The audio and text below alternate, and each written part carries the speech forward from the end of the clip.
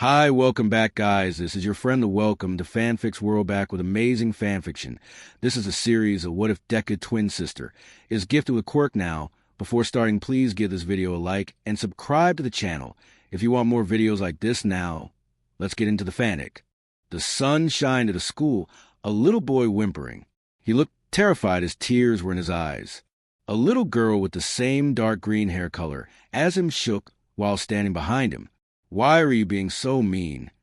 the little boy asked as they stood near another boy. He held his arm as he was crying, and the little girl was too. "You're making him cry, Kakin. If you keep on hurting him, he stood confidently with his fists clenched. I'll stop you myself." "I'll leave. Leave us alone," the little girl said quietly while shaking. The boy immediately tensed up from her voice, his look now a little more determined.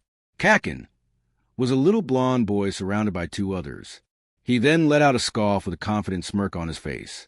"Humph, you want to pretend to be a hero?" One boy revealed red wings, and the other revealed that his hand could stretch out. Kakin slammed his fist against his hand, a spark of flames coming from it. "You don't stand a chance without a quirk, Deku," he smirked, and the green-haired boy gasped, stepping backward a bit. He held out a hand in front of the girl as she followed his movements. She squeezed her eyes shut as the three charged in, the sun shining again.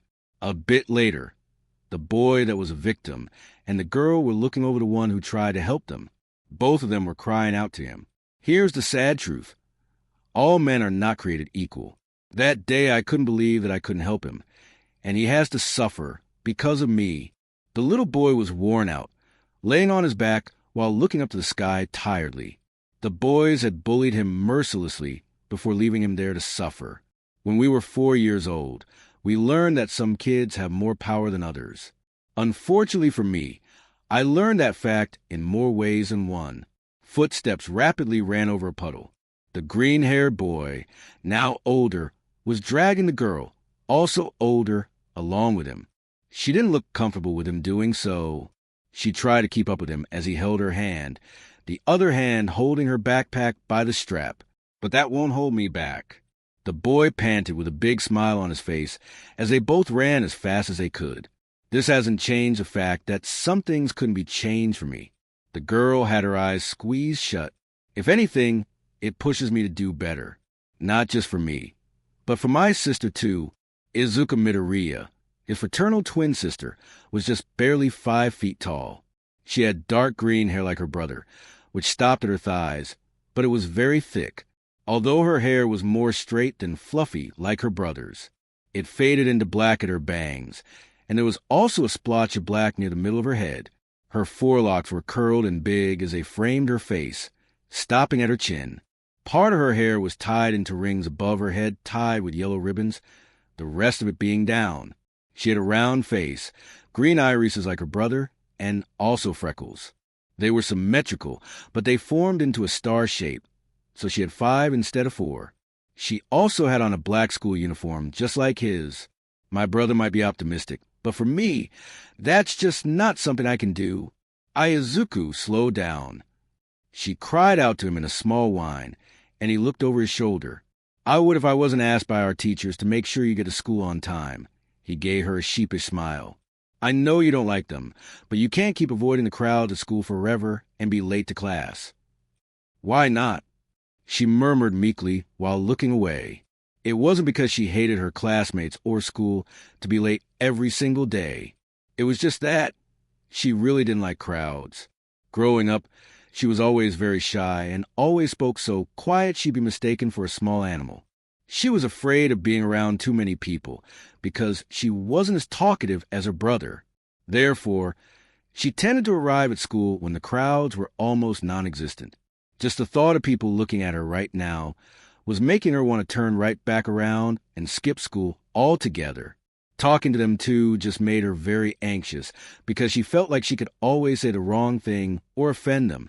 She frowned a bit while holding her backpack in front of her skirt, looking at her brother hopping up and down. Izuka then let out a small breath of unease. She had no idea how she was going to get through this today. "Don't worry, Izuka." Her brother smiled optimistically at her. "I know you can get through it. MMM. She fiddled with her backpack nervously and not responding to this at first. What if they all look at me? Then I'd have to talk to them. Would you really have to do that? He looked away a bit awkwardly before patting her back. But I'll make sure nothing bad happens, I promise.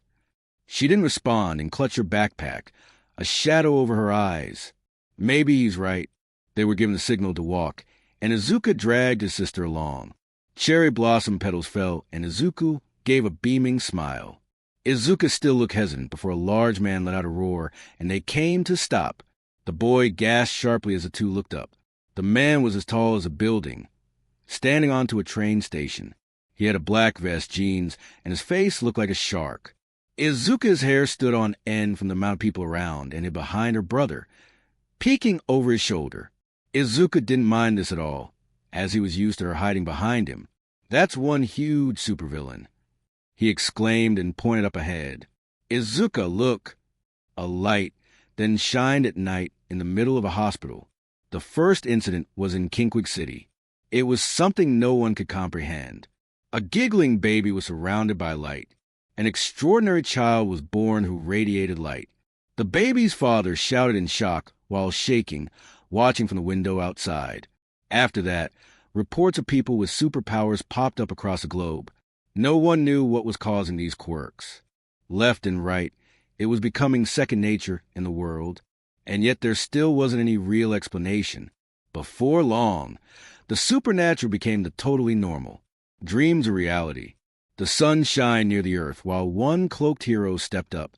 The world became a superhuman society, with about 80% of the population possessing some uncanny ability. You name it, telepathy, super speed, super strength. Even some of the most unique ones were seen as a quirk in some way. Our streets looked like scenes from comic books. As cities swirled with chaos and confusion, a new profession dominated our collective consciousness. And pretty soon, with these quirks, there was suddenly a way to combat all the chaos thanks to this new profession. Nothing would ever be the same again. The villain let out a roar and then smashed the tower. Everyone gasped in horror as it started to fall toward the ground.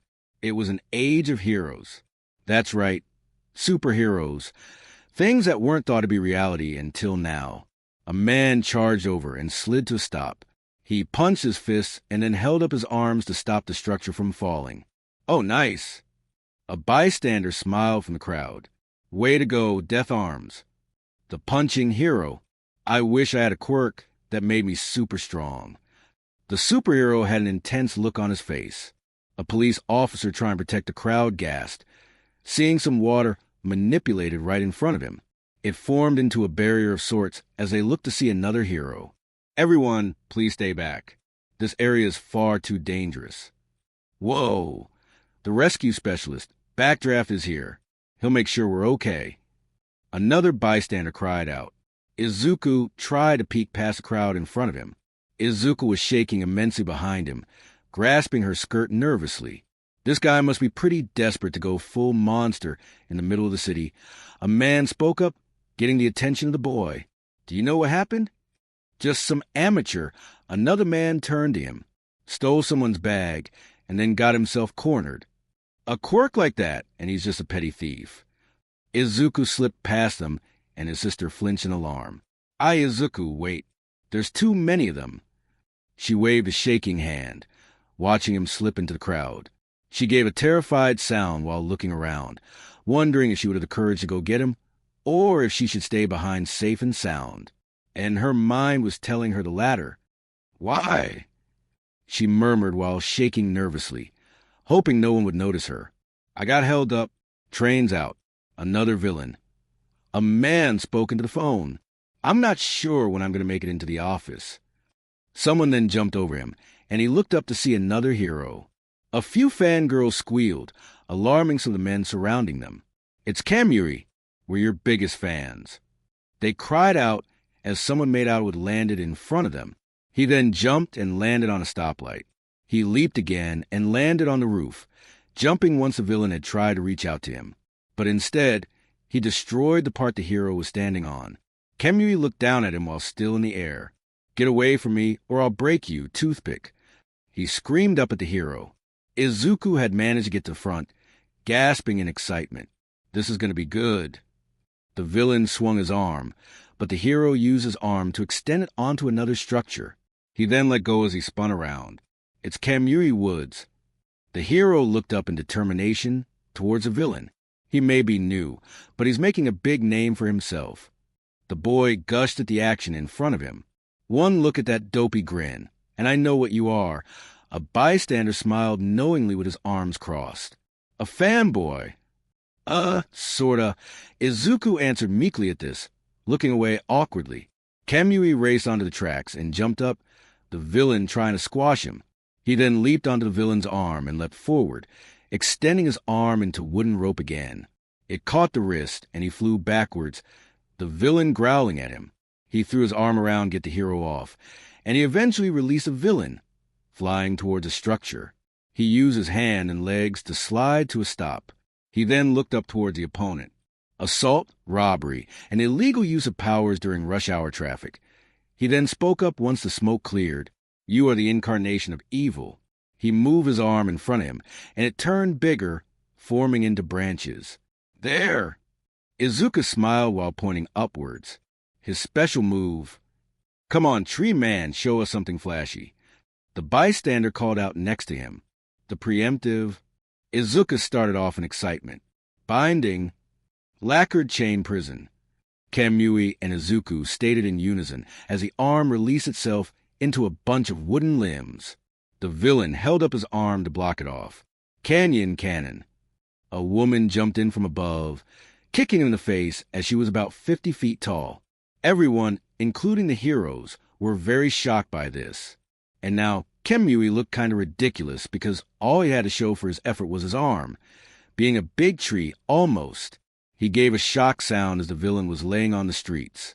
The female superhero landed a few feet away and showed the crowd her butt. Money shot, money shot, money shot. A group of fanboys immediately snapped pictures with their cameras. Piece of cake for the world's next hottest hero, she bragged while smiling and looking over her shoulder. Hi there, everyone. I'm Mount Lady. And you don't have to worry about this bum anymore, though it was hard to tell if she meant her butt or the villain she just defeated. Money shot, money shot, money shot. They continued taking photos. The bystander next to Izuku himself was blushing, admiring the woman. Izuka dug into his backpack for something as people cheered for Mount Lady. Wait, she's getting all the credit? Kamui asked in disbelief as she waved her arms to the crowd. With the rise of superpowers came an explosive increase in criminal activity. I suppose that's to be expected when you have a bunch of quirks coming out of nowhere. Mount Lady shrunk down back to normal size. While governments were stuck trying to figure out how to reform laws with quirks in mind, courageous people started performing heroic acts to keep our city safe. This meant that people without quirks or couldn't use them to fight didn't have to worry anymore, because these noble people could give them a sense of peace of mind. The villain was then tied up while Mount Lady was giving an interview. The other heroes that stepped up, besides Kamui, didn't seem to mind too much about this, protecting us against villains who abuse their powers for evil. With overwhelming public support, heroes found an official place as peacekeepers, overseen by the government. Of course, just like regular people would, they still had rules and regulations to follow their own. Even heroes have their limits. Mount Lady smiled to the crowd happily.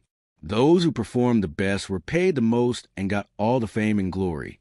Their careers depended on their ability to stay in the spotlight. Without these quirks of theirs, they'd be out of work, and no one would be left to save us, the innocent people of this world. If you don't have recognition, then it's not as easy to gain progress.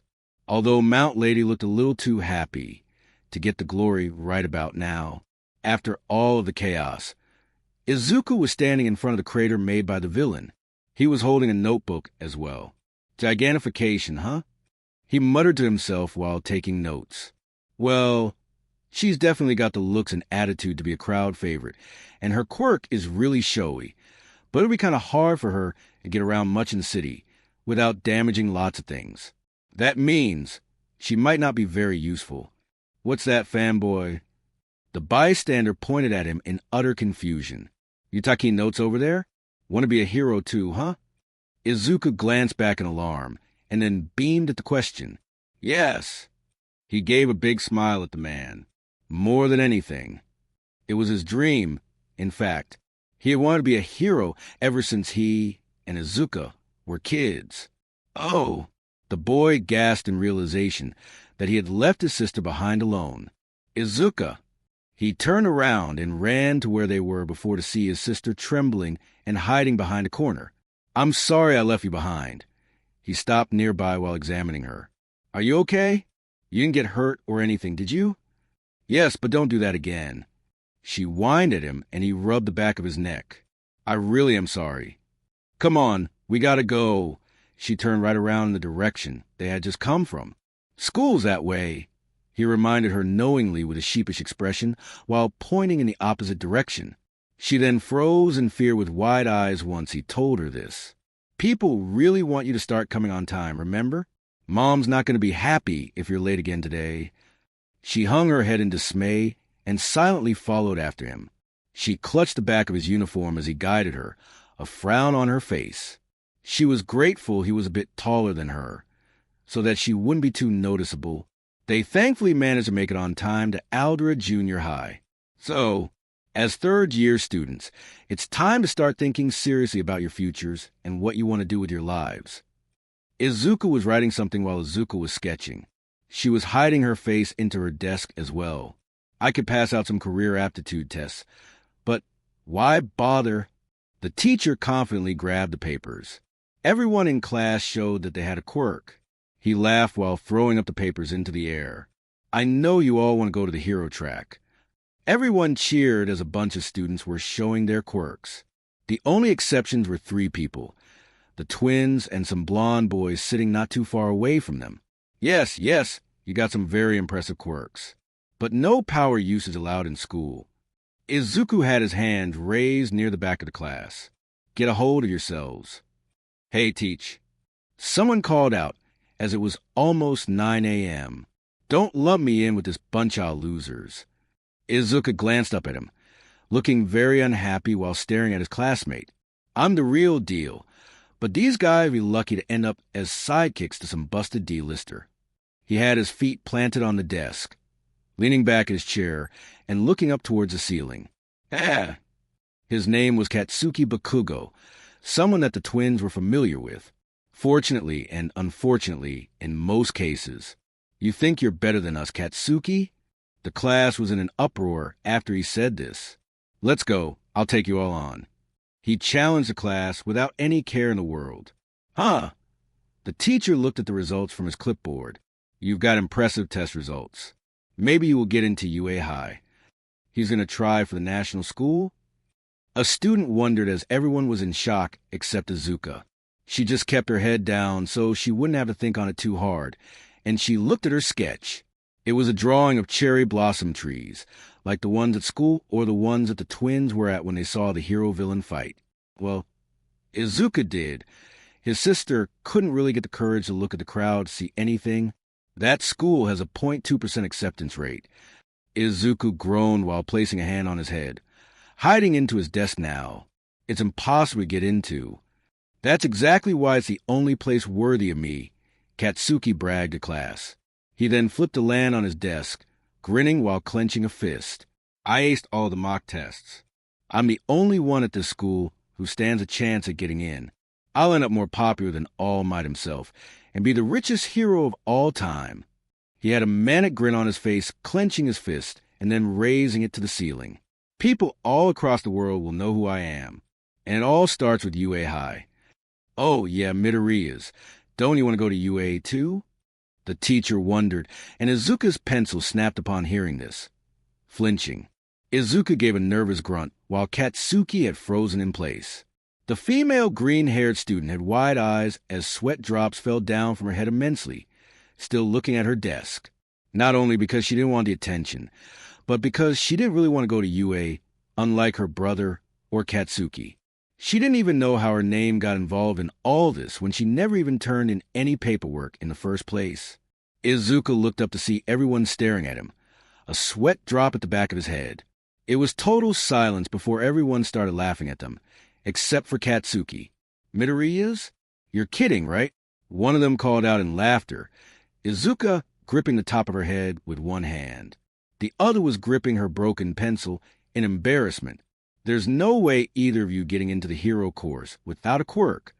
Izuku stood up in defense as Izuka glanced up at him from his left.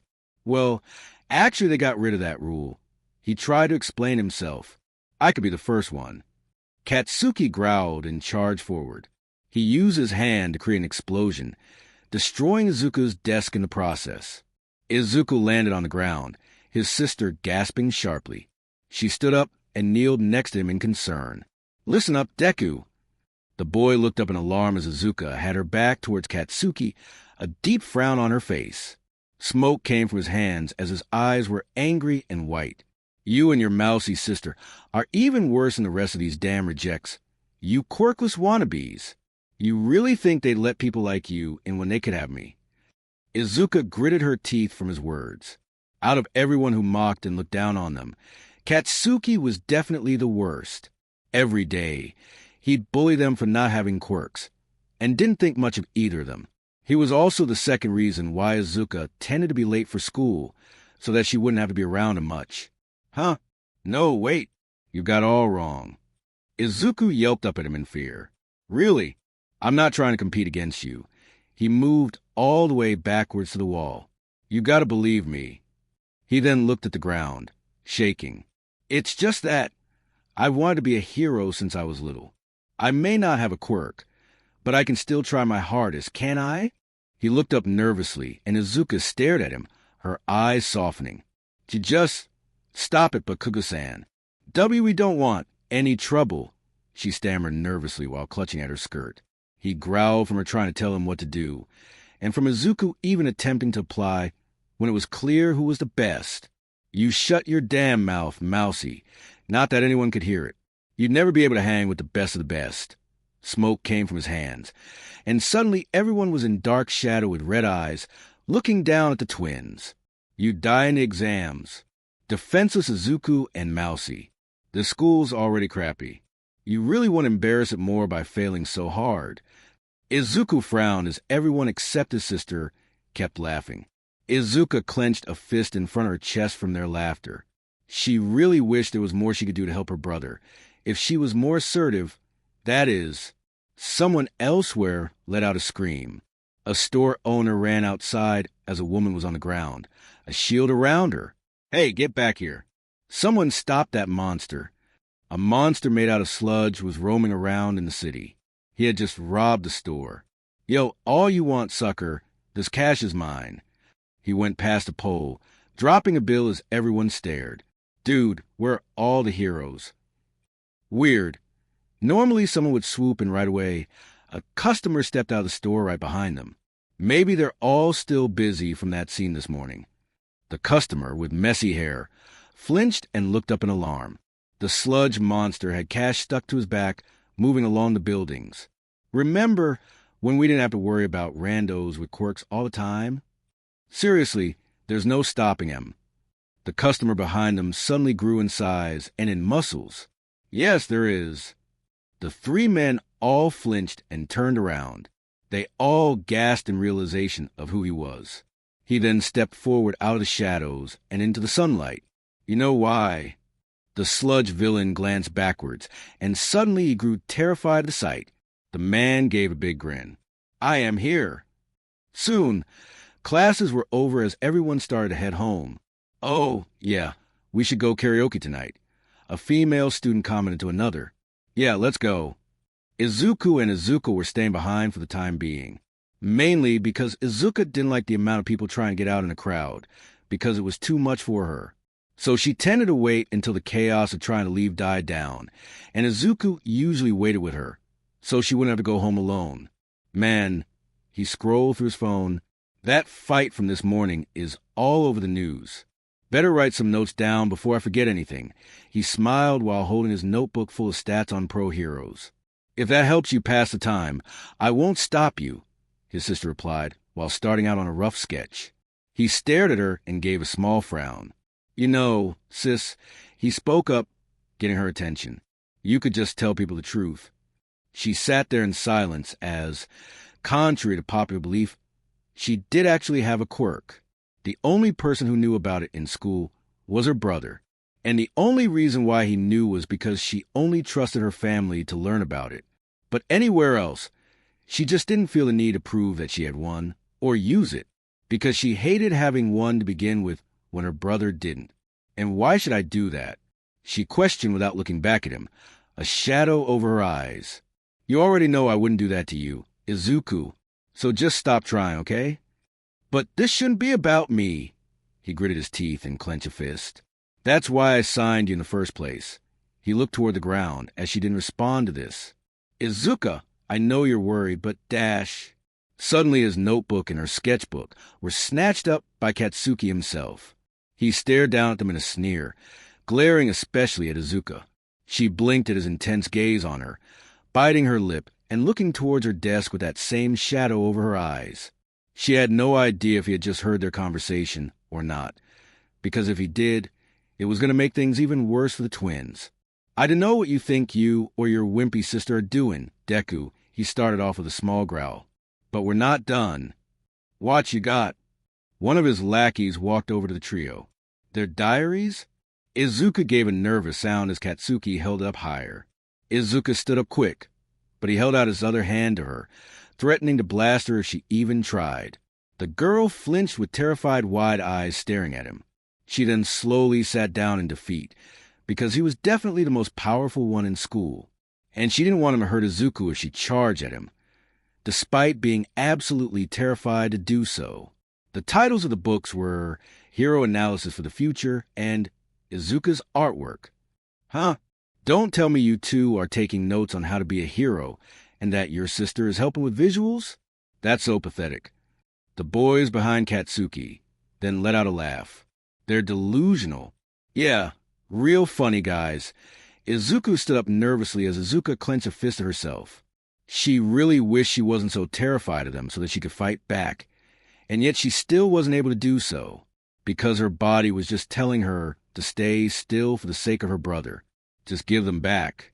And she's not even helping me. Those are her drawings. Oh yeah.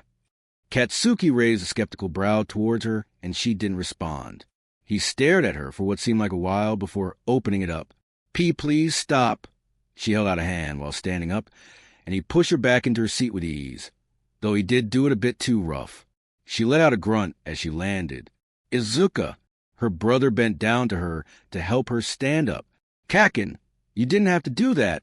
He frowned toward the blonde. Katsuki just ignored them, however. He flipped through her book, seeing sketches of skyscrapers, cherry blossom trees, and then he stopped at a very old sketch of the night sky, with her in the middle of the stars as a hero as well. He glowered and then slammed his hands together, creating an explosion to destroy the books. Izuka let out a scream of shock, and the books were now burnt. Izuka's eyes shook looking at her sketchbook. She had spent years drawing every single thing in there, and now he had damaged it. That's so mean. Izuka whined, and then Katsuki tossed the books out the window. He screamed in horror as Katsuki's face suggested he could not care less. He then looked up to look straight into their eyes. Most first-string heroes show potential early on. People look at them and just know they're destined for greatness. Izuka was shaking with white eyes, Izuka frowning deeply from her spot. When I'm the only student from this garbage junior high to get into UA, people start talking about me like that. They'll realize I'm legit, the next big thing. That's not ego talking. I just know I'm good. He looked away with a smirk. One of his friends looked away with a knowing look. Ego.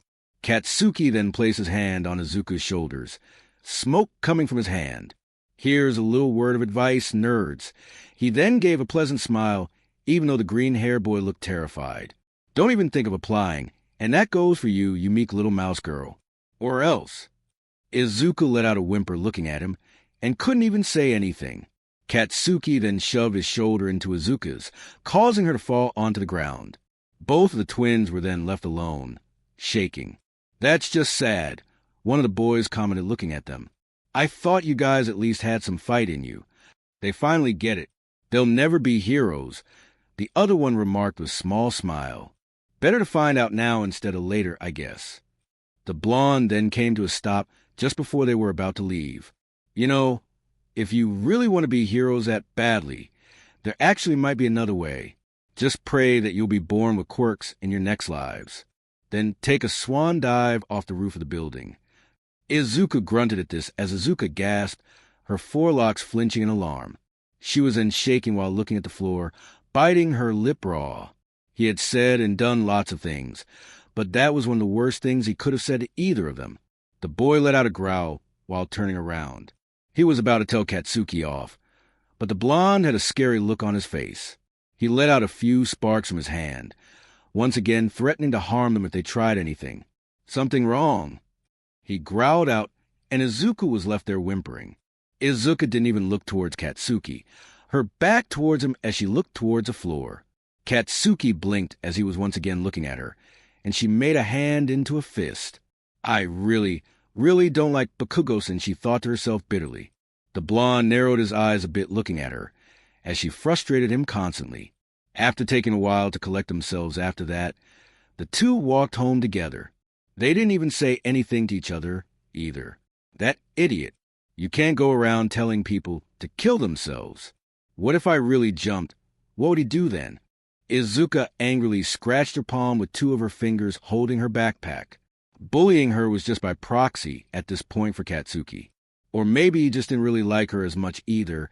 She didn't know, and she didn't care. But telling them to go commit suicide just really pushed it too far for her. I can't believe he said that. It's a new low for him. I bet he wouldn't even care if we did actually do it. Izuka glanced over to Pond to see their books, being used for fish food. Our dreams have turned into fish food, he murmured as Izuka could only stare. That's enough. Give them back. He grabbed the books, and the fish immediately swam away. Damn it. His eyes shook as he let out a pained grunt looking at the title. All of that work analyzing and gathering information, all burned up within seconds. All because of someone who wanted to make them miserable. Izuka gripped the straps of her backpack, looking at the sketchbook. It wasn't her dream or anything, but she did really like art. And so to see it like this, stupid jerk. Izuka growled a bit as Izuka closed her eyes sadly. Mom, hurry. A younger Izuku rushed down the hallway holding an action figure. The younger Izuku walked behind him, watching as he ran up to their mother, Izuka Midoriya. She was washing the dishes. His sister's hair was shoulder length, though she still had the rings tied above her head, and her forelocks weren't as big, and she was covered in blood apparently. Come on, Mom. It's computer time. He bounced around happily as Izuka looked up at the woman. Please, Mama, can you do it again? She asked a bit hopefully and politely. Already? She turned off the water. The woman then looked to her daughter and yelled in alarm. Oh my God, Izuka, what happened to you? She bent down to the little girl, who tilted her head in confusion. I spilled my red paint, she stated honestly, and Inko blinked down at her. I can't get it off. Oh! Her mother let out a sigh of relief and then smiled. My little artist, but you have to be careful when you're using your paints. You could have been hurt if you didn't tell me. Okay, Mama, I'm sorry. Izuka clutched at her dress sadly, feeling like she might have upset her mother. She gave a little smile and picked up the little girl in her arms. Don't worry about that. Izuku, wait in your room while I wash up your sister. Izuku had All Might posters in his room and was holding the action figure actually. Ugh, faster. Let's go. He implored while Izuka was standing next to him. She was on her tiptoes, bouncing up and down a bit. Her brother was shaking back and forth in his chair. Geez, I think you two have added 10,000 views to this one yourself, kids. Inko gave a small smile. I don't know why you like it. I think it's scary. Izuku let out an excited giggle, though. He then looked down to his sister and picked her up to sit on his lap. There! Inko smiled at this gesture. He was always looking out for his twin sister and making sure that she was comfortable. The video we loved was an old one, though I think I loved it more than Izuka did. Inko walked away as the video played. Disaster footage from a long time ago. But more importantly, it was a debut of the greatest hero the world has ever known. In the video, there was fire and destruction almost everywhere. The camera was also constantly shaking. Who is he? The guy's already saved 100 people at least, and it hasn't even been 10 minutes. A bleeding bystander exclaimed, looking up ahead to several people watching what was going on. This is crazy. I can't believe it. On top of a fallen bus, a hero emerged while carrying several people. Izuka let out a light gasp as Izuka's eyes shined a little. The hero let out a laugh. Look, he's got more.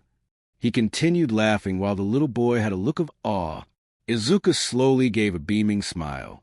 Then the hero stepped onto bus to fully face the crowd. Fear not, citizens. Hope has arrived. The man spoke up without hesitation. Izuka squealed with a big smile on his face, his eyes sparkling. The hero himself had a big grin on his face. Because I am here. Izuka let out an excited yell, his hair flying around. Izuka giggled at him, clapping a little. He then smiled, holding up his action figure above their heads. He's the coolest in the universe. And once we get our quirks, we're going to be heroes just like him. Izuka gave a beaming smile while waving her hands above her head. He laughed while Inko glanced back at the two. She then gave a hesitant look while turning away from them as, "Sorry, kid, it's not going to happen," the doctor informed Izuka plain and simple. Izuka then froze in place, dropping his action figure. Izuka let out a gasp, covering her mouth in horror. It was silent for a few seconds before their mother spoke up. "Oh, dear. So you really think there's something wrong, then?" Most of the other kindergartners in their class have begun to show signs already. She glanced between the two. Izuka looked really nervous for some reason, biting her lip and giving a small sweat drop.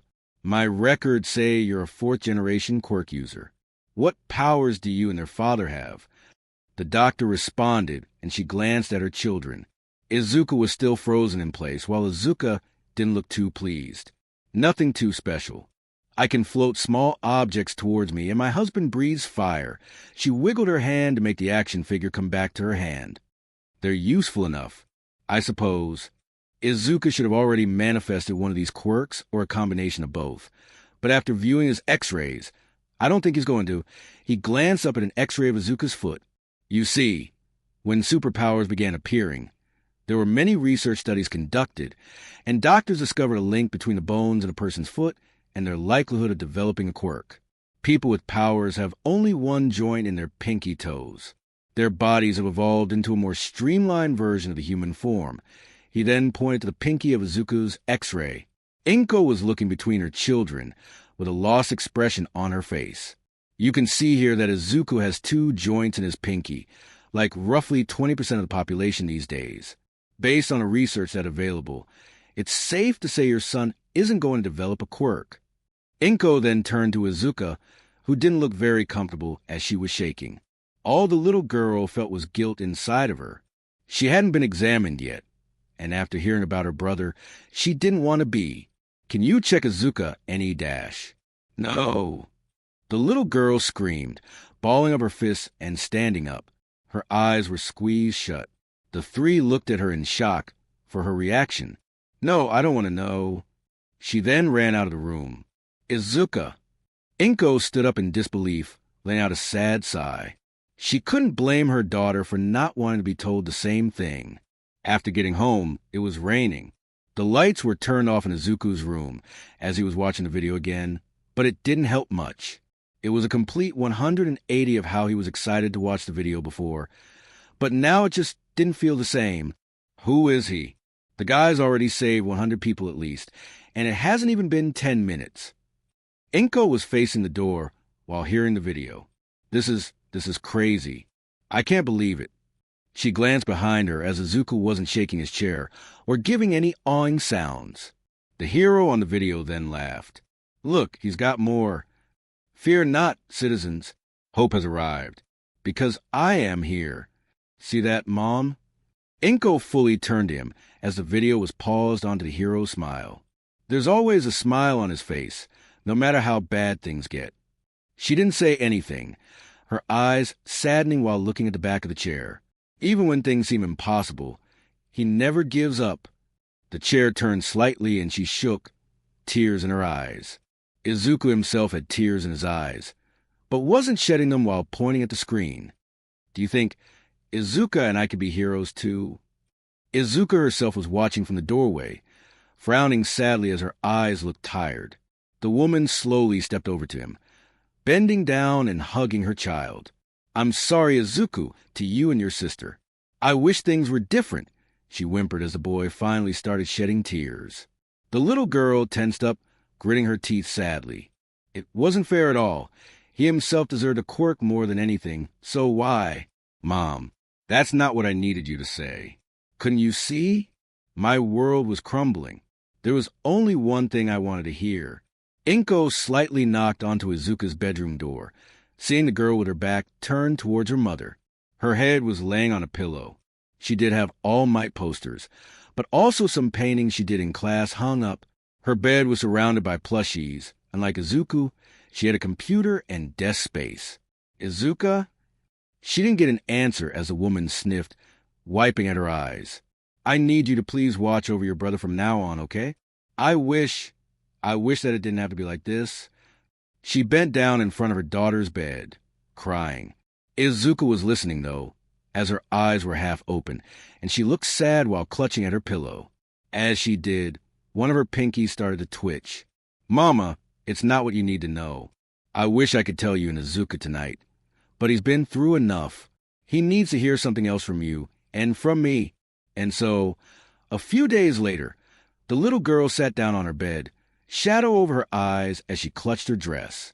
She looked up with tears in her eyes as her family opened their eyes in shock to see her hand sparking with white yellowish glitter, which was why she didn't want to be examined, because she didn't want to face the truth.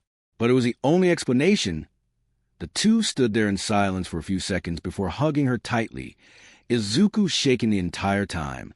Izuka continued to cry, her hands in front of her face. "I'm so sorry, little brother. I wish you could take my place." She sobbed and Izuku frowned at her. "Izuka," he placed his hand on top of hers. "No matter what, you'll always be my big sister. So don't cry." She continued to sob sadly at the situation between them.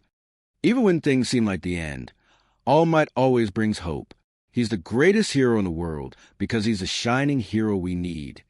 The two stopped in front of a tunnel, the cherry blossom petals floating by. "I made a decision that day. No matter what anyone else thinks, I have to believe in myself." Izuku thought with a deep frown, "And I'll keep smiling just like him." He pumped a fist with a forced smile on his face, trying to get through what happened with Katsuki earlier. "And I'll help my sister stand out with her quirk." After she told him that she had one, she refused to use it ever. Seeing her brother like that when he was told he wouldn't get one, it just broke her heart, and she felt that it wasn't fair to him to always show the fact that she had it. She wished she could just give it to him, and then not have her quirk at all. But sadly, there didn't seem to be any way to do that. On the other hand, Izuku swore to convince her to use her quirk and be a strong hero, even if he had to drill it into her. And the only way to do that was to get into UA, which was why he had signed her up without telling her. They stepped into the tunnel, Izuku laughing the whole time. Izuka shook her head slowly at him. "Well, you certainly are still optimistic," she said with a small smile. In school, she was too nervous to speak, but she could only be comfortable around family. Hence why she wasn't being mousy, as a certain blonde loved to call her. And she hated that name. A pile of sludge appeared behind the two, and they stopped. They glanced back and then slowly gasped in horror. Right in front of them was the sludge villain from earlier today. A villain? He loomed over them, the twins shaking. "H here." Izuka backed away slightly, dropping her burned sketchbook. "Either of you will make a perfect skin suit for me to hide in, kids." He started while coming out of the sewer hole. Both of them turned around and make a run for it, Izuka gasping as the villain was heading in her direction. Her brother then pushed her out of the way, letting himself get caught into the sludge villain. Izuka rolled to a stop as their books fell nearby, and she grunted from the landing. Izuku felt like he was being torn apart with the sludge villain in his mouth, trying to get into his body, and it felt slimy too. His sister looked up and then gasped sharply. "Izuku!" She cried out in alarm while standing up. "Don't worry, I'm just taking over your body. It'll be easier for both of us if you or she doesn't fight back." It'll only hurt for a minute. You'll feel better soon," the villain stated, and she gasped again from hearing this. "I can't breathe," Izuku thought while gasping for air, clutching at the slime. But it didn't do anything. "Grab all you want. My body's made of fluid. Thanks for the help. You're a real hero to me, kid. I didn't know he was in the city. I gotta get out of here fast before he tracks me down." Izuku gritted her teeth, clenching a fist. "The only way to save my brother is if I use... No, I can't. I swore I'd never do that to him. But he's in danger. I gotta do something, anything." She then sprinted toward them, trying to pull him off Izuku. "Get off of him. Like I said, made of fluid, sweetheart. But I gotta give you thanks too. Even though we both know you can't stand up against me. Get out of here." Izuku muffled to her, and she continued trying to break him free. "No, I won't leave you, Izuku," she shouted with tears in her eyes. "My body getting weak?" He dropped his hand slowly as he felt like he was suffocating, and that he wasn't able to fight back much longer. I think I'm dying." Tears were still in his eyes as he looked at his crying sister, still trying to break him out. But it was no use. "No way. This can't be the end. Somebody..." He looked at the hero drawings from their books, with Izuka's being the old one Katsuki saw. The boy squeezed his eyes shut as Izuka sobbed. "Help! Izuku, I'm sorry I couldn't protect you. Somebody please help him. Even when he's right in front of me, I still can't save him." The cover popped off, and the sludge villain turned around in alarm. At the other end of the tunnel, someone was bent down in front of the entrance. "Have no fear, you're safe." Izuka gasped sharply while turning to him, her eyes shaking. He then slowly stood up, stomping his feet as he stood proudly. The petals from the trees flew in from behind. "Now that I am here, that is... No way, it's..." The sludge villain's eyes widened as he moved forward to attack. The hero ducked his head to avoid it, jumping forward. The sludge villain then struck his arm in an attack, the hero recoiling his right arm backward. Texas smash. He screamed while punching right through the villain and sending him flying. The villain groaned in pain as the wind was getting to be too much for him. Izuka yelped while bracing herself, her wrists in front of her like an X as her hair flew. "I can't hold together." He then exploded into pieces, releasing Izuku from its hold. He had his eyes closed as Izuka ran over to him from the side. He then opened his eyes, seeing a shadow up ahead. He then got a closer look, recognizing the smile on the hero's face. "Is that All Might?" He then faded into darkness. Izuku had his eyes wide while his sister was supporting his head onto her lap. She gave a worried look down at her brother, while a hand that wasn't hers lightly hit his face repeatedly. "Hey, wake up." "Hey, Dash." He stopped as he saw Izuku coming to. "Thought we lost you there." "Thank goodness." Izuka sniffed while wiping her eyes with her wrist in relief. "He's safe." Izuku's eyes went white looking up at the man. They were now out of the tunnel, and he screamed, recoiling away from his sister in shock. Izuka glanced back at him in confusion. "Well, looks like you're moving around all right." All Might spoke, and she flinched in alarm. It was just hitting her that the hero was right behind her, and she didn't even know what to say to him. She yelped as she moved away as well, twitching. "Sorry about that back there. I didn't mean to get you too caught up in my justicing." He waved a hand to them. "Usually I pay more attention to keeping bystanders safe. But it turns out this city's sewer system is pretty difficult to navigate." He then let out a few laughs. Izuka, meanwhile, was in a state of both shock and disbelief. Izuka's head was smoking with her mouth open, still twitching. "Anyway, you two were a big help. Thank you. I've captured the evildoer." He held up a soda bottle that contained the villain inside. The most amazing hero in the entire world. All Might, the real thing, in the flesh, standing right in front of us. All Might had a big smile on his face, while Izuku was internally fanboying. He looked so much cooler in person. It's funny, I used to admire him like my brother as a kid, but after learning about him being quirkless, I don't know how to react. Do I thank him? Do I just not say anything? He's All Might, and yet I can't even speak. He's so awesome it's intimidating. Holy crap, I gotta get an autograph. Izuku looked around for something. I've got a pen around here somewhere. He flinched as up ahead were their books. Please sign our books. The two opened them up to see signatures already. Well, Izuka's was much bigger. Because of Izuka's art, he didn't want to ruin it. So what he did instead was make it smaller, while also leaving a small message that said, "Inspiring artwork. Keep it up." Izuka gave a small gasp from the compliment. He already did. Izuka squealed and then pouted at his sister's book. No fair you get a message. He then bowed repeatedly to All Might, Izuka hiding behind him shyly. Thank you so much. This will be an heirloom, a family treasure passed down for generations to come. This is kind of embarrassing, Izuka murmured loud enough for her brother to hear. And please don't make my sketchbook a family heirloom just because it's him. All Might just gave them a thumbs up. Well, I've got to get this guy to the police so they can take care of him. He lightly tapped the bottle in his pocket, waving to them. Stay out of trouble. See you round. Wait, Izuka murmured while watching the hero bending down to prepare for a jump. You're leaving? Already? Aye, Izuku, let's just go, Izuka stated while holding his shoulders from behind still with an uneasy look. Mr. All Might is probably very busy with other hero duties, and we have to go home before the rush. Mainly so that they wouldn't bump into any crowds on their way home. The little lady is right. All Might stretch himself out. Pro heroes are constantly fighting time as well as enemies. Izuka let out a light gasp as his favorite hero was right in front of him. He couldn't just leave the experience like this. He can't go yet.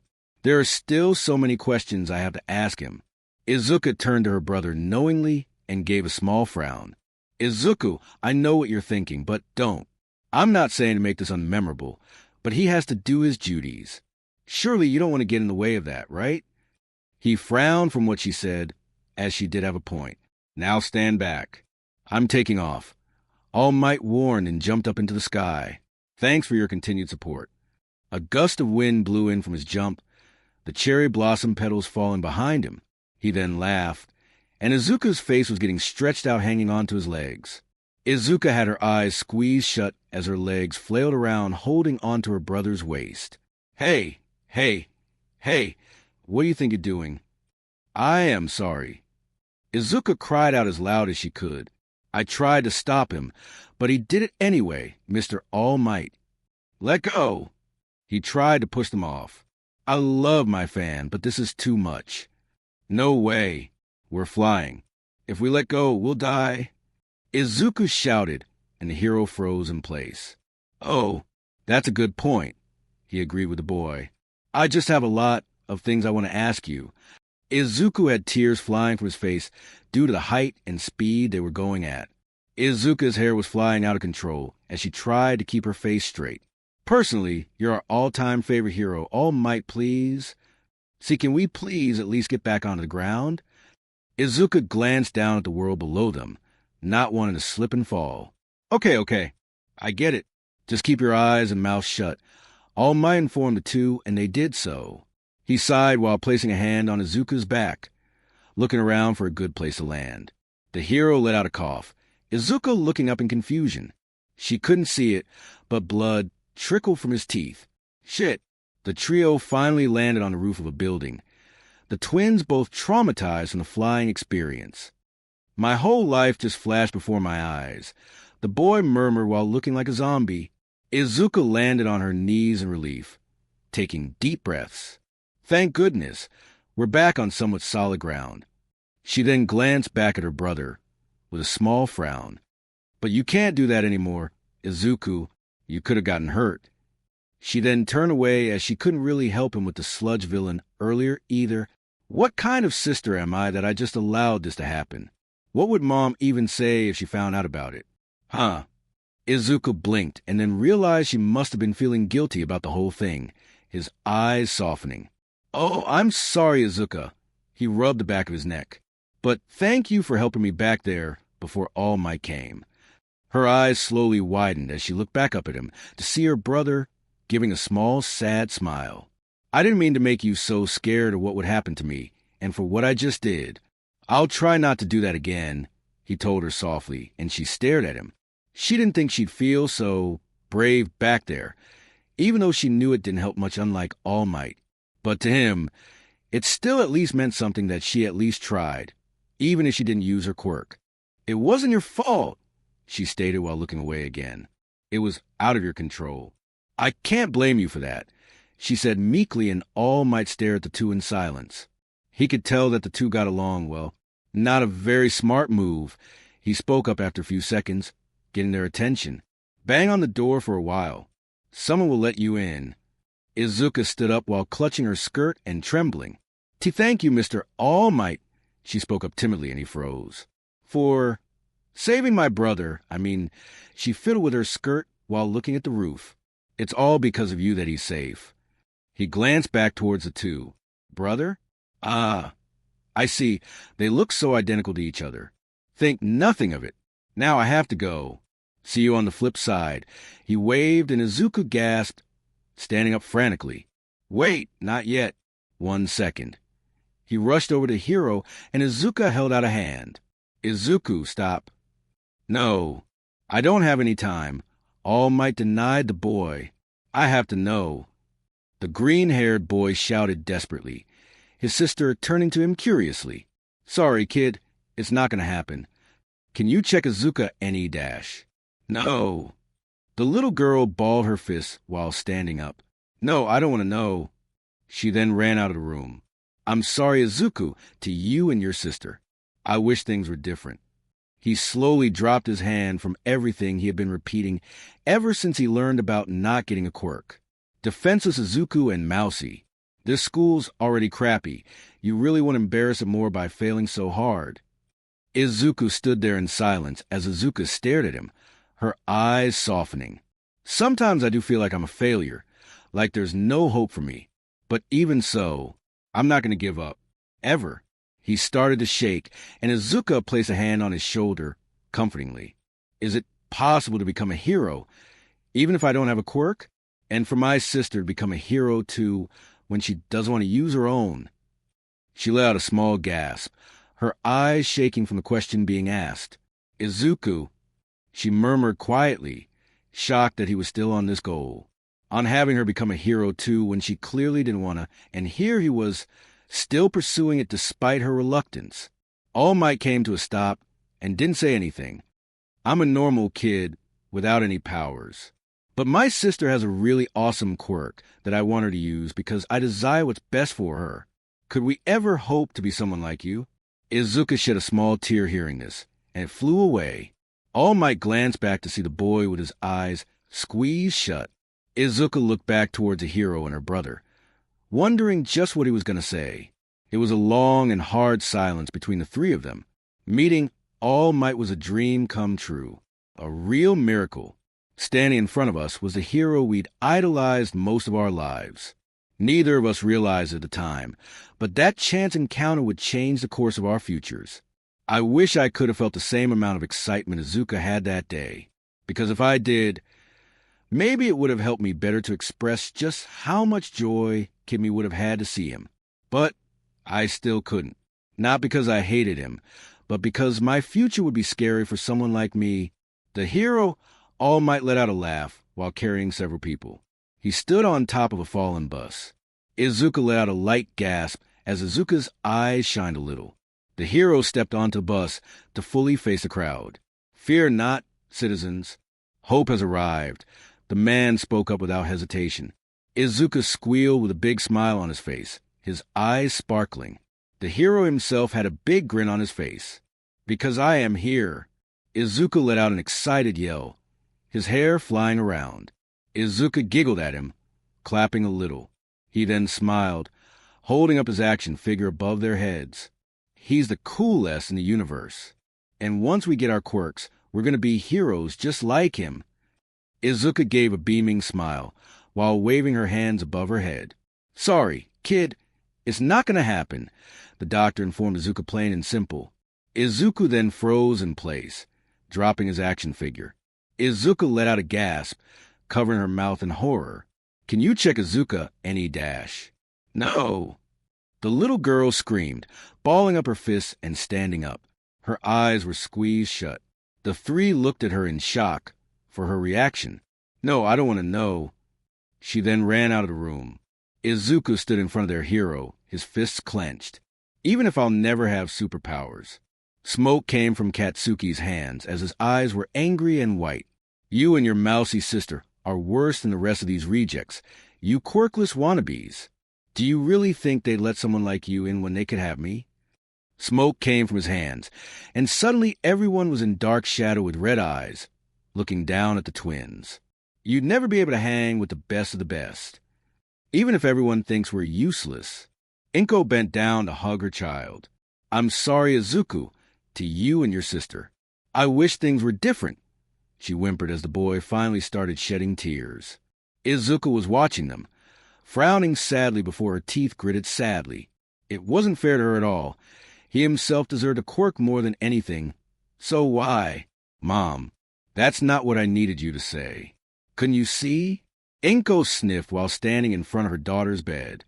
"Izuka, I need you to please watch over your brother from now on, okay? I wish that it didn't have to be like this." She bent down in front of the girl's bed, crying. Izuka was listening, though, as her eyes were half open, and she looked sad while clutching at her pillow. As she did, one of her pinkies started to twitch. "Mama, it's not what you need to know. He needs to hear something else from you, and from me." Izuku was still shaking as he mustered up the courage to ask. Izuka stared at him, her eyes softening. She then placed a comforting hand on his shoulder. "Despite everything, I still dream. And I have to know, is it possible to become a hero, even if I don't have a quirk? And for my sister to become a hero, too, when she doesn't want to use her own?" She let out a small gasp, her eyes shaking from the question being asked. "Izuku," she murmured quietly at him in shock that he was still going at this goal. All Might came to a stop and didn't say anything. "I'm a normal kid without any powers. But my sister has a really awesome quirk that I want her to use because I desire what's best for her. Could we ever hope to be someone like you?" Izuka shed a small tear hearing this, and it flew away from her face. She couldn't even respond to that either. All Might glanced back to see the boy with his eyes squeezed shut. Izuka looked back towards the hero and her brother, wondering just what he was going to say. It was a long and hard silence between the three of them, and then he finally answered the questions. Without a quirk, or not having used one despite acquiring it, he wondered and then flinched. Suddenly it felt like everything was spinning for him, and he was shaking. Smoke came from his body as he tried to hold it in. "Oh no, not now, damn it. Not here." The twins hadn't noticed this yet from a hero. "People think we don't have a chance, and don't even know that my sister even has a quirk. That not having any powers makes me some kind of weakling." He looked away a bit bitterly, thinking of Katsuki. "And Izuka hides it from everyone, yet I can't understand why. My classmates like to make fun of us. But you know what? That makes me want to prove them wrong, to show them that she can do it too. That's why I want her to go to UA, to see for herself. Izuku," she sighed a little, closing her eyes. "It's not that I don't appreciate what you're doing, but I can't do that. Not when it's just shoving it into your face." She then turned to him. "Besides, it's a national school, and the thought of being around so many people is terrifying." She pressed her forefingers together slowly. "Well, that's all the more reason to go." He gave her a sheepish smile. "Anyway, ever since we were kids, I've thought that saving people is the coolest thing you can do." There was a giant cloud of smoke in front of them, and they still hadn't noticed it. He then gave a small smile.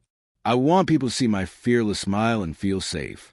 But just as importantly, I want them to see my sister as someone capable of protecting them.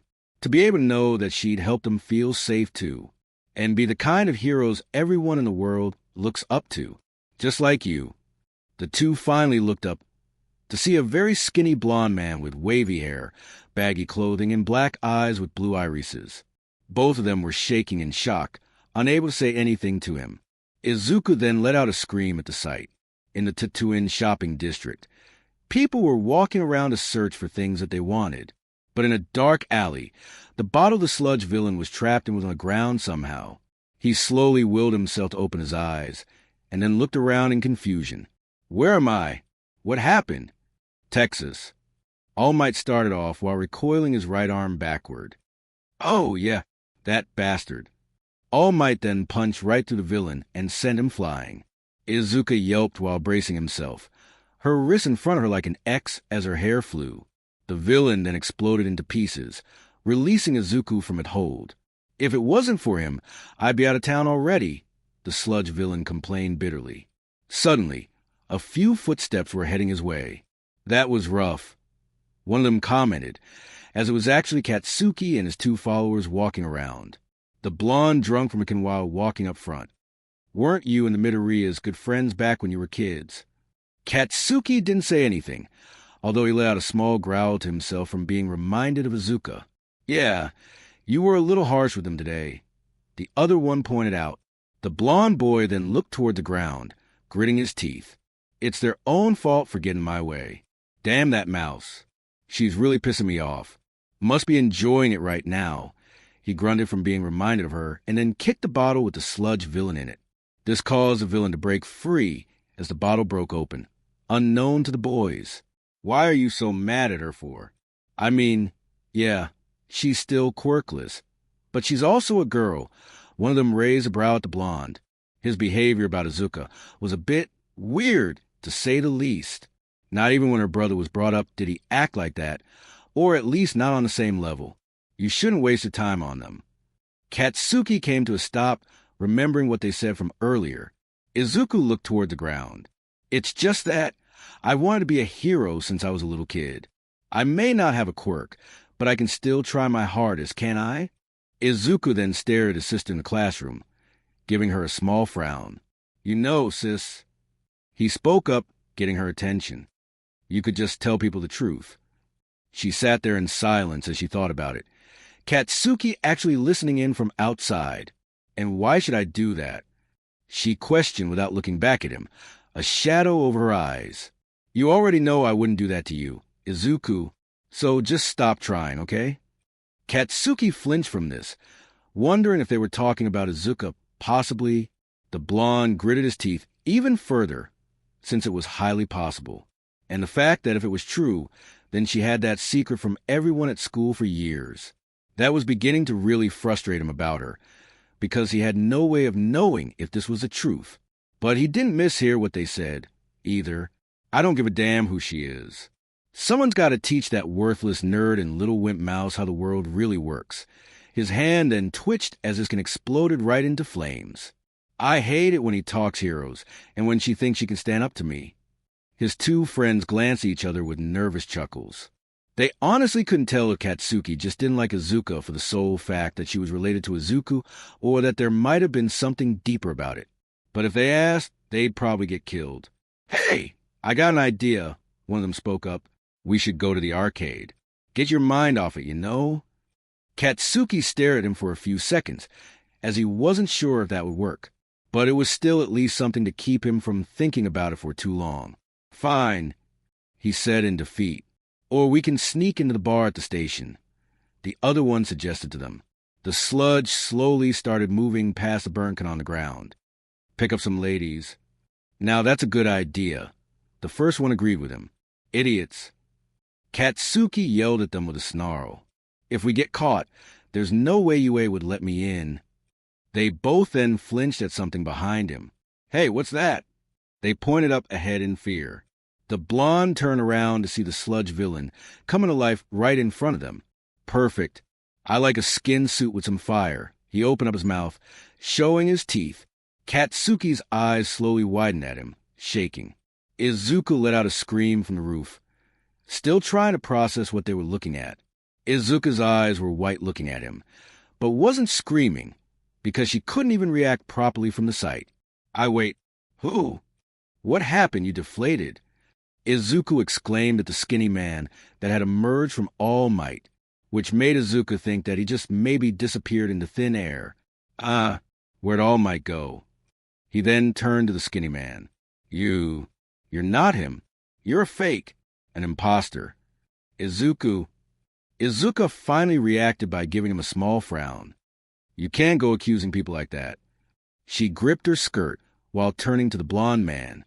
Sir, I think there must be some confusion here. All Might was standing here and then dash. He let out a sigh, interrupting her.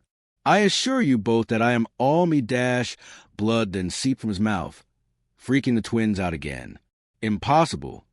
Izuka screamed while his sister started panicking. Is he all right? We should get him to a hospital or take him home. She stammered, while waving her hands in front of her face. But that means going down there with people. She shook in fear, a very terrified look at the reminder. You know how guys at the pool are always sucking in and flexing and trying to look buff? I'm like that. All Might informed while wiping his mouth with the back of his wrist. And I can confirm to you that I'm fine, young lady, although I do appreciate your concerns. This can be real. Izuku cried out in disbelief, Izuka calming down. She then placed a hand on his shoulder. His eyes were white as he still couldn't believe that the skinny man was All Might. He would have known if this was the case. He was the go-to guy when it came to hero stats. And nowhere in his notebook did it say that this was even possible. No, I'm dreaming. All Might's a giant of a man who saves everyone. He defeats all obstacles and wins the day with a fearless smile. Little brother, I don't want to get your hopes up after years of admiring him, but I think you should at least let him explain, Izuka whispered into his ear. Izuka's decade-long worship of All Might could be clouding his judgment. Either that, or he was just still in a state of shock to really look at the evidence in front of him. All Might sighed and looked away. There's plenty of fear behind that smile. He then slowly sat down in front of the railing, still facing the twins. I'm counting on you to keep your mouth shut. Don't go talking about this online or telling your friends. He warned the two of them. Ha! Izuku murmured in confusion while Izuka had some blue lines over her forehead. I don't have any friends. She was way too shy to even hold a proper conversation without stuttering, and she only hung around her brother at school anyway, so it wasn't like they had anyone to tell in the first place. Being quirkless didn't mean people were suddenly friendly in school towards them, and it had been like that ever since finding out Izuku wouldn't get a quirk. Their mother, they wouldn't tell her because she'd be concerned about their safety regarding the sludge villain. They watched as All Might lifted up his shirt. They both gasped at the sight, recoiling back as a massive scar covering the left side of his body was seen from him. It was like someone had punched him so hard that it couldn't be repaired. Izuka's eyes softened as it looked like it was extremely painful. Pretty gross, right? I got this in a big fight 5 years back. My respiratory system was basically destroyed. I lost my whole stomach. All the surgeries have pretty much worn me out, and it can't be fixed. Right now, I can only do hero work for about 3 hours a day. Rest of the time, this is what I look like. Izuku then gasped in realization. No way, 5 years ago. So, does that mean it was a fight with Toxic Chainsaw? The green-haired boy asked curiously. You smiled as usually after, but on the inside, you were in so much pain? Izuka's eyes shook a little. Wow, you two know your stuff, the blonde man commented, a bit impressed. But no, the punk maybe landed some hits, but he couldn't bring me down. Most of the world has never heard of this fight. I did everything I could to keep it under wraps. He looked away briefly before turning back to the twins. I'm supposed to be the guy who's always smiling, right? I'm the symbol of peace. People everywhere have to think that I'm never afraid. Izuka gave a sad look in her eyes staring at him. To be able to endure all of that, and yet could never show true emotion about how he felt. She couldn't help but relate to him a bit in that sense, because she was always getting bullied due to her own decision of hiding her quirk, and she could never use it to make it all stop, because that would mean hurting her brother, and she didn't want to do that to him. But honestly, I smiled to hide the fear inside. All Might was looking at his hand, and then made it into a fist. It's just a brave face I put on when the pressure is high. This job isn't easy. Izuku then let out a small gasp from hearing that of the greatest hero of all time himself. He then looked at them straight in the eyes. Pro heroes are always having to risk their lives. Some villains just can't be beaten without powers. So can you be heroes? Not without a quirk like she has. Izuka opened her mouth in shock a bit to hear those words. She then turned to her brother. who felt like his whole world was crashing down. The words he didn't want to hear from his hero were now a reality in his mind. Izuku. She clenched a fist in front of her chest, as she knew that he would take it personally since it was from the person he admired the most in almost his entire life. I see, he murmured, ignoring her reaction as he felt like he couldn't hear her. All he could hear were the words that All Might was telling them. If you want to help people. All Might got onto his feet. There are plenty of other ways to do it. You could become a police officer. They get crap, because the heroes capture most of the villains. He walked away to the side. But it's a fine profession. The door then opened and he paused. It's not bad to have a dream, young man, or to want the best for your sister. Just make sure your dreams are attainable. Realistic. Understand. He didn't wait for an answer as he closed the door right behind him, and the loud thud echoed for the two still on the roof. The young girl turned to her brother, still shaking in shock. Little brother? She said sadly and gave him a hug, but he didn't return it. The person he had looked up to for so long and wanted to be like had just crushed his dream of being a hero, even though he wanted to continue on with his goal despite being quirkless. Now he wasn't so sure anymore. All Might coughed while walking down the stairs. Now let's get you to the station. He patted his pocket and then gasped, looking to see that his pocket was empty, and he couldn't believe that he never noticed until now. He emptied out both pockets, but it didn't contain the bottle holding the sludge villain. He looked around rapidly for it, and then heard a noise right from outside. He looked out the window to see a giant cloud of smoke in the distance. He gritted his teeth a bit as he had a bad feeling about all this.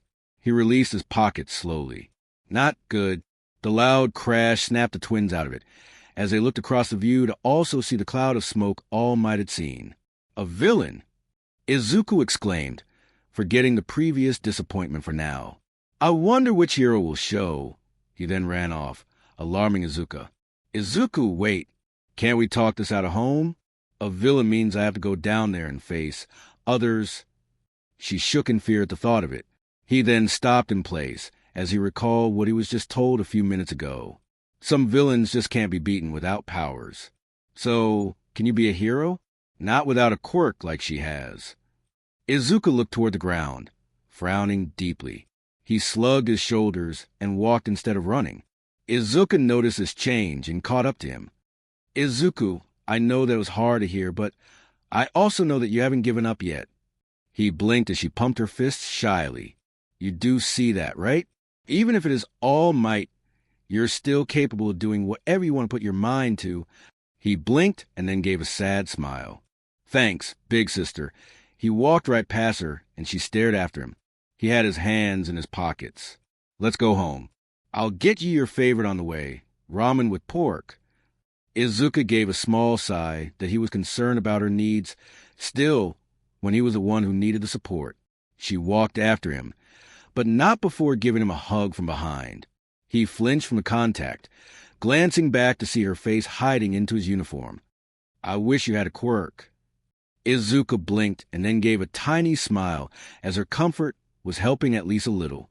Yeah, thanks, Izuka. All Might panted while running as fast as he could. With his injury, though, he couldn't be as fast as he wanted to. He finally had made it closer to the location of the smoke, while people were in chaos. Suddenly, smoke and fire broke some windows. People were running away in fear as the shopping district was on fire, debris falling as well. It's a monster. Several heroes came up, gasping as they were holding citizens back, as well as some police officers.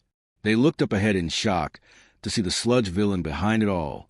He was surrounded by flames, while also having Katsuki in its clutches. It's taken someone hostage. Death Arms exclaimed as they could faintly see the boy. He pumped his big fist together. He then ran forward in anger. How dare you prey on a child? He screamed while jumping up into the air. He raised his fist, and we fell toward them. He punched, but it had little impact on the sludge villain. In fact, Death Arms' fist was practically going into the villain's body. What the hell is this? Some kind of goo. He recoiled back in a bit of fear as he tried to get his arm out, but couldn't. The sludge villain. then used this distraction to knock him into a wall hard. "You okay, Death Arms?" Two pro heroes ran up to check on him. "Heads up," the other one warned as he stepped back. The other ducked his head to avoid an incoming attack from the sludge villain. "Ha! Stay back, or I'll snap his neck." He grinned evilly toward the heroes, recoiling his arm back. He looked towards the struggling Katsuki, who lifted up his head with a scream. He pulled as hard as he could to break free, but it was no use. "You picked the wrong guy to mess with." He growled out while moving his head down to try and pull the sludge off there. "I'm going to send you back to whatever sewer you crawled out of." He then tried activating his quirk. "Let me go." He screamed at the top of his lungs as an explosion went off around them. Death Arms had to shield himself just from the amount of power that Katsuki was giving off right now, as well as the other two pro heroes. "You've got so much power," the sludge villain mocked, though was impressed by this. "I really hit the jackpot. With a quirk like yours under my control, I can take All Might down with one punch." He then emitted a lot of sludge, almost like a cage, and one of the pro heroes gasped in shock. As much as they wanted to fight back, they still had to remember that Katsuki was in danger, even if he would never admit it. "Whoa, is that some kind of special move?" One of the bystanders wondered from the entrance. "This dude is a legit supervillain." One of the women then gasped while seeing something. "It's her." By her, she meant MT Lady running her way over to them. "That new hero, MT Lady, will stop him." MT Lady then gasped, flinching as she stopped in place. She looked down at her foot. "My only weakness. I need at least a 2-lane road if I'm going to make my way through here." She tried to determine where her foot would go, but because the lanes were too narrow, there was no way she could get through. And that wasn't even to mention the amount of people looking up at her at the moment. She couldn't get away with getting past without causing injuries or damage to the buildings around her. Finding another route wasn't an option either, since it was deep inside the shopping district where the villain was attacking. The two followers of Katsuki looked around at the fire in fear. Neither of their quirks would be able to stop this. Suddenly, a wooden arm grabbed the both of them, pulling them out. The hero responsible was Kamui Woods, holding two other people he rescued as well. He ran through the fire. Fire and wood don't exactly make a good combination. He called out, since it would work like firewood if he were to get engulfed in it. And it wasn't a fun experience to have either. "I'll let someone else stop this guy." He then jumped up into the sky. "Don't look at me," Backdraft stated while putting out fires using his equipped fire hose hands. He also had one on his back. "I've got my hands full here. Where are those fire trucks?" He then looked around to see if any other heroes would be able to bypass all the chaos going on. "Can you guys get to him?" "Can't get a grip on his weird body," Death Arms responded. His previous punch already proved he wasn't the right hero to fight against the sludge villain. He didn't have nearly as enough strength. Plus, that kid's quirks causing explosions left and right. Katsuki wasn't the type to be calm and rational during situations like this, so his constant explosions trying to break free would also make it harder to reach him. "This is a shutout," a baseball center hero spoke as they looked up ahead at the sludge villain. "We've got to rally and knock him out of the park somehow." The villain cackled while having a hold over Katsuki's mouth. The boy grunted as he struggled inside of the sludge. Death Arms gritted his teeth, and then the villain saw the pro heroes. Incoming. He and Death Arms ran away as the villain thrusted his sludge toward them, hitting the ground behind them. "It's no good. None of us have the right quirks to stop a villain like this." He called out while the other heroes ran off.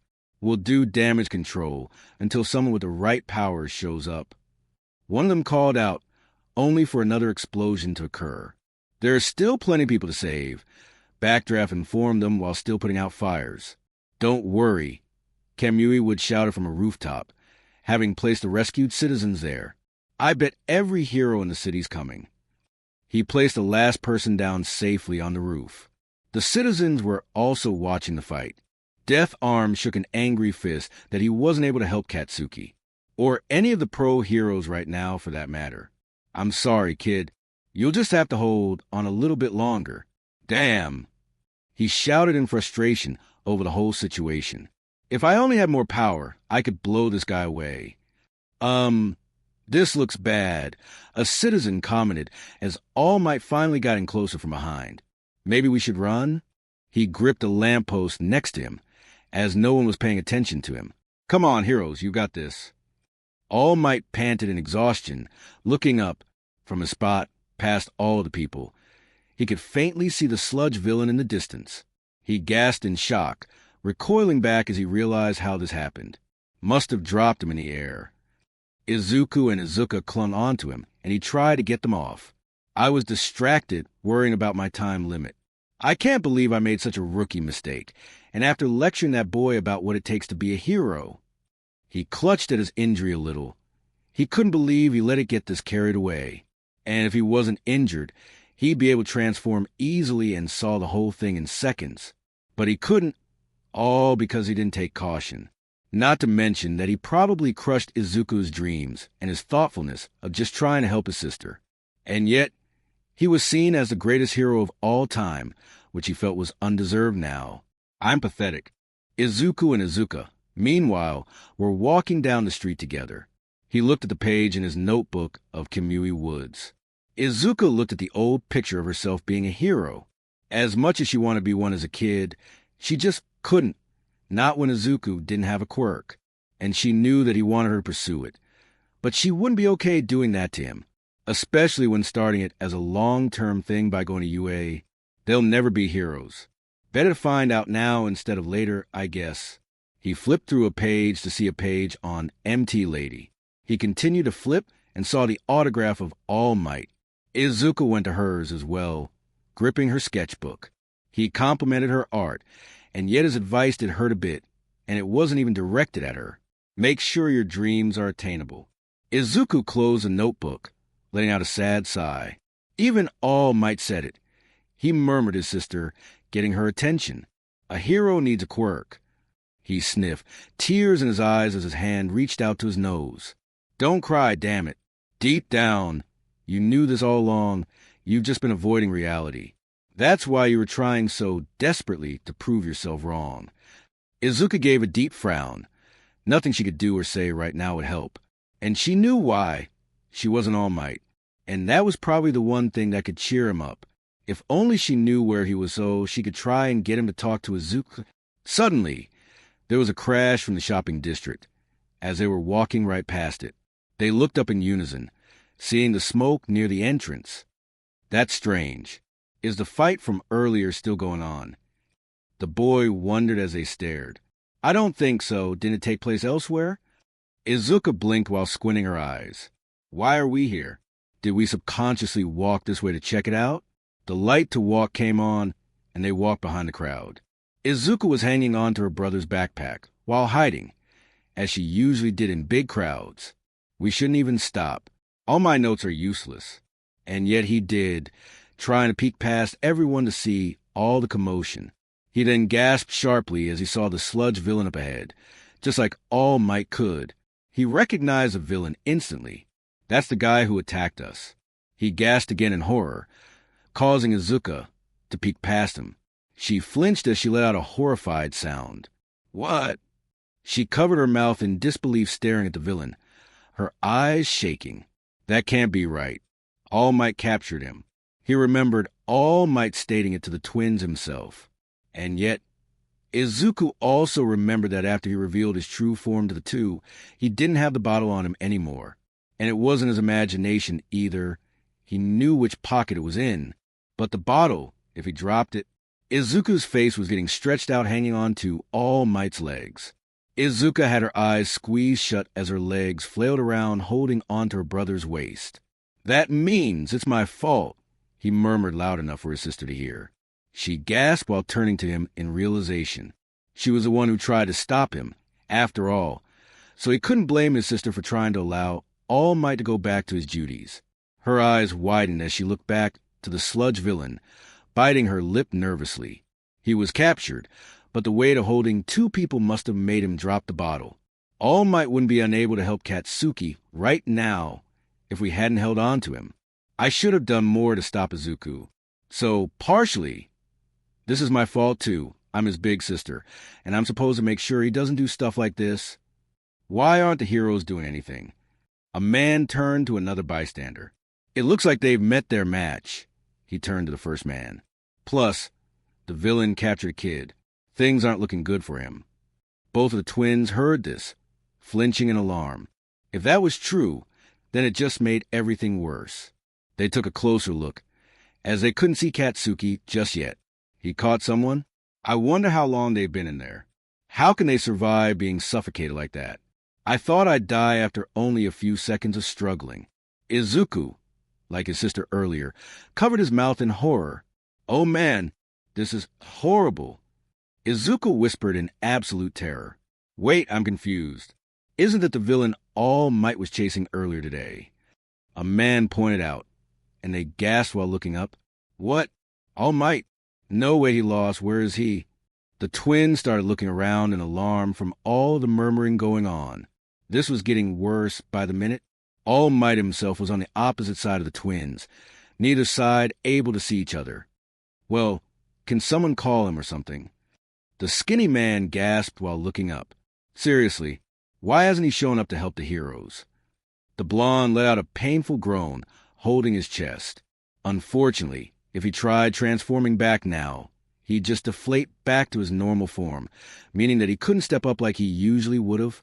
Izuku slowly put his head down, shaking as he felt guilty. If he had just listened to Izuka, none of this would probably be happening. All because he wanted to ask his hero how he could become someone like All Might. "I'm the one to blame. He wasted his energy on me." Izuku was shaking as well, hands in front of her mouth. "I did this by not properly taking care of Izuku.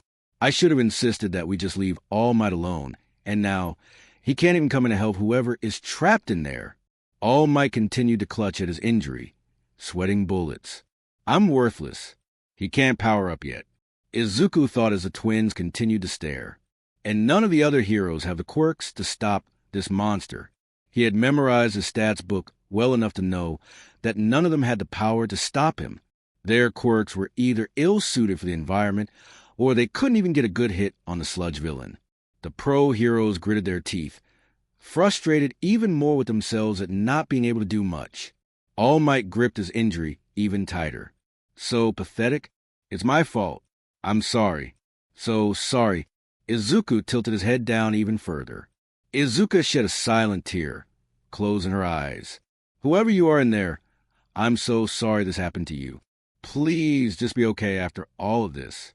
All Might gripped the lamppost tight. If he was in his powered-up form, he'd easily break it. A disgrace. Help will show up and save the day, I'm sure. Izuku thought hopefully as Katsuki was slowly starting to be revealed. All Might gritted his teeth. "I'm not a real hero. There has to be someone out there able to stop him and save whoever got kidnapped." Izuka's hands were trembling as she felt so useless. "Some real hero will come soon." The sludge villain growled and laughed in glee, since he was able to continue what he wanted to do. Katsuki had stopped struggling at this point, as this villain was unfortunately having a tight grip on him. Izuku and Izuka froze in place as they thought their eyes were playing tricks on them. But no, once Katsuki opened his eyes, they knew that he was a victim, and that they couldn't let this continue further. The two gasped, dropping their books immediately. They rushed forward, shocking everyone watching. The boy panted as they both ran into the area. "No, you idiots!" Death Arms held out his hand to try and stop them. "Stop! You're going to get yourselves killed." "Not these brats again!" The sludge villain recognized them. "Deku? Mousy!" Katsuki murmured as he opened his eyes. They ran past the flames, not even getting hurt by them. "What are we doing? Why are we running? Why can't I stop? Why am I doing this for someone who was so mean to us? Am I just forgetting everything he's done? What can I do here that no other hero could?" Izuka thought to herself while gritting her teeth a bit in determination. "You're toast, kids!" The sludge villain announced while about to attack them. "What do we do? What would a hero do right now?" He then remembered something from his notebook about Kimui Wood's lacquer chain prison. Page 25. "Right." The sludge villain flinched as the two took off their backpacks. "Take this," Izuku announced as they threw them right at the villain, several of their stuff hitting him. He let out a growl while releasing Katsuki's mouth, allowing him to breathe. He let out a sharp gasp and coughed. "Kakin!" Izuku screamed once the twins reached him, the boy clawing at the sludge as much as he could. It wasn't really doing much, though. "What the hell? Why are you two here?" Katsuki wondered as Izuka tried to pull at it, but it was like Play-Doh or something similar to that effect. "I dunno," Izuku exclaimed while in panic, but didn't stop his actions once. "My legs, they just started moving." "Same here," Izuka called out while struggling. Katsuki let out a grunt as the hold on him was tightened. They continued clawing at him, but it wouldn't help despite that, and yet they still pursued this. Something in them just told them to continue trying to get Katsuki out. "I don't know why I did what I did. Sorry, kid. I'm the one to blame." "You really think they'd let someone like you? He's the coolest in the universe." "Kakin, I've wanted to be a hero. I honestly don't think you can become a hero." There's always a smile on his face. Maybe it was the look on his face. Izuku flinched a bit while shedding tears, a fearful smile of his own on his face. "Kakin, I couldn't just stand there and watch you die," he admitted while Izuka closed her eyes. "And no matter what I feel toward someone, that doesn't mean that I shouldn't help them," she murmured, and All Might grunted with wide eyes at their declarations. Something about those two, it was like a fire spark within him, regardless of his injury. "What else can we do?" The girl racked her brain in frustration. Izuka then gasped in realization as her quirk could stop this, or at least help in some way, but she had never used it before, and yet somehow she had an understanding what to do. She didn't know what it was, maybe instinct or just because her hands wanted to move in a certain direction to activate it. She then stepped backwards while watching the two, holding up a hand to get a good target with just eyeballing them. As much as I don't like Bakugo-san or having to use my quirk in front of my brother, I can't just stand there anymore. Not like I did with Izuku. I need to act fast before I lose my shot and accidentally hurt Bakugo-san or anyone else. I have to make this right for myself and my brother. "Izuku, I need you to duck your head, okay?" She called out to him, confusing the boys as they stared at her. The pro heroes and citizens all stared, as they had no idea what she was up to. "Now," she told him urgently, and he nodded in understanding. "Okay." He moved his head down, glancing back at her. "I think I see what you're doing." He didn't question it further. He just trusted that this would be the right course of action. It was just a feeling that it was something to help them out. "Get the hell off me." Katsuki screamed to the sludge villain, and Izuka gasped sharply, her bangs flying. She then narrowed her eyes, taking a deep breath. "I have to do it now." She then slammed her hands together in front of her, to the shock of everyone. She moved away her hands to reveal a bow shaped like a crescent moon made out of light, created by her. She caught it in her hand and focused her aim, glaring at the villain. "What?" "That little girl has a quirk." The sludge villain exclaimed in disbelief at her. Katsuki's eyes shook at her in shock. He had always believed that she didn't have a quirk at all. She and Izuku were twins, so it only made sense by association she didn't possess one. And yet, here she was, showing everyone just what she could do, despite her hesitation because of Izuku. Her brother gasped in awe from seeing her power, his eyes widening. Izuka's hair was flying as she wasn't scared in this moment, because all she wanted to do was save Katsuki. She bit her lip, still skeptical just a little by how Izuku might react to this later. Or Katsuki, because unbeknownst to the twins, he had already suspected a quirk. But not this. "I'm sorry, Izuku, Bakugo-san," she murmured as she saw her shot, a spot right above Katsuki that wasn't moving at all. She then moved her left arm to her right wrist. She slid it backwards as a shooting star appeared as her arrow, and she pulled back as far with her crescent moon bow as she could to make sure it'd go at the right speed and direction. Izuku, Katsuki, and All Might all looked at her in anticipation.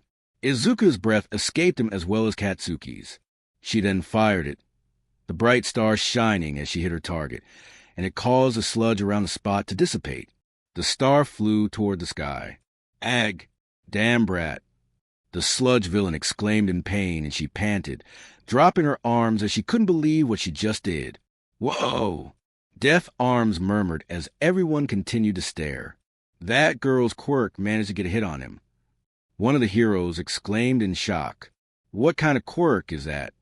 Is she a student heading to UA? That's some power. Izuku's eyes shook as he tried not to cry from how amazing it was to see her quirk for the first time in his life. All for something that she didn't have a passion. For once she learned the truth about her brother. Izuka? He murmured in awe of his sister. Katsuki's eyes continued shaking, as he couldn't believe what he had seen either. All Might got over his stupor, and his arms started to grow in size. I have to do something, no matter the cost. He continued clutching his injury while getting taller and muscular. Just a little bit longer, kid. The sludge villain looked down at the twins, raising an arm. And I'm done playing with you, too. You're going to regret you ever stepped up to me, little girl. Izuka gasped from her spot, running up to Izuku just like the other heroes were. Save the children. This thing will kill them. Death Arms reached out a hand as the twins braced themselves. There was a movement as the sludge villain swung down his arm, and then there was a huge explosion. And then it was silence, as no one could see anything from the smoke it produced. Izuku's hair was flying as Izuka hugged him close to protect him. I really am pathetic. A familiar voice spoke up, and they looked up, shocked to see All Might standing right in front of them. He was holding back the sludge villain from hurting them, his arms strong enough to hold it back. All Might, but I told you the traits that make a great champion. But I see now I wasn't living up to my own ideal. He lifted up his arm to break himself free, and they stared at him in awe. Katsuki's eye was shaking looking at the hero he had also admired as a kid. The hero then grabbed Katsuki's arm, blood flying from his mouth. Pros are always risking their lives. That's the true test of a hero. Damn you, All Might. The sludge villain raised a hand towards them. Detroit, smash. He moved his fist forward while pulling out Katsuki, sending the sludge villain flying. His punch also caused the fire to go out because of the intense winds coming from it. Empty Lady shielded people from her spot with her arms, the heroes hanging on to things around them as much as they could. People looked up as there was a big cyclone in the sky, thanks to the attack. Soon it stopped spinning, and the sludge villain was nowhere to be seen. All Might panted heavily as smoke came from his fist. Everyone stared at him with wide eyes as it was silence again. Rain then started to pour, someone looking up to the sky. Izuka, Izuku, and Katsuki were all on the ground, trying to recover from what just happened. Don't tell me all that wind just now was... Look at the clouds. They're moving. The clouds were indeed moving above their heads, while All Might had a big smile on his face. Blood was seeping from his mouth. Holy crap. Death Arms muttered towards All Might, as he didn't even know the number one hero was capable of this. He changed the weather. All Might wiped off the blood with his hand, slowly standing up as it continued raining. Did that really just happen? Someone asked as everyone looked at him in awe. They then all cheered for the hero's victory. He changed the weather with a single punch, like it was nothing. All Might saved the day again. He's amazing. All Might wobble a bit, and thankfully no one noticed. However, that attack did just take a lot out of him. He held up his fist so that no one would see it. He had to hold on as much as he could so no one would know the truth. He glanced over his shoulder, staring at the unconscious Izuku. Izuku was still panting, trying to collect herself over the shock of using her quirk, and he could tell by the way her body was reacting that it was her first time using her quirk ever since acquiring it. After that, the heroes collected all the scattered mounds of sludge. The police were putting away all the bags of sludge of what the heroes could collect. They saluted to a few officers, and the villain went into police custody where he belonged. All Might was standing proudly in front of the press, people taking photos of him. Izuka glanced at him nervously. He and Izuka, sitting in front of two heroes. Kamui Woods and Death Arms both looked pissed at them, red marks at the back of their heads. You morons! Do you have a death wish? Kamui Woods started off as they shook nervously. Thankfully, they were blocking the crowd from the two. There was absolutely no reason for you to put yourselves in danger like that. Even if she had a quirk that we didn't know about, she's still not a pro hero. Death Arms shouted down at them. Katsuki nearby was getting checked on by 2 other heroes, and some reporters were trying to get some answers out of him. My sister and I got chewed out by the heroes, big time, while Kakin was praised for his bravery. And Izuka a little bit too.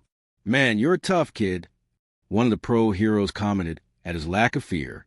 And that quirk is something else, just like her. He looked up towards Izuka, who was sweating immensely. When you 2 want to go pro, head over to my agency first. I'd love for you to be my sidekick while you're training. Katsuki wasn't registering any of this, though. If he was, he'd be a lot more angry. No, instead, he was looking at the twins with narrowed eyes, especially towards Izuka, who didn't notice it at all, as if he couldn't be even more pissed off than he was with them earlier. That girl had a quirk the entire time, and yet seriously didn't even think to mention to anyone. And he couldn't wrap his head around why exactly. He shouldn't even care that Izuka did have a quirk, but for some reason, part of him did enough to have a bit of resentment towards the girl. He then clenched his teeth in frustration. As reckless and dangerous as that was, you are pretty strong with that quirk of yours, Death Arms commented towards the green-haired girl. She gasped while looking up at him, her bangs flinching. Didn't think you had it in you. I have to agree, Kamui would sigh a little, but if you want to go to UA, you can't go around using your quirk when you're not permitted to. So we'll let it slide just this once. Her eyes went white as she looked toward the ground. Thank you, sir. She murmured quietly to them, Izuku giving her a small smile.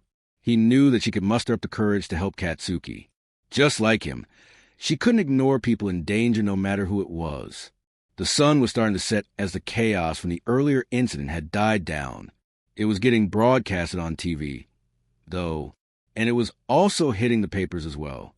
Izuka let out a small sigh as he and his sister were heading home. We wanted to apologize to All Might, but he was swarmed by interviewers.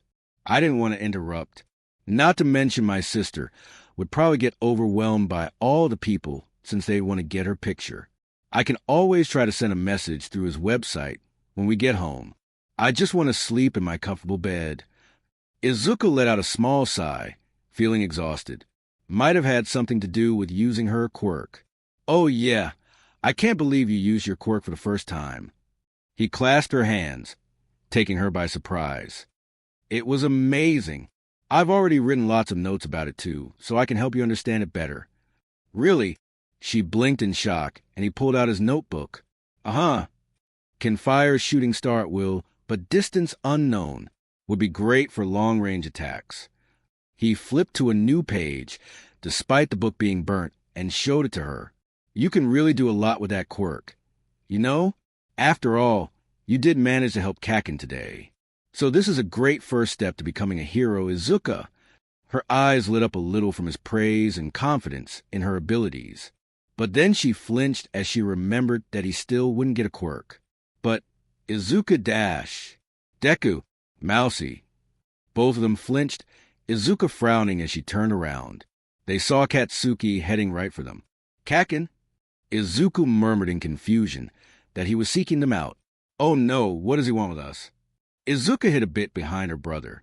The blonde panted as he came to a stop, glancing behind the green-haired girl and already getting annoyed. Hey, you come out of hiding, Mousy, before I kill you. He growled and she squeaked in fear. Izuku gave a small groan at hearing this. Izuka didn't look too pleased either, as she slowly stepped to her left so he could see her. Katsuki then slowly caught his breath, shaking. Listen, I would never ask for weaklings like you to help me. Don't think you can look down on me, either of you. Huh? He looked up at them intensely, especially toward the girl. Got that? I was fine by myself. You're just a quirkless failure, who won't even cut it as a rent-a-cop. Deku. And you're a weak little mouse who won't even dare stand up to me. He pointed at Izuka with a glare. You didn't help me.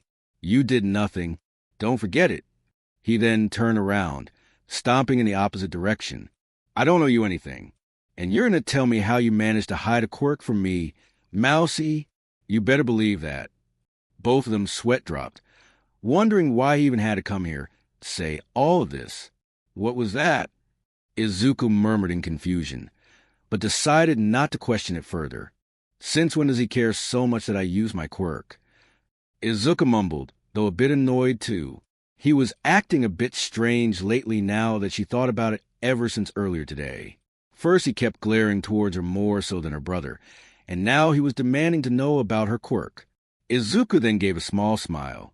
Kaken is right, though. It's not like I myself actually did anything to help today. But at least we tried. He then walked off with a sad smile on his face. Guess now I should get back to giving up on my dreams. Izuka stared after Katsuki, wondering what was going through his head. Was it really that important to him about her quirk? She couldn't fathom why. It wasn't like he needed to know, unlike her brother. So she really couldn't understand his investment when he was the last person she wanted to tell. The boy glanced back at her, blinking. Izuka, you coming? Oh, right, sorry. She snapped out of it and walked after him. A few seconds later, All Might in his muscled form slid right in front of the two. I am here, he declared to the twins. The two screamed as the girl hid behind Izuku in alarm. All Might, where'd you come from? How'd you get rid of all those reporters? He glanced around as they didn't see them anywhere, and he'd think that they'd follow him. W, what you doing here? Izuka slowly came out of hiding, though still trembling in anxiety. He simply laughed in response. I stand for justice, not sound bites, because He then flexed his big muscles. I am all me dash. He turned back into his skinny form, spewing out blood from his mouth. Izuka screamed as Izuka blinked rapidly. The man let out a few coughs to recollect himself.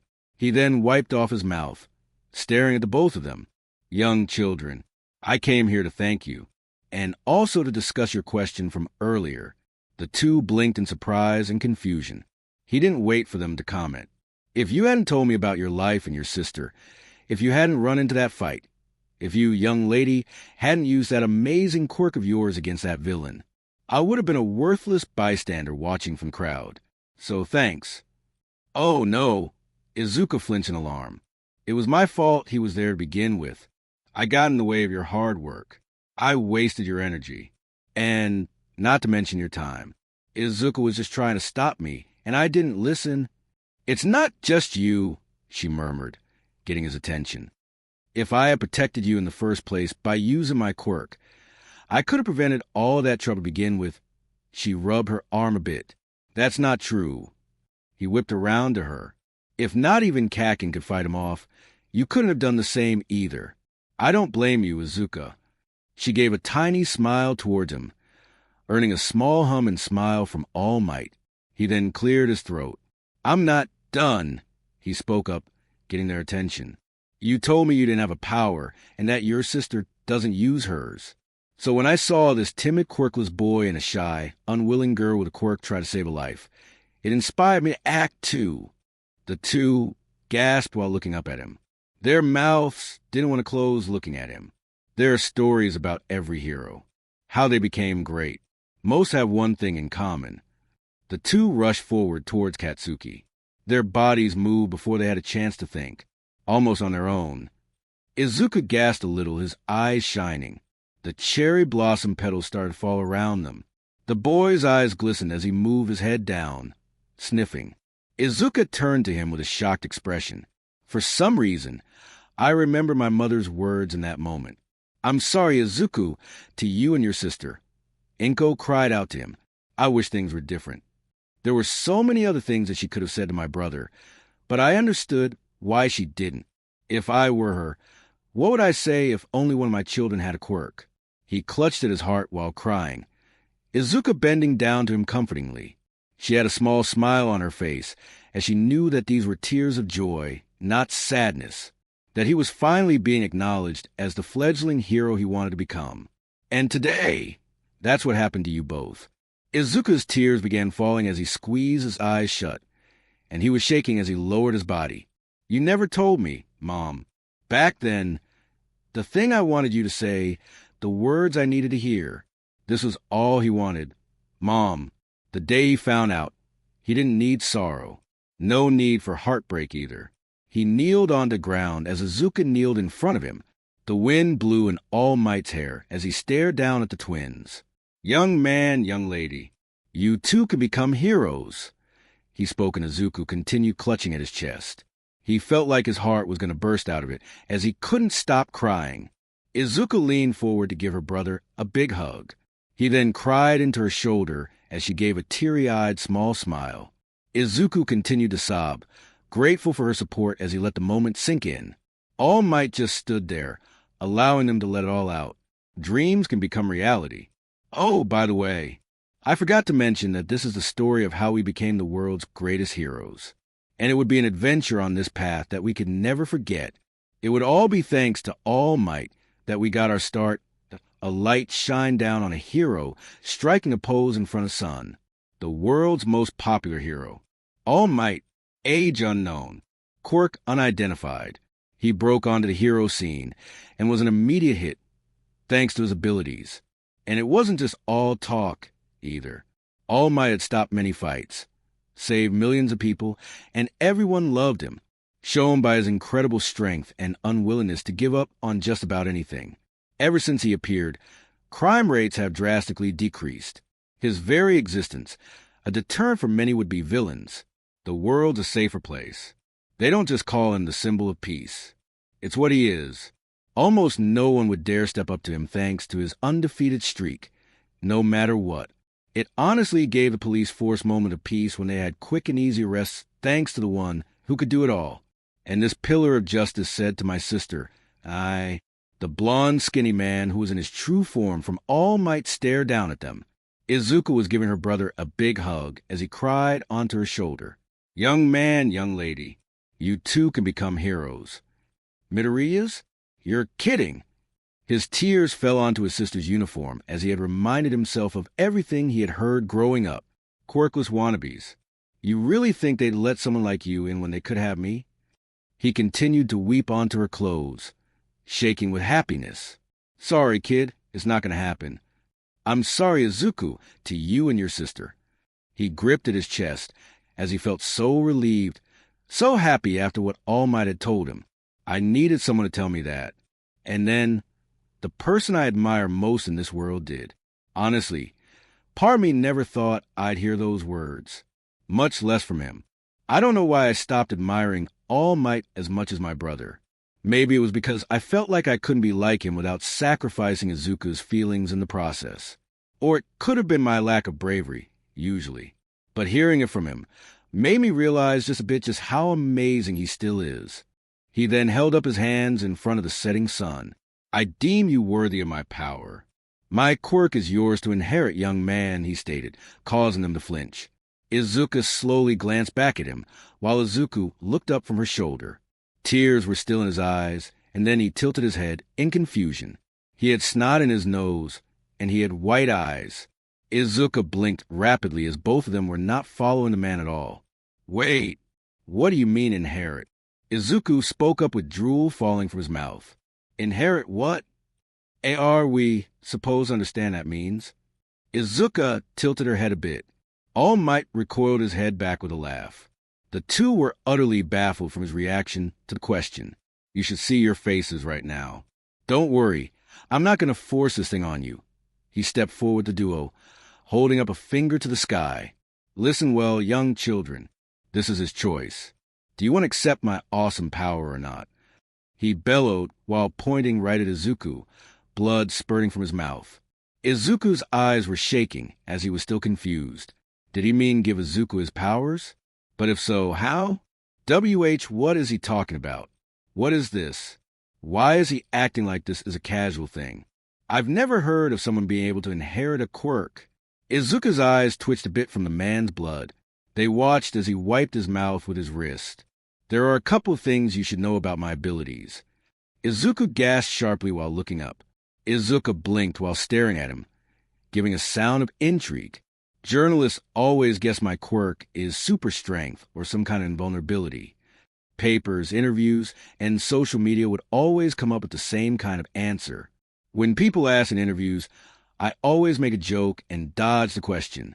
That's because the world needs to believe that their symbol of peace is just a natural-born hero, like any of them. The two stared up in silence as their curiosity was piquing. They themselves as well associated his quirk as one or the other, and because of Izuka's high admiration, he never bothered to question it further. He was just amazed by his hero as a kid. But I'm not. There's nothing natural about my ability. He held up his arms above his head, and then struck a pose while looking up to the sky. I wasn't born with this power. It's a sacred torch that was passed on to me from someone else. Izuku's eyes went wide as Izuka let out a small gasp. Someone gave you this quirk? No way. Izuka muttered as his sister turned to him. I didn't even know that was possible, she murmured to her brother. Yes, Wei. And you're next.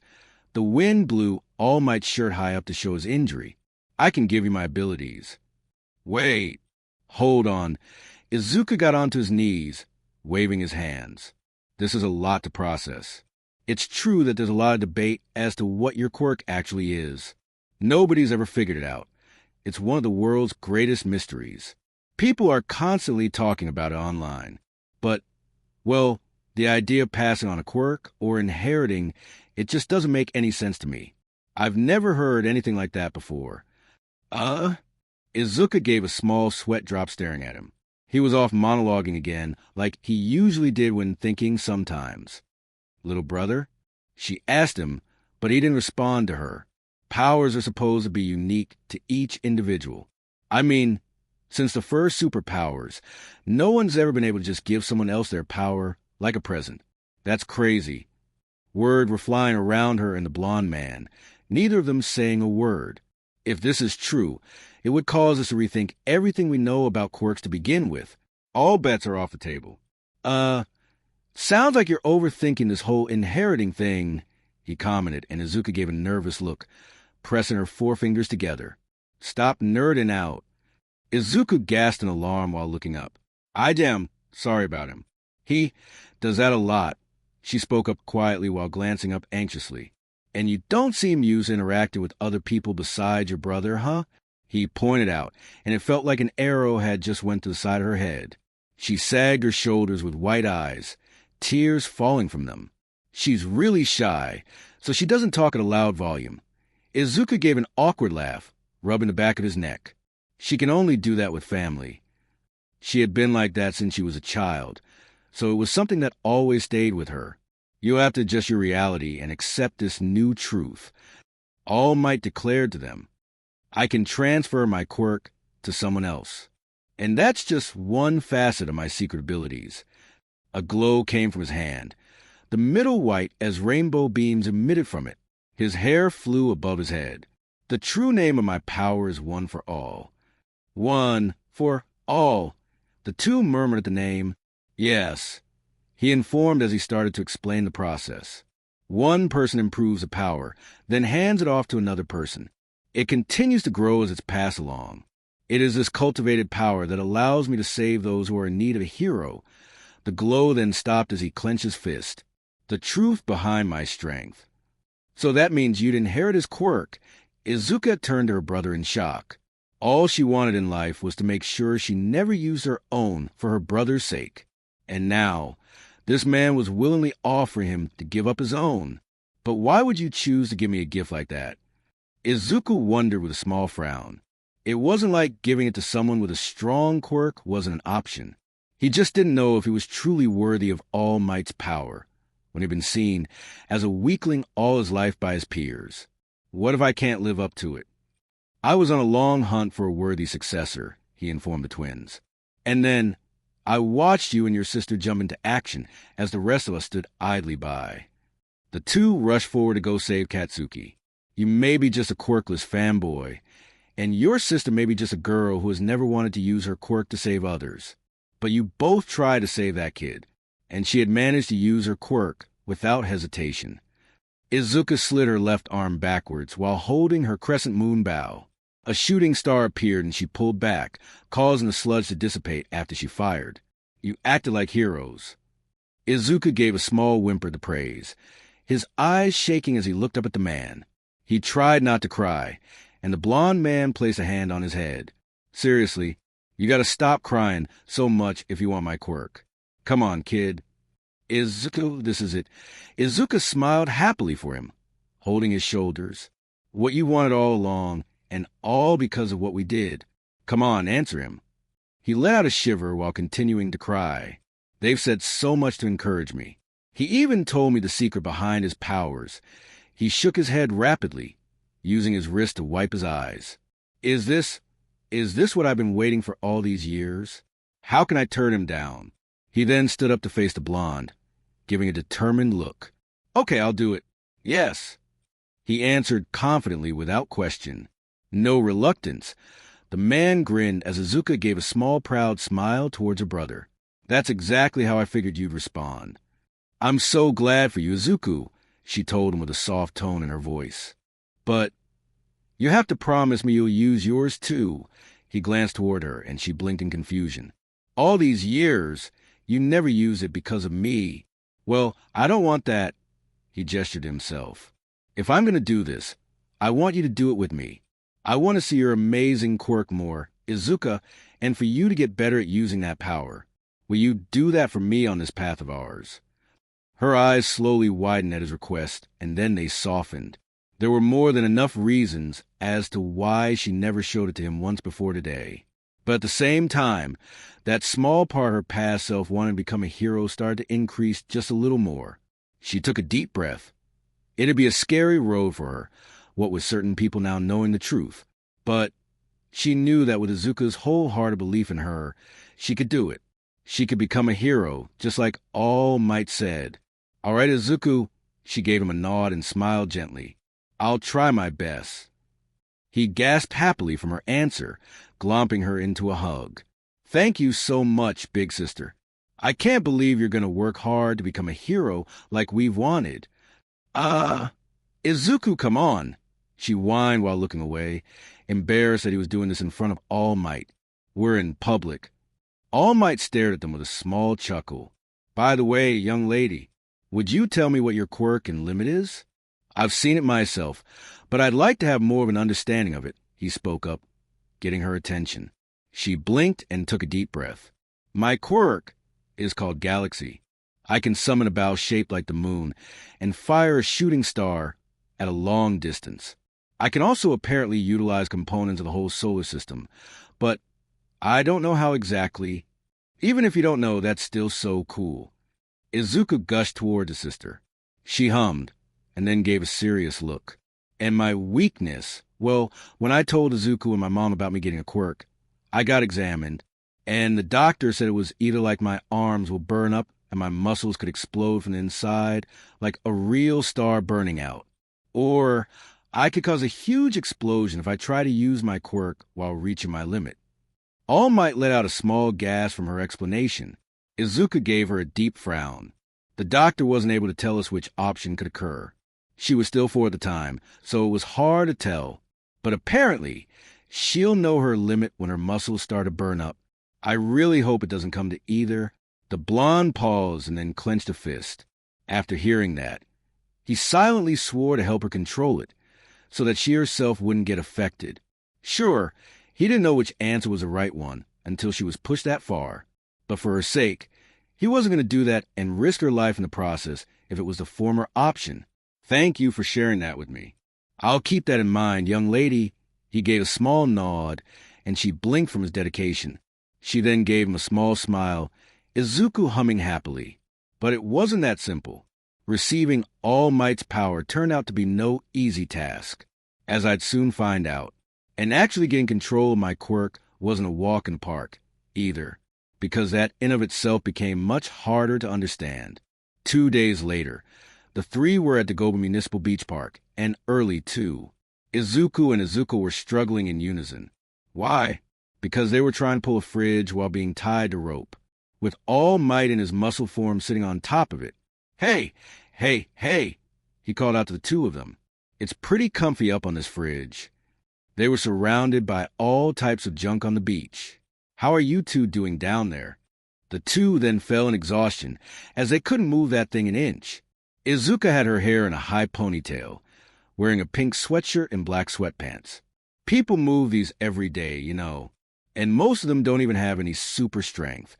Izuka looked up wearily as Izuka let out a small groan. All Might looked away with a big grin.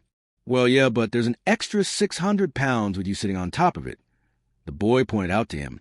And they at least have equipment to help them move it, Mr. All Might. Izuka glanced back at him tiredly. Nah, I've lost weight, so I'm down to 560 these days, he corrected, and the girl twitched in disbelief. Blue lines underneath her left eye. In this form, at least. The two gave sheepish chuckles from his explanation. The boy sighed while looking up at all the piles of stuff around him. Great, much better. Why do you have us dragging trash across the beach, anyway? He couldn't help but wonder. Yes, I fail to see what this has to do with my own quirk. Izuka fully sat up in confusion. He let out a laugh in response. Take a look at yourselves. He snapped photos of the two with his phone. He's not ready for my power. And you're not ready to be so used to your quirk you can use it without getting tired. Izuku yelped, tears flowing from his eyes. Izuka flinched with big white eyes, letting out an embarrassed squeal. But I thought you said that I was worthy. Her brother let out a scream while kneeling over lines over his body. Am I really that weak that I can't even use my quirk without getting exhausted? Izuka let out a whine. I'm talking about your weak bodies. He corrected while stepping up to them. Izuka stopped screaming as the twins looked up at him in silence. My quirk, one for all, is a whole lot to handle. The combined physical abilities of everyone who's ever used it creates a hurricane of pure force. An unprepared body can't fully inherit it. Your arms and legs would shoot off if you tried to. Seriously, Izuka screeched in horror as Izuka covered her mouth, shaking in disgust. Thank goodness it hasn't come to that. She murmured in a bit of relief. As for your sister, an unused quirk can be dangerous if her body isn't trained enough to withstand it. The first time she used it, she was incredibly lucky. Her physical abilities, as they are now, cause her to become exhausted after only one use in periods of time. An unprepared body similarly can't control a quirk if it goes in use for over a decade like hers. If she continues to use it repeatedly, her body will eventually go into shock. Izuka looked away while shaking. That's actually kind of terrifying. Izuku then shook his head rapidly to snap out of it. Okay, so this old trash thing is really some kind of hardcore gym workout. And you're our trainer. He looked up nervously, as he knew that this was going to be even more brutal going down the line. You got it. All Might grinned widely with a thumbs up. And as your trainer, young lady, let me know at any point if you feel like you will reach your limit. Why, yes, Mr. All Might. I won't let you down, she said gratefully while bowing her head. The man nodded sharply in agreement. But there's another reason, too. He walked at the fridge. I did a little online research yesterday. Turns out this part of the beach used to be beautiful, but it's been a total mess of the last few years. He knocked his hand against the fridge. The two then stood up in realization. That's right. He took a look at the many items around them that had built up over the years. Because of the ocean currents, anything that's dropped in the water ends up here. People take advantage of that when they're illegally dumping their trash. Now, all the locals avoid this place. A shame, too. I'd really love to paint this area one day. I've tried lots of times to do it with all the trash, but it's impossible. Izuka gave a small frown. All Might walked up to the fridge. Heroes these days are all about showing off and capturing flashy villains. He placed his hand on top of the appliance. Things were different before quirks. He then crushed it right in front of them. Service is what mattered. Both of them stared at him in bewilderment for his raw strength. And Izuku was to be inheriting this. Izuka just hoped that she wouldn't be expected to do that herself. Back then, heroes were those who helped the community. Even if it was kind of boring. He then caused a giant wind after he was done crushing the refrigerator. You two will restore the coastline for this entire section of the beach. That is the first step on your paths, young children. He looked up at them, towards being heroes. The two gasped as there were hundreds of pieces of things that they would have to move, and the refrigerator was the least of their problems now. All this? Izuku turned back around as Izuku was trembling her eyes white. That'll practically kill us. She whimpered a bit, staring at it. But there's so much. That's impossible. Izuku cried out, and All Might stood up, hand on his hip. Young Midoriya's. You want to go to UA, right? He reminded the twins, and they turned around. Well, yeah, of course. You went there. So it must be the best school around, right? Izuku pointed out with a hand on his chest. He gave a slight blush as well. It's a long shot, but still, I'm going to shoot for the moon. UA. I wanna at least try. Izuka stammered while clutching at her pants and looking toward the sand. If it is really the best school as they say, then I want to uphold my promise to my brother. I don't know how much else of not using my quirk will affect me. But I want to remedy that by getting into UA and maybe prove myself. You've got a lot of spirit. Fanboy. All Might commented, and Izuka looked down a bit bashfully. And you have a lot of heart, young lady. Although you might want to work on your speech and volume. I can barely hear you sometimes. She twitched in alarm, bowing her head. I am sorry, Mr. All Might. I'm still getting used to the fact that you're not a stranger anymore. She rubbed the back of her neck. I'm sure you'll adjust just fine. Izuku gave her a hopeful smile, leaning toward her ear. And to be honest, I'm still trying to get past that too. He then turned around, his back facing the duo. But as I've mentioned before, Hero NG isn't easy to do without a quirk. They tilted their heads in confusion while staring at the man. It's not fair, but that's the reality. And UA is the hardest hero course to get into. So that means that I have to prepare my body for your quirk really fast. Izuku stepped up a bit nervously, and Izuka needs to get control of hers so that she can properly use it. The girl then gasped in realization for his urgency. UA's exam is in 10 months. Will that really be enough time in order to reach the deadline? Izuka stammered a little in shock. Months could go by really quick, and if they didn't make significant progress by that time, it would take who knows how long to take the exam again. He then stepped up, holding a few papers. Not to worry, kids. I've got you covered, he assured the two. Izuka blinked at what he was holding, wondering what exactly it was. With the help of my handy aim to pass, American Dream Plan. Both of you follow this to the letter, and the beach will be cleaned up just in time. It was a daily schedule of a routine that must be followed for both weekdays and weekends. It included a meal plan as well. I also detailed every other aspect of your lives while I was at it. So punctual. Izuka shook a bit in shock reading it. Izuku was a little put off as well. He had no idea All Might even did this sort of thing. Even our sleep is scheduled, he murmured, as he didn't know whether or not to be in awe or a little freaked out. And I have time slots just to paint. Izuka blinked rapidly at it. All Might leaned in toward the two, standing over them.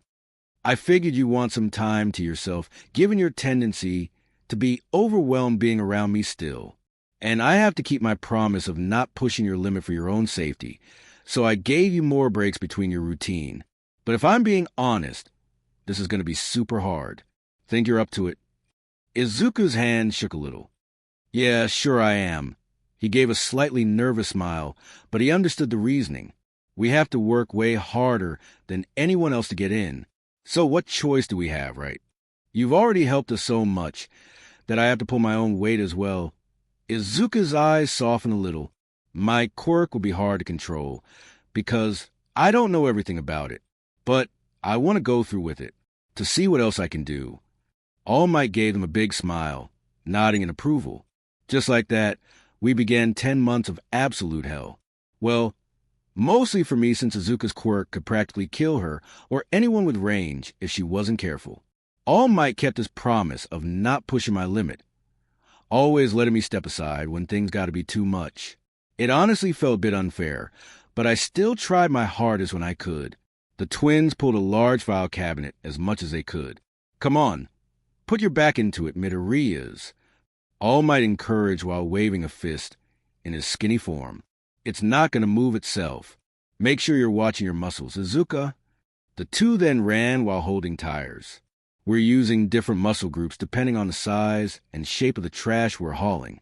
Izuka waved her hand for a break, which he did give to her. All Might was standing on a pile, cheering them on.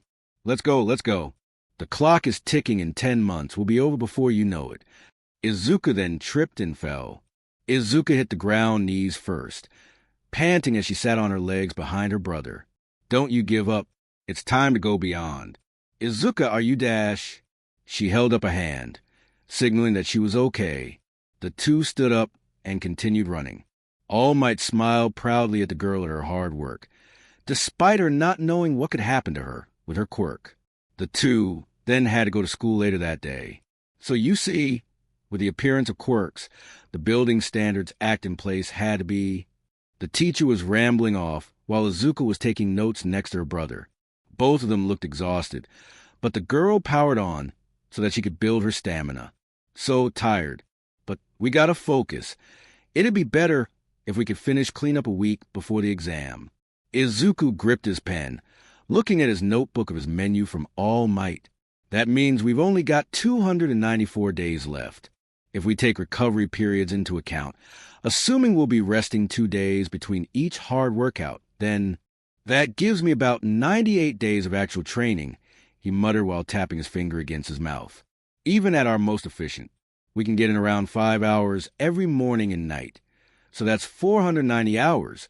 Also, we'll need to make sure we're hitting every muscle group, which means we need to pay attention to the type of work we're doing on the beach every day. His muttering got the attention of everyone, including the teacher, since he wasn't being quiet. We could start sneaking in extra workouts and lifting weights on our own, I suppose. Yeah, that would help us focus our workouts and isolate specific muscles. But it'll cost us time, lots of it. We'll have to cut back on the hours of sleep All Might schedule for us, but independent training could help us catch up a little bit more. Excellent. How about you just start with paying attention in class? Izuka whispered, but he didn't hear it. The teacher extended his hand. Hey, Izuka Midoriya. He smacked the boy on the head, Izuka wincing to herself. He covered his mouth in shock as everyone looked at him teasingly except his sister. I know you and Izuka had a run-in with a villain, but pull yourself together, kid. Everyone started snickering at him. If you really want to get into UA, you might actually have to know something. He looked up ahead in embarrassment, as he had forgotten all about his studies he had to keep up with during this whole routine of theirs. Oh, right, I've got to study too. I am very sorry, sir. Izuka looked up meekly to him from her seat. My brother is getting a bit too ahead of himself. Well, since you apologize, Izuka, I'll overlook it this time. You hear him? Nuts. A girl with horns on her head smiled in amusement. Idiot. Katsuki was the only one not laughing, looking toward the window. He then glanced towards Izuka, seeing her power through her notes. She seemed very focused, too, as she was determined to keep her grades up while training. He stared at her for a few seconds and then scoffed, looking away from her. No matter how much studying she did, unless she fixed her quirk problem, she wouldn't get into UA. All Might watch the twins running across the beach after school had ended. The two pushed a giant tire in unison, the blonde standing over them. He gestured with his arm to guide them more. Izuku then panted while running laps. Izuka was falling a bit behind as she came to a stop near All Might, panting with her hands on her knees.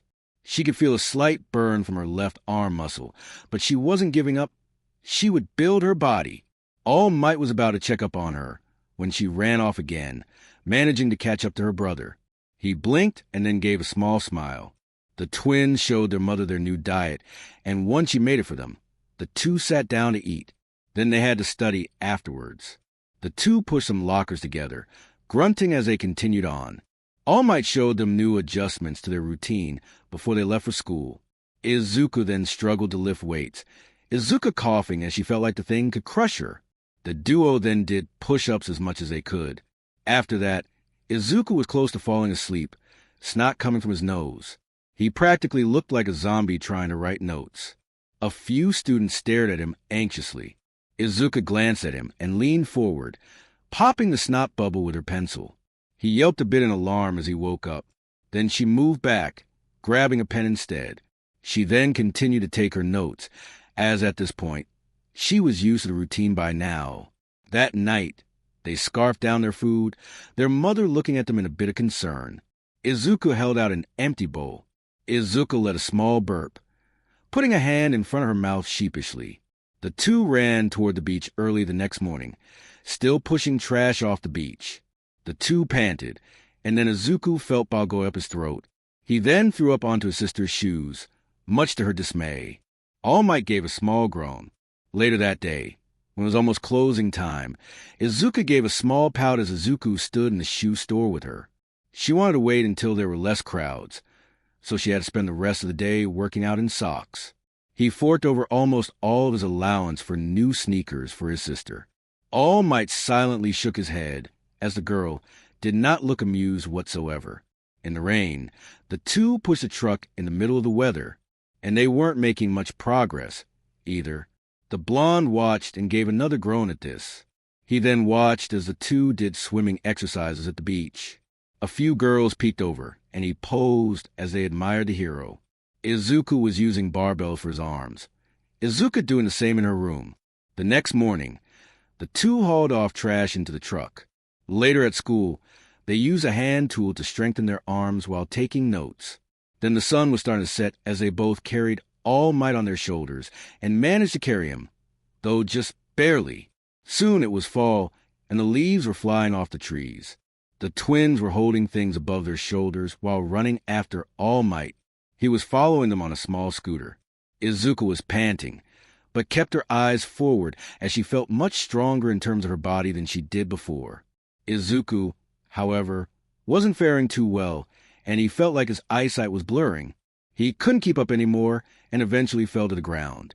Izuka gasped as she and All Might looked back. Izuku! She ran up to her brother in alarm, dropping her item. The blonde let out a sigh. Hey, kid, look alive now. You two have only got 3 months left. What? Are you going to give up after all this work? Want to flush it all down the toilet and take it easy? I already cut your sister's brakes in half, so I haven't gone that far with her. He called out, and Izuka gave a small frown. She knew he was right, but something about Izuku felt very off. Lately, his stamina wasn't great, and neither were his eating habits. And every time she'd ask, he'd insist he was fine, but this was convincing her that he wasn't. And it was true that All Might had slowly cut her brakes, because she had shown him that her body was starting to handle her quirk little by little. She still felt like she would reach her limit, but not nearly as enough as she did starting out. And it was proof she was still following the routine, though now she couldn't say the same for Izuku. If he had been following it, he wouldn't be nearly as tired, and he'd be at her level by now. His body twitched as Izuka looked down at him in concern. All Might let out a gasp, and he realized what was going on, especially since the girl wasn't reacting the same. You're overworked. The aim to pass, American Dream Plan, was created with your bodies in mind. Even though they did differ between you two at the start, it was fine-tuned to ensure your progress was swift but manageable. He then gave a slightly scary look, which means you haven't been sticking to it. Izuka gasped, and then she glared down at the boy. Izuku, is that true? She asked slowly and carefully. He didn't answer, not even lifting his head up. You're overdoing things. That's going to have the opposite effect of what we want. All Might scolded him. I have to work harder, he declared while clenching his fists, or I won't stand a chance against the other applicants. The two flinched in shock as he was shaking. I don't just want into UA, I want to excel. I want to see Izuka's power grow with her. I want to be like you. His hands twitched as he tried to force himself up. I want, for myself and my sister, to be the greatest heroes in the world. So I'll keep on trying, until I've got what it takes to do that. Both Izuka and All Might gasped in surprise. I want people to see my fearless smile and feel safe, and be just like you. Izuku smiled up at All Might before having seen his true form. Izuku, the girl murmured softly down at him, as she could understand now why he did it. Yes, it was stupid and not a good call, but he was very determined and full of energy like he was before All Might had crushed his dreams at the start. Gotta hand it to the boy. He's given a lot of thought to the future, not just for himself, but for his big sister too. She shouldered so much just so he wouldn't feel upset seeing her use her own quirk. He then grew into his muscle form, holding up Izuku by the back of his sweatshirt. That fighting spirit's what I like about you, fanboy. It serves you well. And you, young lady, your compassion for others is admirable. Izuka blinked up at him in alarm. Huh? She murmured in disbelief. At this point, she had gotten used to being comfortable speaking to him at least, but she still used formalities with him, which he didn't seem to mind. I do get your concerns. That said, now's not the time to go and rush progress. Fear not, I can get you back on track. And make sure your sister's still following hers. By the looks of it, she is. Leave it to this old man to adjust your plan. Young lady, let me know if you want yours adjusted too. Might need to give you a break, so you don't end up like him. He pointed to the boy, and she gave a sweat drop. I think I'll be okay, she said sheepishly in response. You're not an old man, All Might, Izuku replied weakly, earning a laugh in response. It was now February 26th as All Might got out of his car. And suddenly, it was the morning of the exam. As for the beach cleanup, he heard a scream from the twins, looking up to see them standing on a huge pile of trash. The sun was starting to rise as Izuka pumped her fists, standing next to her brother. Izuka let out another scream to the sky, sweat dripping down their faces. All Might ran up to the staircase, some trash nearby him. Hey, holy crap, kids, he murmured in disbelief, as the entire beach was now back to its former glory. You even cleaned up outside the area I told you to. Seriously, there's not one speck of trash left on this beach. The waves rolled in as the sun set higher. Only a few minutes to spare. But you exceeded my expectations.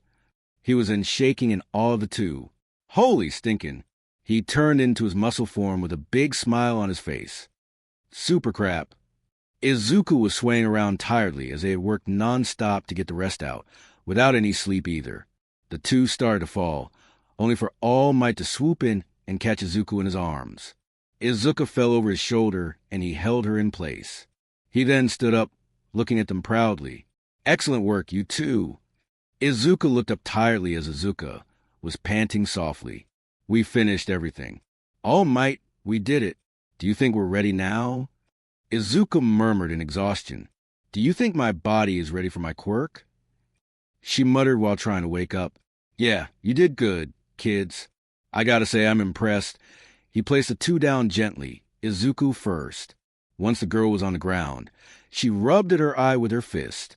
I knew you had it in you, but this is beyond. Ha! He stepped back and then held up his cell phone. Look at this.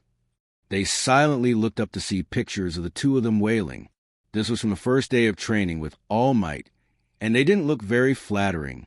It's you two crying 10 months ago. He then took a good look at them. Look how far you've come. Such improvement. Izuku had grown a six-pack, while Izuka seemed a bit more muscular, but not enough to be able to top like her brother. At the very least, her stamina was much better, though she had no idea how long it would last for her limits with her quirk to show now. There's still a long road ahead of you both before you can inherit my full power set, and before she can really utilize her quirk's vast variety. But it's starting to look like you can do it. The two gave small smiles, looking at their hands. All Might, do I deserve this? Are you sure? His hand was slightly shaking. You put so much time and energy into helping us. He sniffed, a few tears escaping him. How did I end up so lucky? Can I really do a lot with my quirk? There's so much I have to learn before I even get that far, Izuka stated a bit hesitantly, giving a teary-eyed smile. But you were patient with my limits and even allowed my body to adjust when you could have made it the same as my brother. Thank you so much, Mr. All Might. He laughed down at the two. Are you two really worried about that after all these months? He then patted the two on the back.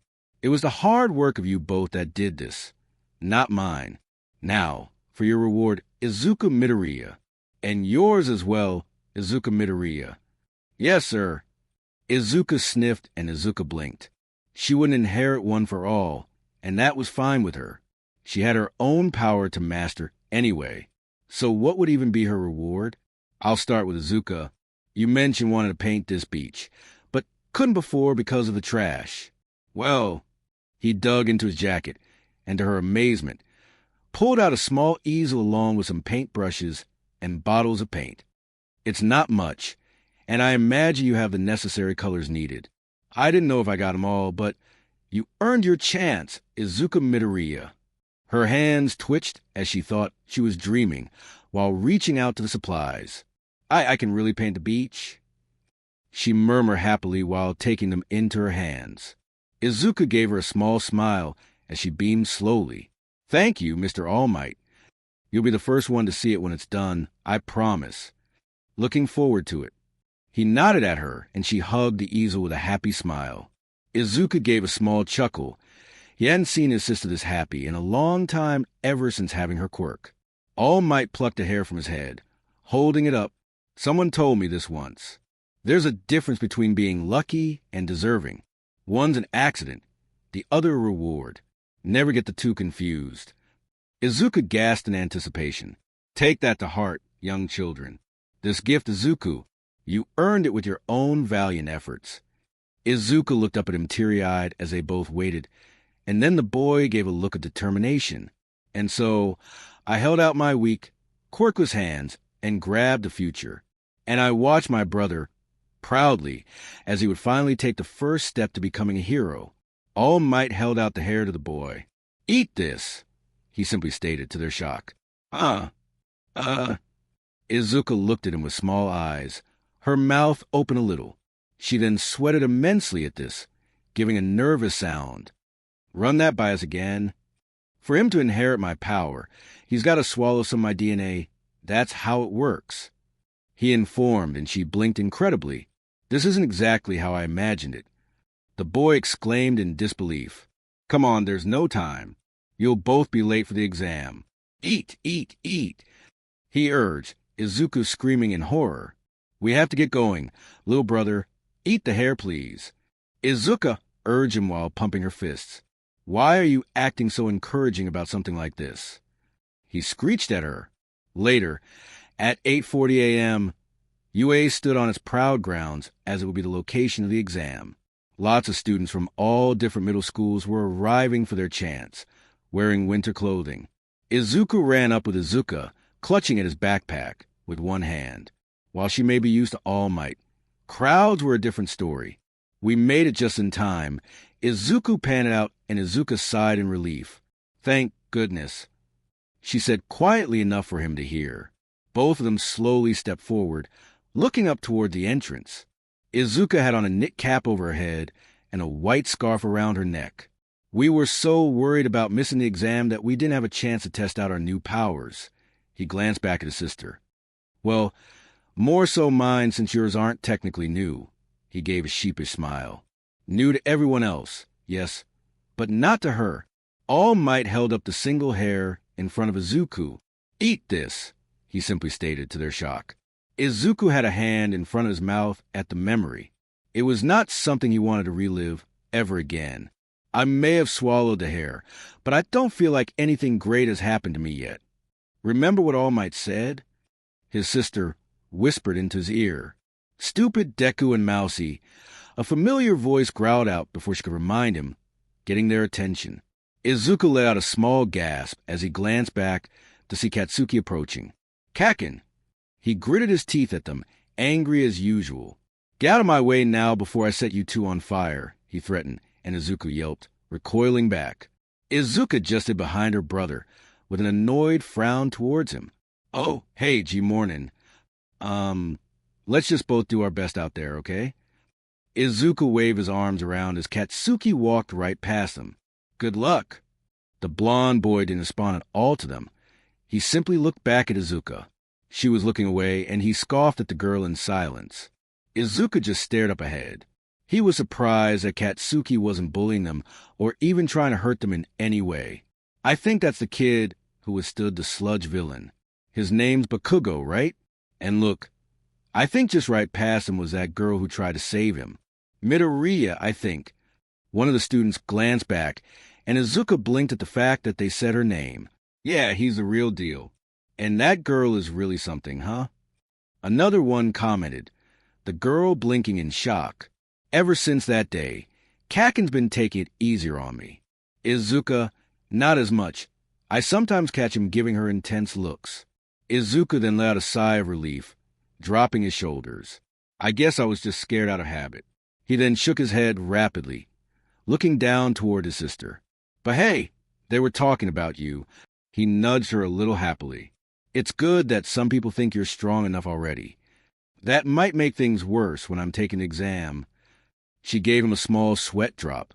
That meant people might be watching her, and she did not like that foreboding feeling at all. And we're not defenseless anymore. He pumped a fist in front of her, looking up towards UA's logo. Yeah, we have to remember all the work we put in. His legs were shaking a little, though. Thanks to All Might, we're actually going to be heroes. He stepped forward with her in tow, and then he tripped over his sneakers. Or I'll just die.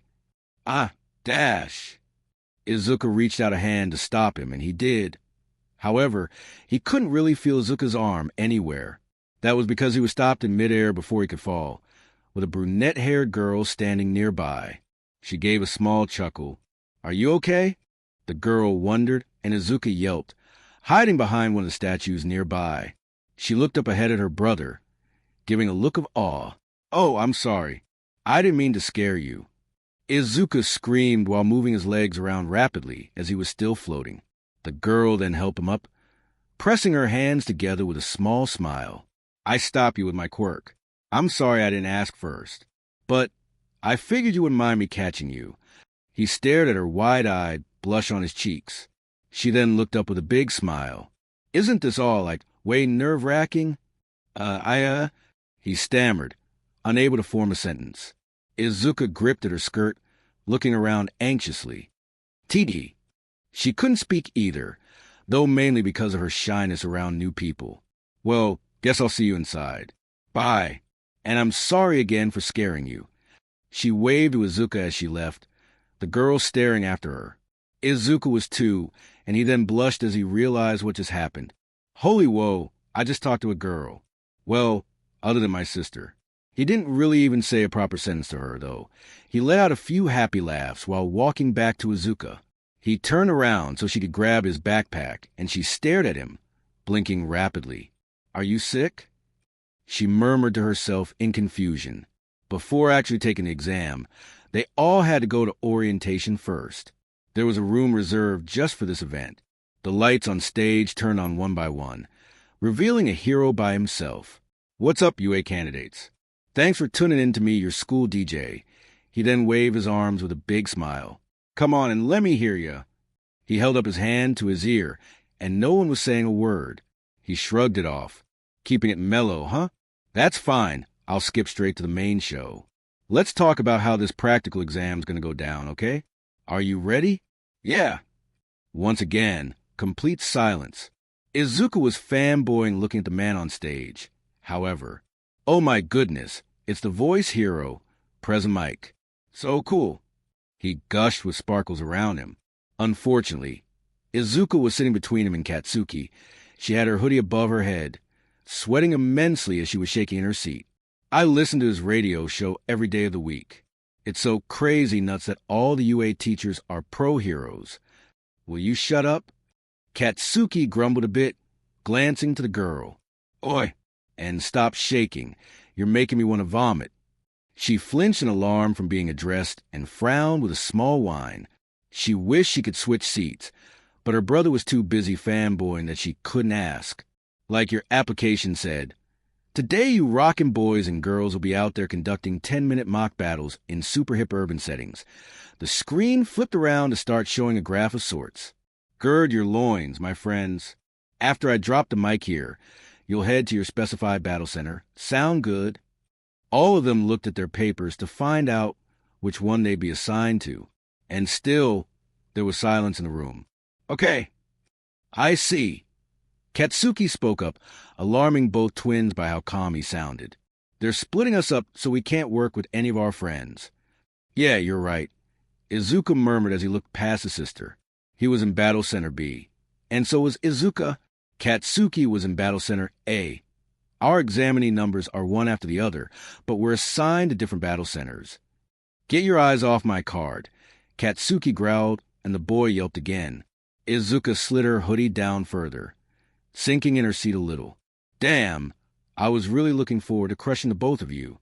Izuka let out a sigh of relief to herself that he wouldn't be in their area, though she had no doubt he'd pass. Okay, let's check out your targets.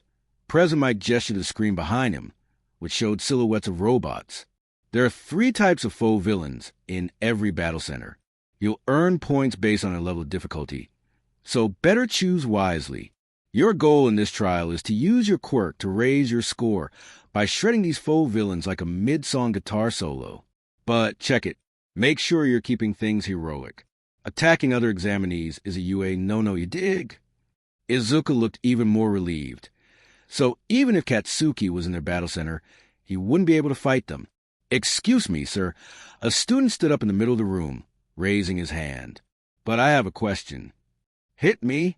A spotlight shined on the boy, who pointed the printouts everyone was given so that they'd know which foe villain was associated with how many points. On the printout, you've listed 4 types of villains, not 3. With all respect, if this is an error on official UA materials, it is shameful. We are exemplary students. We expect the best from Japan's most notable school. A mistake such as this won't do. Izuka's eyes widened that he was openly scolding President Mike over something like this, and then he turned around to the twins, pointing right at them. Additionally, you were the unkempt hair and the girl trying to hide. Huh. Izuku pointed at himself as Izuka flinched in alarm next to him. He's been muttering this entire time, and her attempts to cover herself up are a disgrace. Stop that, both of you. If you can't bother to take this seriously, leave. You're distracting the rest of us, while she's being disrespectful to the faculty, and those who are all properly showing their faces in this school with no issue. Additionally, the cover of your outer garment should not be visible inside a building, only outside. Sorry. Izuku murmured while covering his mouth in embarrassment. Izuka let out a whine, while slowly moving her hoodie away from her hair. She then adjusted it in silence, Katsuki glancing at her. He then looked toward the boy with a small huff that she didn't pay attention to. All right. President Mike waved his hands to try and keep the peace. Examinee number 7111. Thanks for calling in with your request. The 4th villain type is worth 0 points. That guy's just an obstacle we'll be throwing in your way. There's one in every battle center. Think of it as a hurdle you should try to avoid. It's not that it can't be beaten, but there's kinda no point. I recommend my listeners try to ignore it and focus on the ones topping the charts. The one still underneath the spotlight then bowed. Thank you very much. Please continue. He silently sat back down. Oh, I get it. So they're kind of like traps you have to get by in games. One of the examinees commented to someone next to him. The whole thing's like a video game, huh? That's all I got for you today. I'll sign off with a little present. A sample of our school motto. As General Napoleon Bonaparte once laid down, a true hero is one who overcomes life's misfortunes. Now that's a tasty soundbite. You ready to go beyond? President Mike then held out his arms. Let's hear a plus ultra. The words appeared on the screen, and he got no response. Izuku was shaking looking at the paper in front of him. Good luck. Hope you practiced hitting more than just books. The twins stood in front of the battle center, where they'd be testing. A bus had taken them, and other people there as well, and the battle centers were in good distance of each other, so no one could sneak out. Well, this is it. Time to put 10 months of training, with all might to the test. Izuka was wearing a teal jumpsuit, while Izuka had her hair tied up. She had on a midnight blue jumpsuit herself. Time to give it my all. Izuka and I will become heroes, just like I always dreamed. Inside, he was shaking like a leaf because he didn't want to fail. I won't let myself or her down. He then reached up to slap his cheeks to snap himself out of it. Izuka placed a hand on her chest nervously, letting out a shaky breath she didn't know she was holding. She then clenched her fist silently, in determination. She would pass the exam today, and she would work hard while doing it. The hallowed grounds of UA, the school with the best hero training course in the world, the place every kid wants to go. It's known as Japan's most respectable hero school, and the reputation is extremely high around the entire world. People walk through the entrance for the exam. Sure, there are similar programs out there, but they don't hold a candle to UA's, which is why it's almost impossible to get in. Some of the world's most famous heroes have graduated from UA, including All Might himself. So, no surprise on why my brother wanted to go here so bad. The school's alumni list is a who's who of idols. All Might, the most famous pro there is. The legendary peacekeeper, with the most wins under his belt. The fiery hero, Endeavor. Not to mention the denim-clad, award-winning Marvel Best Jeanist. At first, I didn't want to come to UA at all. I thought it was better to not put Izuku of watching me enroll.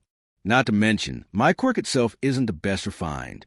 But thanks to my brother, he convinced me to take the exam along with him. Graduating from UA is basically a requirement if you want to be a great hero. And so, we held our heads high and marched toward the entrance exams. This was it. The first step towards achieving my dream of both of us becoming pros. With hesitant but determined looks, the twins stepped forward through the doors, ready for their exam. And so, after being assigned to battle centers, the students looked at the huge area in front of them. It was like an entire city, but condensed. "This is nuts," one of the examinees commented in disbelief. "It's like a whole city." Another said in awe, "Can you imagine how much it costs to build this?" A third one asked. Meanwhile, Izuku was shaking like a leaf. Izuka herself wasn't much better either. "UA is amazing. Like your application said. Today you rockin' boys and girls will be out there conducting 10-minute mock battles in super hip urban settings." The screen flipped around to start showing a graph of sorts. Okay, let's check out your targets. There are 3 types of faux villains in every battle center. You'll earn points based on their level of difficulty, so better choose wisely. Your goal in this trial is to use your quirk to raise your score by shredding these faux villains like a mid-song guitar solo. Izuku gulped after reminding himself of the instructions that they were all given. Izuka placed a hand on her chest nervously, letting out a shaky breath she didn't know she was holding. "Okay, this is it." He spoke up, and she glanced at her brother. A mock battle. He then glanced around at other examinees, and noticed that none of them were feeling the same as the twins. How come none of these guys seem nervous at all? Are they that confident? Oh, some of them even have special gear. "We may not have special equipment or enough strength as others." Izuka spoke while hiding behind him. "But I know we'll pass. This is our only shot." She clenched a fist in front of her. He glanced behind his back. "Thanks for the pep talk, but kind of weird to have it when you're standing behind me." He gave a slightly awkward expression. "Because I don't want other people coming up and talking to me." She covered her eyes with one hand. "Even if it is a smaller amount than before, I can't bring myself to show me to them." She shook a little in fear. "You can't hide behind me the entire exam, though." His sweat dropped a little. "Otherwise, you won't earn points." "I'll earn them." She pumped her fists rapidly with sparkles around her head. "You and Mr. All might help me so much, so I don't want to disappoint." He blinked rapidly and then smiled at his sister. "You won't, Izuka, because you've got this." He encouraged the girl, and she nodded sharply with a determined hum. "I do," she affirmed nervously, but wasn't going to back down easily.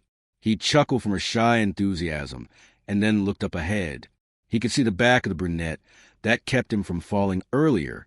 Hey, it's her, the nice girl we met at the school gates." He pointed out, and his sister peeked behind his shoulder to see her. "The one who kept me from falling." Izuka blinked as she watched her brother nervously step up, sweat on his face. "We should probably thank her for helping me back there." Izuku. She whined a bit at having to interact, because she wouldn't be able to form a sentence. She did think the girl was friendly, but the thought of speaking to her was making Izuka very anxious. Before she could do anything, a hand stopped Izuku by placing on his shoulder. He turned around in confusion, Izuka turning to her left.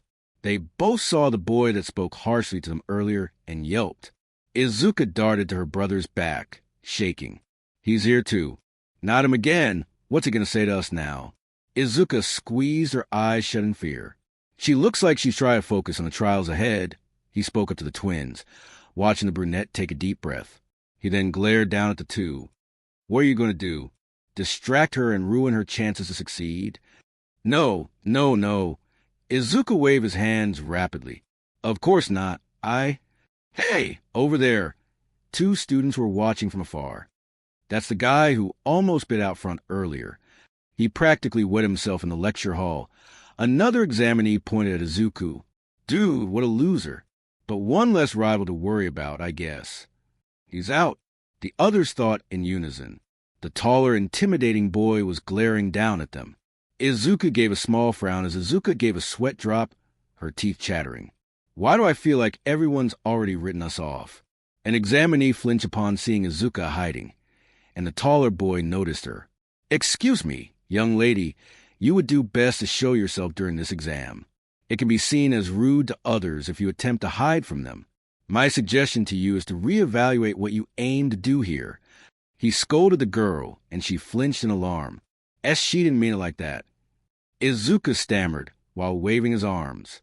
She's just very shy. Whoa! Hey, isn't that the girl who tried to save that kid with the sludge villain?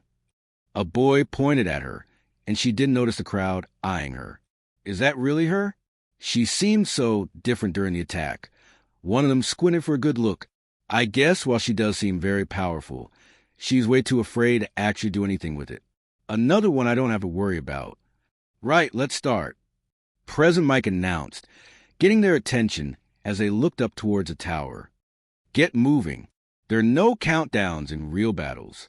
Run, listeners. He spun his arm around as he was standing on the roof.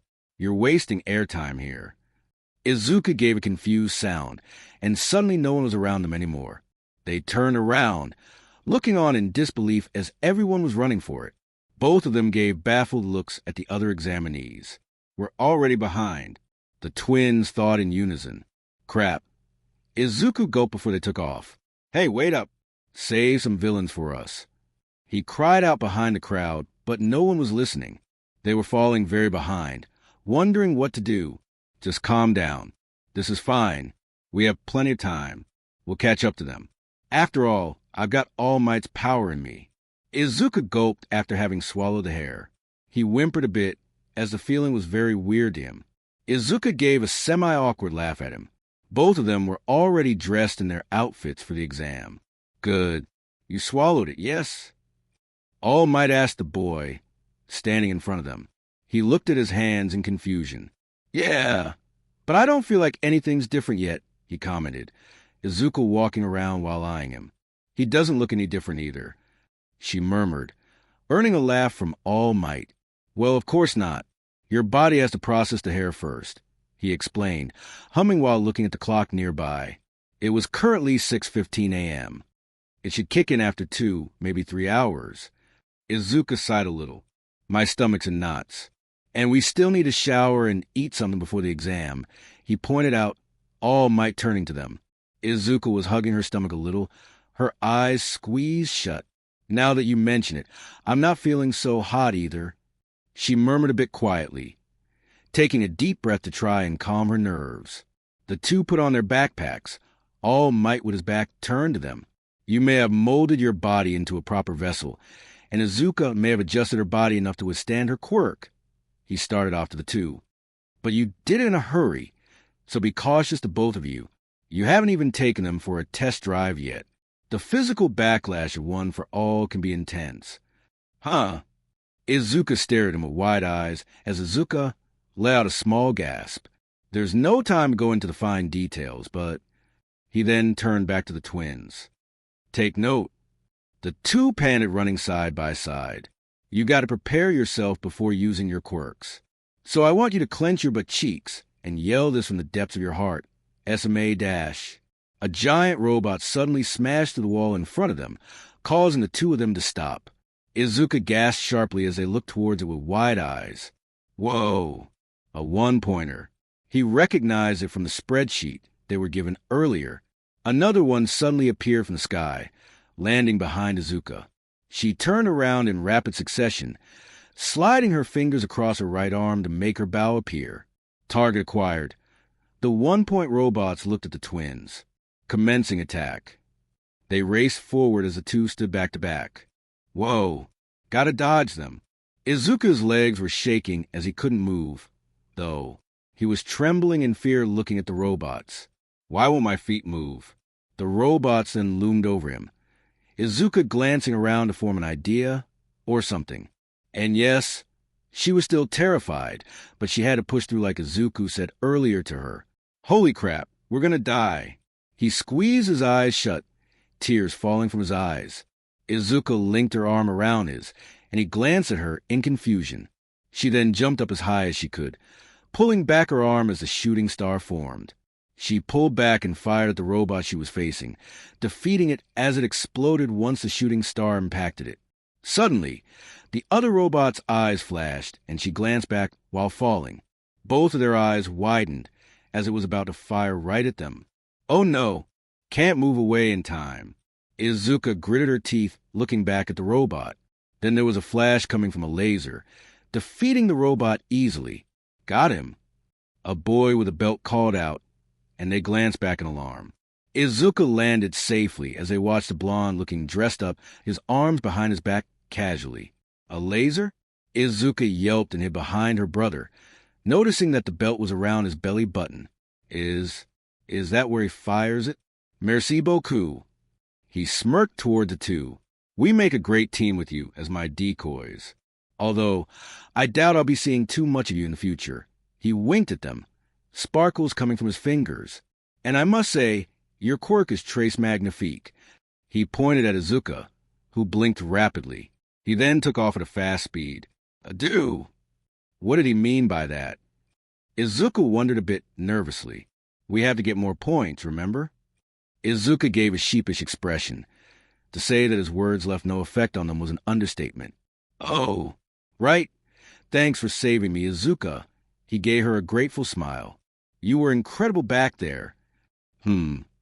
She then looked away, rubbing her neck. I don't know if I'd call it that. I guess it was the same feeling I had when we were trying to save Bakugo-san. She blinked at the comparison, and then huffed, looking annoyed. There was a thought that she never wanted to have again. Huh. Izuka stared at his sister's expression. Her eyes were closed, and she didn't look too pleased now. He knew that look. She only had it when Katsuki was present. Hey, why do you think Kaken hates you so much? She looked up in shock from the question, her eyes opening as she glanced at him. We're in the middle of an exam, remember? And why did you bring him up? I know, but it's just kind of weird the way he looks at you sometimes. It's like he's analyzing you or something when he stares at you for too long. Even though he couldn't care less about us. He muttered that last part to himself. She then turned back around so her back was facing him. Truth be told, she didn't know what Katsuki's deal was with her. If it was because of her brother, sure, but he reacted differently to her sometimes now. But she also honestly couldn't almost care because of his behavior, no matter how curious it made her. She did know one thing. She didn't want her brother getting mixed up in it if things got to be too much. Izuku, don't worry about me, okay? She gave a small smile looking over her shoulder. If it's something bothering him about me, I'll have a talk with him. She looked a bit scared at the idea, and he looked at her in concern. But Izuka dashed. 6 minutes and 2 seconds left. Present mic informed everyone, alarming the two. Already, Izuka yelped with white eyes. They then ran down the street past a destroyed robot. Not good, not good, not good, the boy thought to himself, and unfortunately, all they were coming across were defeated robots, which wouldn't count if they didn't take them down themselves. We need points, fast. Up ahead were some 2-point robots, which were also destroyed. He panted heavily as they passed through an alley. They then flinched at the sight in front of them, seeing a whole bunch of examinees in front of destroyed robots. Izuka hid behind her brother once again, and he looked around rapidly. He then gasped as he saw the brunette running toward something. Her again. She seemed so focused and determined. Izuka stared at the girl. Just like I want to be. They watched her touching robots with a pink glow coming from her fingertips. The robots floated into the air, and then she pressed her fingers together. Now release, she called out, and all the robots fell into pieces behind her. Izuka blinked in awe of the girl's power. The brunette then glanced behind her, doing a quick glance at what type of robots they were. Okay, that should be at least 28 points. She ran off, Izuka looking in shock. 28 points. The boy who scolded them took off in high speed thanks to the engines in his calves. A robot looked up as he jumped and went into high speed to kick the robot into pieces. That puts me at 45. How'd he get so many? Izuku cried out in disbelief, and one kicked the robot arm into the air. 32 for me. Hey, back off, that one's mine. As they all argued over getting a spot into UA. The twins looked around rapidly. It was all chaos, and so far, only Izuka got 1 point. First come, first serve. They looked panicked that they might not pass at the way things were going. How were they supposed to get in if they couldn't get any more chances to prove it? At this rate, there won't be any enemies left. We're gonna fail. What do we do? Izuka murmured while darting her eyes around. Nothing was coming to mind for either of them as they both gave small sweat drops. Clearly, the examinees have no idea how many villains are present or their locations. Someone spoke up in front of a bunch of screens. The faculty of UA were currently watching the progress of the examinees. They have limited time, must cover a vast area, and hunt down every last target. Some use information-gathering abilities to plan out strategies. A tall boy with multiple arms was scoping out the area from a roof, while others rely on speed to pull ahead of their peers. The boy who scolded the twins slid to a stop, dust and smoke flying behind him. Then the boy with the belly-button laser fired again, giving a wink. Of course, remaining calm under pressure can be a huge advantage. Katsuki was panting hard with a big smile on his face, as he had just taken down a whole area of robots. As can pure power and combat ability. The most successful students use a combination of all these tactics. They're the ones who rack up the highest scores. HM, I'd say this year's group looks promising. A female teacher spoke up. Well, there's still plenty of time before it's over, another teacher stated, as a cover lifted from the control panel to reveal a button. The real test is yet to come. The button was then pushed. Let's see how they react. Suddenly, there was a shake from the ground, and a huge explosion went off, giving off a bunch of smoke. The brunette girl covered her mouth while looking up ahead with a gasp. Other examinees stopped to look and see what was going on. She panted in a bit of fear as something so big was approaching that it broke the windows nearby. The twins looked around in alarm, and then looked up as a large shadow went over them. The two gasped sharply as they were staring at a giant robot that was taller than even the building surrounding them. It smashed the top half of the building to the left. Think of it as a hurdle you should try to avoid. I recommend my listeners try to ignore it and focus on the ones topping the charts. Izuka let out a scared squeal as Izuka stepped back a bit, still holding on to her crescent moon bow. Her mouth didn't want to close looking at the giant robot. Isn't this a little extreme? Izuka couldn't help but think. All of this just to get into, they definitely weren't expecting this. This is something that some of the most famous heroes had to go through when they took their entrance exams. So how will we handle it? Izuka bit her lip anxiously, sweat dripping down her face. The robot raised an incoming fist, causing another explosion. All of the examinees screamed while bracing themselves from the amount of wind the robot was giving them. Izuka stood in front of his sister as she ducked, covering her head with her arms. Once the smoke lit up, they looked up with a terrified expression on their faces. Izuku panted heavily as he felt like he couldn't move. Izuka looked up at him, seeing his shaking body. Izuku, she reached out a hand and he fell at her feet. Little brother? She bent down to him from behind, about to pull him up. Now things get interesting. She looked up, flinching as the both of them could see shadows in the distance. Most of the examinees had stuck to running off, fear on their faces. Izuku was still looking up, not having said anything to his sister. Izuka cried out to him while shaking him from behind to try and snap him out of it. A person's true character is revealed when they're faced with danger. The boy with the engines on his calves noticed the twins while running past them. He noticed their expressions briefly and didn't stop, and neither did anyone else as they went past the two, to go earn more points.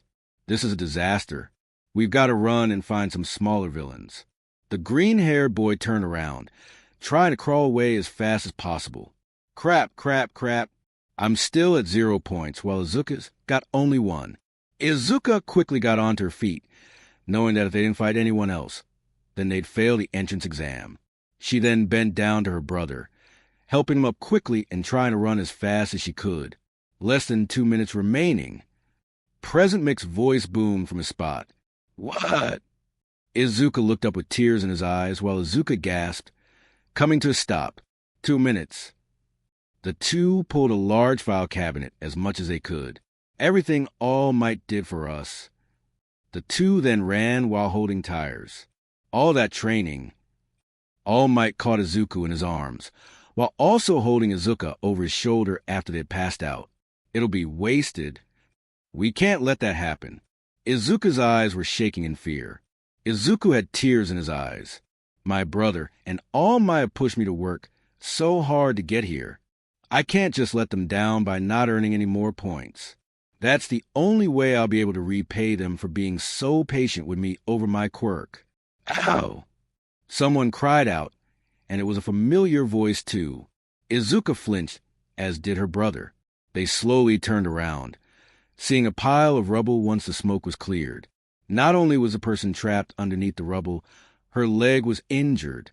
She grunted in pain while gritting her teeth trying to break out. And not only that, the girl was the same one they had met outside not too long ago. I'm sorry I didn't ask first. I figured you wouldn't mind me catching you. She smiled with her hands pressed together. Izuka was peeking at her from a statue. They looked up ahead in horror as things started falling. Not a single other person was around to help her, and they couldn't just ignore her either. The twins took off running towards her. There are no combat points rewarded for taking on the humongous villain. The two raced as fast as they could, but there is opportunity. As Izuku bent down his feet, he felt some of his muscles being elevated in strength. With Izuka, as she bent down, she felt sparkles underneath her feet as something was rising underneath her. A chance to shine. They were both powering up, and once they did, a yellow star appeared underneath Izuka's feet to propel her into the air. Izuku jumped up, red light underneath his shoes. The brunette girl gasped sharply while looking up at the two. To show what you're really made of. Izuka narrowed her eyes while adjusting her bow, pointing it right at the robot. Izuku clenched a fist, red veins appearing on it as he prepared himself. His sleeve then started to rip into pieces while his sister raised her left hand, sliding it down her right wrist slowly. Her ammo started to grow stronger from the slower movement once she gripped the string. The robot tried to attack, but they dodged and continued flying right towards it. So clench your butt-cheeks, kid. The two recalled All Might saying to them, with tears flying from their eyes. They knew that this might fail them, but they had to do something to save the girl. And yell this from the depths of your heart. The twins thought along in unison to what they were told earlier that day. Izuka focused her aim. Her arm pulled back far enough that her hand was right next to her cheek. Smash! Izuku thought with gritted teeth at the same time that Izuka fired off her shooting star. Only this time, it was much bigger than the last one. It soared right past her brother, twinkling with power just as Izuku recoiled back his fist. At the same time the shooting star hit the robot, he had punched it with so much power that it not only caused a dent, but the robot was pushed back far. This was thanks to the power of both twins working together. The shooting star then shined inside of the robot, causing an explosion from within. The brunette girl looked up with her mouth wide open, as did the other examinees watching. All Might gave a grin to himself. That's right. Show who you are. The robot then endured smaller explosions throughout its build. Embody what it means to be a hero. A staff member waved his arms in excitement, while All Might's grin widened, proud of them both. Nothing is nobler than self-sacrifice. Izuku looked up ahead in awe of his own power and his sister's. They were still falling as his arm looked completely broken with how red most of it was. Izuka blinked rapidly, not only at the fact that she flew, but that her shooting stars could apparently explode. The twins rushed forward to save Katsuki. This is kind of like when we tried to save Kakin. We move without thinking. He clawed at the sludge as much as he could.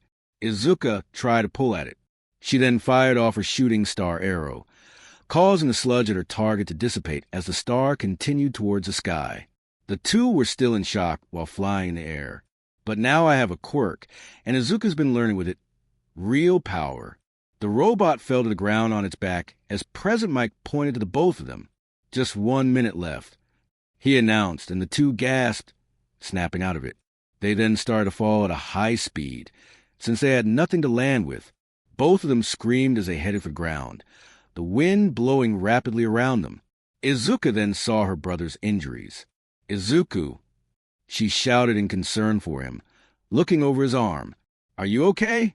"No," he replied back quickly, and her eyes widened. "But don't focus on me right now." "Okay." I jumped using One for All, and I used my quirk at my feet to get distance. Izuka looked for something, anything to help them out here. So maybe we can use our quirks to get down too. Both of them thought in unison. Just like All Might. Landing should be a piece of cake, right? Izuku wondered why he couldn't move his right arm anymore. Or his legs. They felt like putty. Right. If I use my quirk to get us down, it won't be a smooth landing. Izuka gritted her teeth in thought. If she tried using her shooting star, they'd probably die because she had only used a big one like today only once. So she had no idea if it would be the same result. So unfortunately, she couldn't risk that. Her brother yelped as he glanced at his body. "I'm broken." Izuka looked at him wide-eyed, unsure what to do. Either she risked their lives to get them down, or they die. The two of them screamed as the girl braced herself. Both of them had their eyes squeezed shut. You may have molded your body in a proper vessel, and Izuka may have adjusted her body enough to withstand her quirk, but you did it in a hurry. So be cautious to both of you. The physical backlash of One for All can be intense. Izuka squeezed his eyes shut while holding his arm, tears flying from his eyes. He warned me. I should have listened. He gritted his teeth, trying to fight the pain off, but it was difficult, especially when about half of his body was in serious damage. I can barely contain this borrowed power, even after 10 months of training. It felt like glass breaking for him. And this is just a hair of his quirk. All Might held up the hair, standing in front of the two. I got way ahead of myself attacking that giant villain. Izuka turned to her little brother as their tears flew above their heads. I should have warned Izuku to be careful. She looked toward the ground, her hair flying above her body. "I can't get us down. I'd probably kill us if I did. Even after intense training, I still can't get control of it. And this is after inheriting one. But we couldn't just let that girl to suffer. We had to do something to help. But how are we going to get out of this? I'm acting like a pro, when I don't even have enough skill to be a sidekick. This is it. I'm sorry, Izuku and All Might. I failed you." Izuka let out a deep breath as they were nearing the ground, both of them determined. The girl shook her head rapidly to snap out of it. "No, this isn't over. There's got to be something we can do. A Detroit smash. It's the only chance we got to survive. My legs and my right arm are broken. So just one option. I can do this. But if my timing's off, then we're toast. Even if we live, we don't have enough points." Izuka looked up towards his sister. "Izuka, grab onto my back, okay?" He told her, and she recoiled back in shock. "I'm going to use a Detroit smash to get us down." "No, you can't do that," she exclaimed while looking at his flailing legs and right arm. "Your body might not be able to handle it again. If I can activate the same technique I use to jump, maybe I can get us down." "And what if you can't?" He looked back to her, and she stared at him in realization, her eyes shaking. "I trusted you when you fired off your quirk for the first time with Kakin, and now I'm asking you to trust me." Izuka let out a small gasp, as there was now silence between the two. The wind kept blowing their hair, and she closed her mouth silently. He was right. She had to trust him, as much as she didn't like it, because she did have faith in her brother, even if they did end up failing today. "Okay," she agreed after a few more seconds, hugging his waist from behind. He glared toward the ground. "But if I break my left arm too, there's no way we're going to pass the exam." Izuka thought, as he didn't have the heart to tell her that. They were getting closer and closer to the paved roads. Izuka was screaming as Izuka looked toward the ground, her eyes wide in worry. But she didn't let go. Instead, her hold only got tighter. Just before he could use his arm, the girl that the twin saved lightly slapped his cheek, and he floated just above the ground. Izuka held on tight as the brunette slowly pressed her fingers together. "And release!" She groaned as they all fell safely. Izuka landed with a slight thump next to her brother, letting go of him while letting out a heavy breath. The brunette groaned and then looked sick. She covered her mouth with her hands and tried to hold it in, but unfortunately, she still threw up onto the ground despite that. The twins panted heavily, Izuku holding on to his broken arm. "We're alive, that girl. She stopped my fall again, and now Izuka's too. Sure seemed to take a lot out of her." Izuka hid behind her brother still, but glanced up toward the girl. Maybe she's hit her limit with her quirk? But at least she doesn't look injured. That's a relief. Izuka gasped and then turned to her brother. "Izuku, only your left arm can move. Let me help you now." She picked him up over her shoulder, stumbling a bit because she was still shorter than her brother. He clenched a determined fist. "Thanks to her, we still have a chance to get at least 1 point before Dash." "And that's it," President Mike interrupted, his sunglasses giving off a small glint. "Time's up." An alarm went off as Izuka's eyes went white as she stood stiff. The boy with glasses let out a small breath. Katsuki smirked while wiping off his mouth, smoke coming from his hand. The brunette girl let out a small groan as she looked unconscious. The other examinees stood in silence, most of them proud of themselves. Izuka then slowly dropped her brother back on the ground, both of them horrified. Tears fell from their eyes, snot coming from Izuka's nose, as they gave sounds of disappointment. Izuka then rolled his eyes backwards before falling onto ground and losing consciousness. "Izuku." Izuka bent down to him, sniffing. "I'm so sorry. I only managed to get a single point." He didn't answer as his face was planted into the ground. "Did you see their attacks?" One of them looked on at the twins. Izuka was shaking her brother, wailing. "I didn't think they had that kind of strength." "Me either." Some of the examinees had gathered around the twins to stare at them. Izuka either didn't notice, or she was busy trying to get her brother awake to care. Looked like some kind of reinforcement-type quirk and an emitter quirk, but there was something else about them. If they have such amazing quirks, how come he didn't snag any points all day while she only got one? Maybe they were trying to trick all of us. Joke's on them. There's no way they're passing with low scores like that. True, but you gotta admit, those were pretty amazing moves. As they were speaking, the boy with glasses looked on at the duo, his glasses glinting a little. He felt that there was something that needed to be addressed here. They're all missing the point. Don't they see what they did? He then looked towards the brunette, who had collapsed on top of the robot part she was laying on. They sacrificed everything just to save that girl. He looked back to the twins, Izuka checking her brother's pulse. They must have known how little time was left, how many points they needed to pass, that they were putting their lives on the line. But despite those concerns, they didn't hesitate to jump. When the twins had jumped to go face off the robot, the boy had actually seen them do this with his own eyes. He then clenched a fist, as he felt like he had misjudged them both a little much. And when he passed by them before, he remembered seeing their faces. They couldn't move at all earlier, and yet didn't have any fears jumping in to help the girl.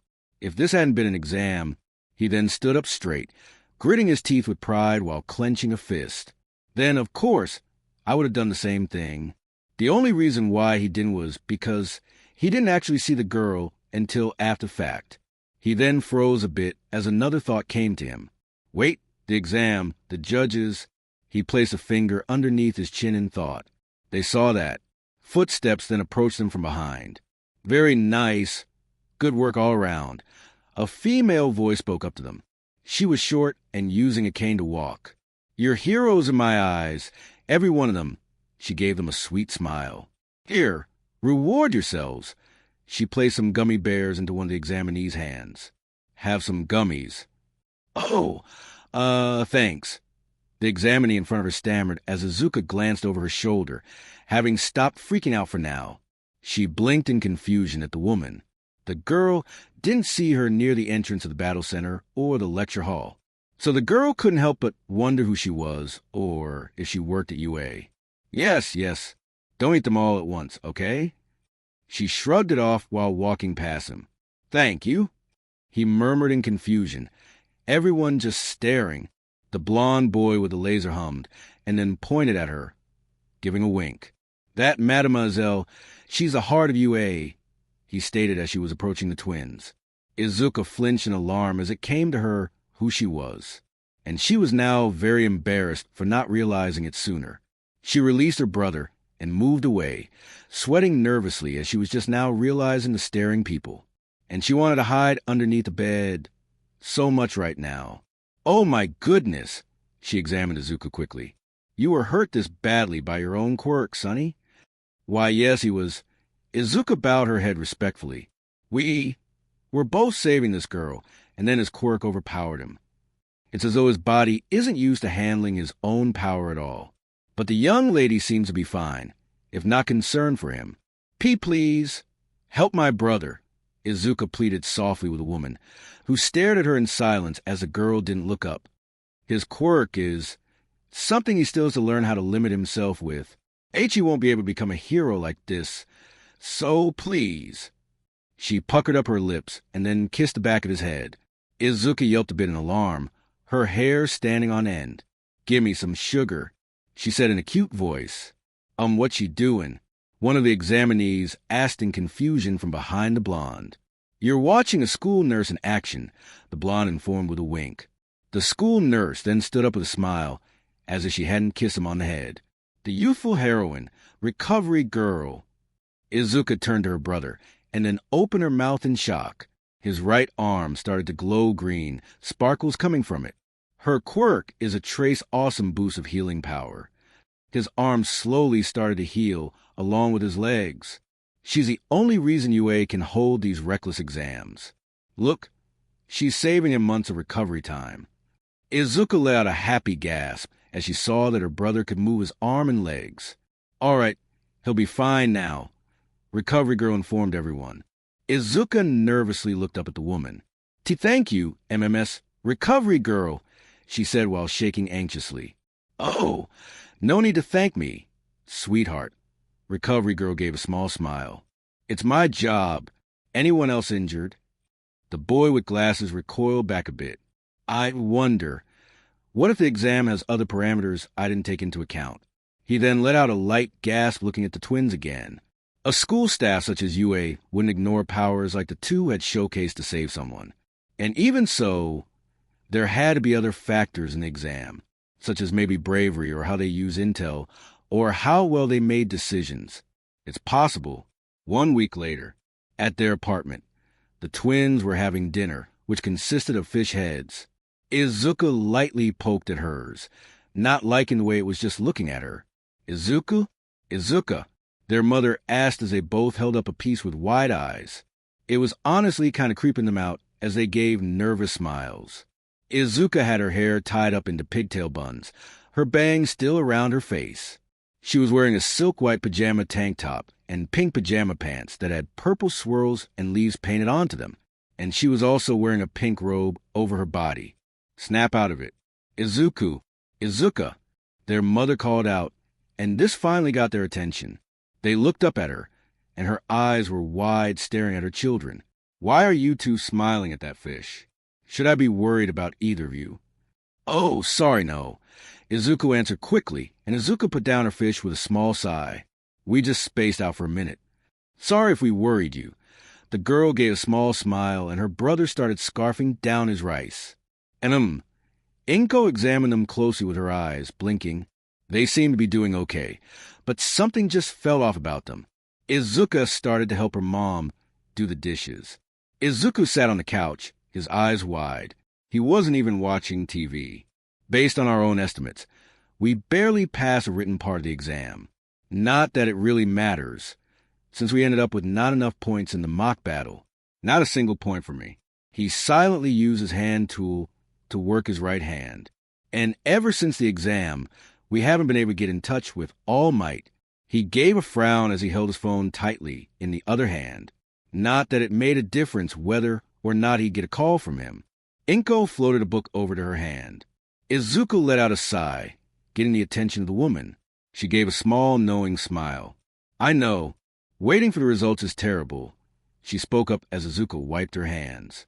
She had her phone in her back pocket. I guess. Izuku agreed tiredly. He felt like he wouldn't be able to function until he heard something, anything from either Yue or All Might. It is kind of nerve-wracking. Izuka bit her lip nervously, sighing. She took out a sketchbook as she walked over to sit next to her brother. It could go either way, really, she murmured while opening it up, deciding to draw and try to ease her nerves a bit. And she never thought she'd be so concerned over her results until the past week, thanks to her brother giving her some confidence in her quirk. No matter what, I just want you two to know I'm proud of you, and I think you're really cool, sweeties. Inko gave an anxious smile, hoping that they would hear back soon. Sure, Izuku said after a few seconds. Thanks, Mom. Izuku let out a heavy sigh, closing her eyes. Inko then took off her shoes at the door.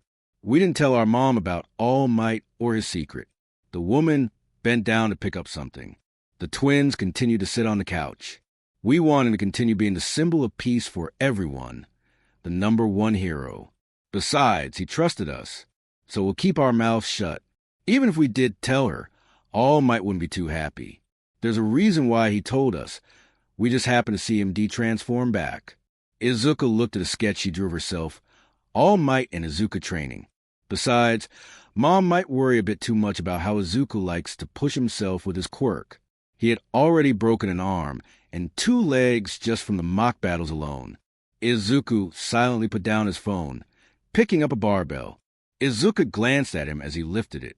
All Might, somehow, someway, you saw potential in us. But we failed. I let the 3 of us down so much. I'm sorry. He had a pained look in his eyes, as maybe that was why he hadn't heard from All Might. He didn't want to face Izuku after learning of his failure. But I'll keep trying. Izuku, his sister spoke up, causing him to turn to her. Her eyes were kept focused on her sketch. We have to give it some more time. I'm sure that whatever the results say, all we can do is try even harder, right? She then looked to him with a small smile. So just be patient. Yeah, okay. He agreed with a weak smile of his own. Thanks. As soon as she said this, the door opened. Izuka yelped loudly while slamming her sketchbook shut. They looked up to see their mother scrambling on the ground, holding 2 envelopes. A letter, you two. They came, you two, look, you have letters. She held up the envelopes to them. They're here. Your test results from UA. The twins stared at them with wide eyes. The moment was finally here. Inko gave a nervous sound, pacing in front of their rooms, with Izuka's room right next to Izuka's on the left. She was praying that the results were positive. Izuka slowly approached her desk, her hands shaking. She had a bookshelf full of art supplies and books next to her desk in the upper right corner, with some of her favorite paintings on display. Above her headboard from her bed was a few pictures of her with her family, as well as some wall designs she painted. Above her bed was a window, and she also had a small shelf next to her door for her tools that she always used for her art. She gulped while slowly taking a seat. Izuku was sitting in front of his desk, staring at the envelope in front of him.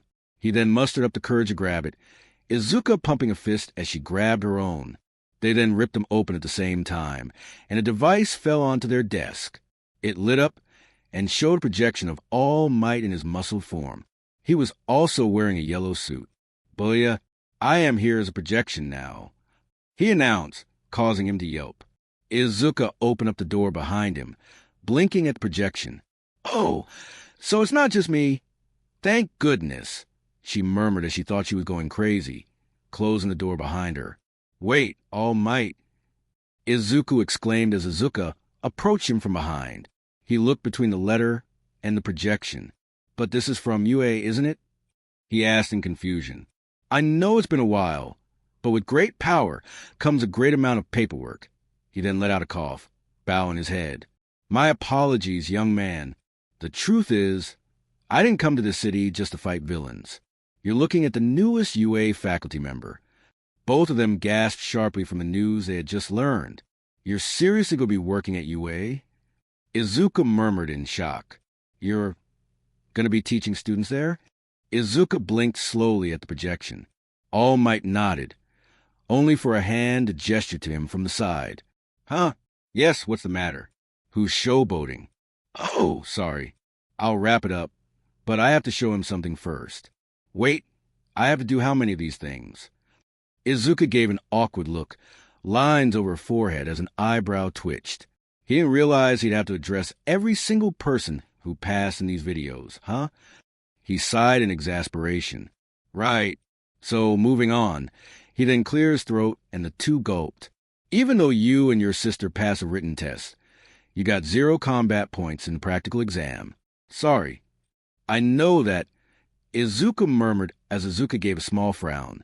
She placed a comforting hand on his back. Of course, I know. His voice broke a little, shaking. It's all I've thought about.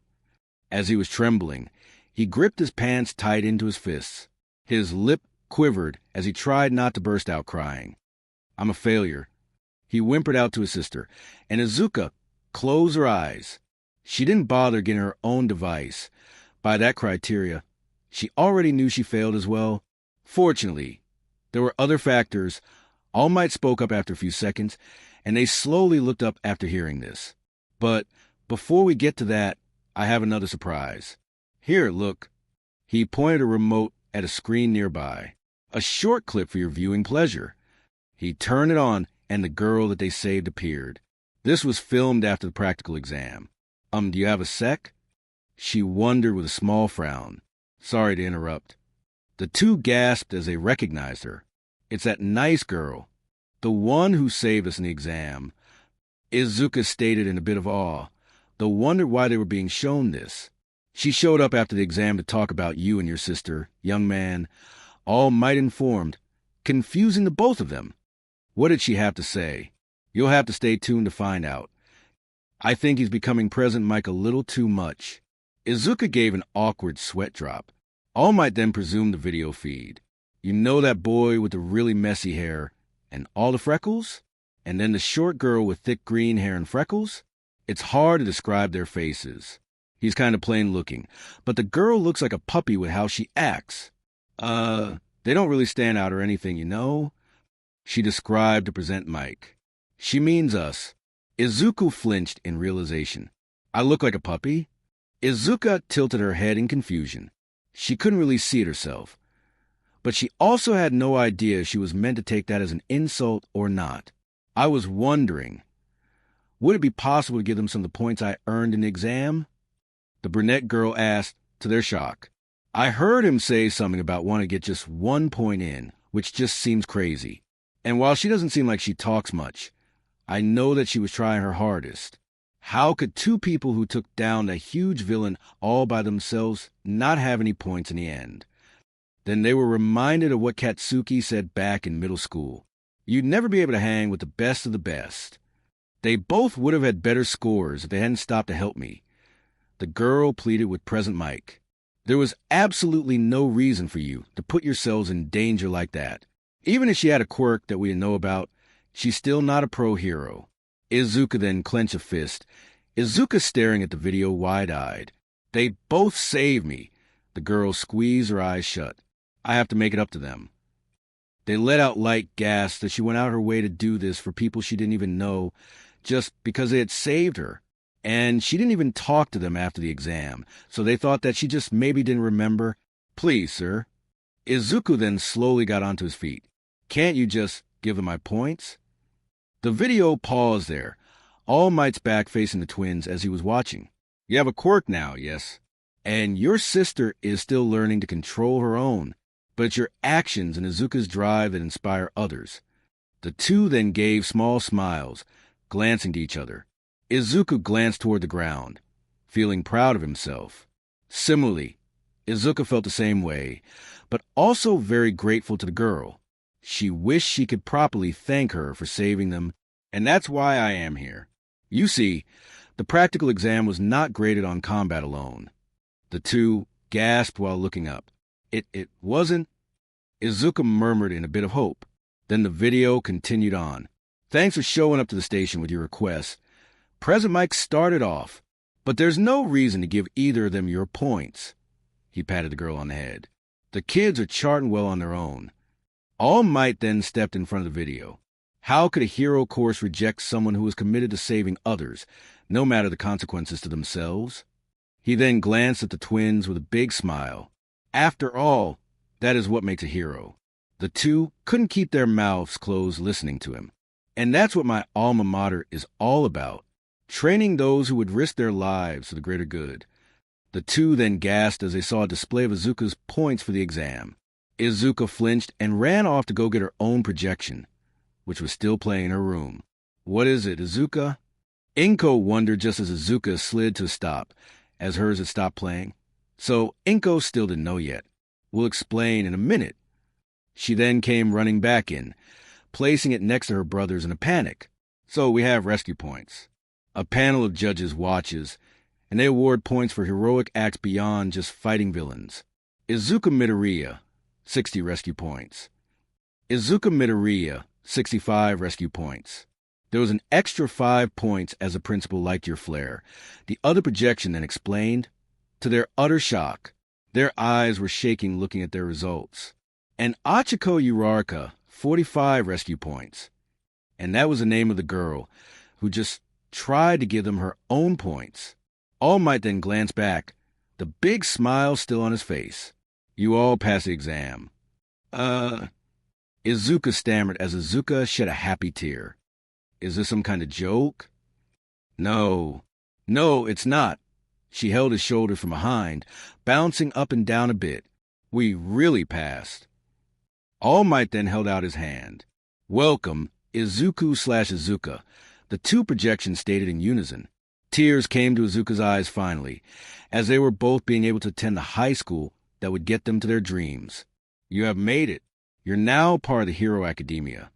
Izuka let out a whimper and let out a shaky breath. Thanks. Thank you, Mr. All Might. Izuka clasped her hands together happily, a small smile on her face as her tears started falling. Izuku sniffed while wiping off his eyes with his arm. It took a lot of help, but our lives have changed completely. And now, we're enrolling in the high school of our dreams. It took me a lot of convincing to get me this far, but I don't regret it. My life was changing for better. And now we would both get to attend UA, the school that was known for graduating some of the most famous heroes in the world. Inko kept pacing outside of Izuku's room, as they hadn't come out yet. Finally, the door opened and she gasped, seeing their happy smiles. She gasped and tears came to her eyes.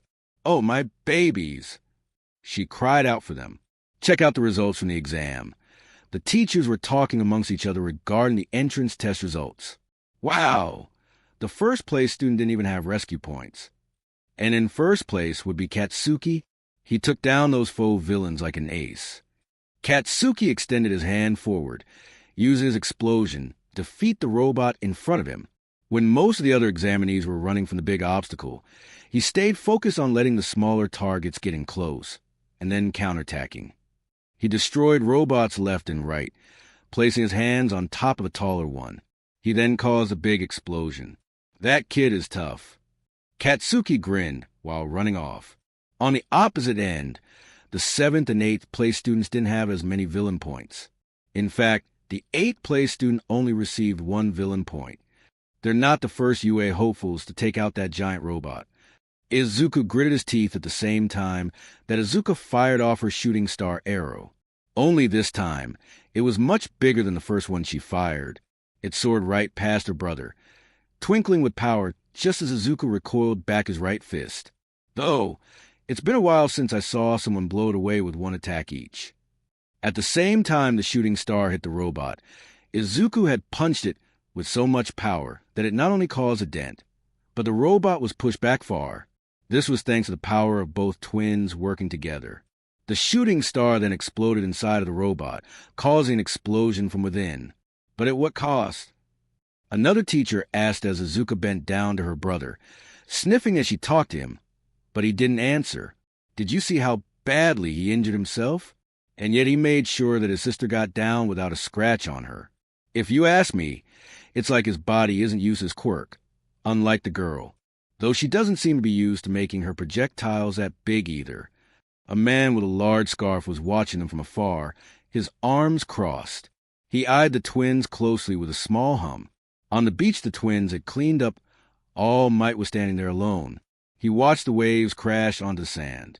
The night after the both of us opened our UA acceptance letters, he finally got in touch with us again. I guess he wanted to talk to us in person after we listened to his messages. The two ran into the entrance to the beach. Izuka had her hair in pigtails, wearing a yellow hoodie, blue jeans, and sneakers. Huh. He glanced back in confusion to see them approaching. Izuku panted with tears falling from his face. Izuka panted while placing her hands on her knees. "Hi, All Might," he exclaimed to the skinny man, and he spurted out blood from his mouth in response. "Too loud, kid," he warned the boy as Izuka turned to him nervously.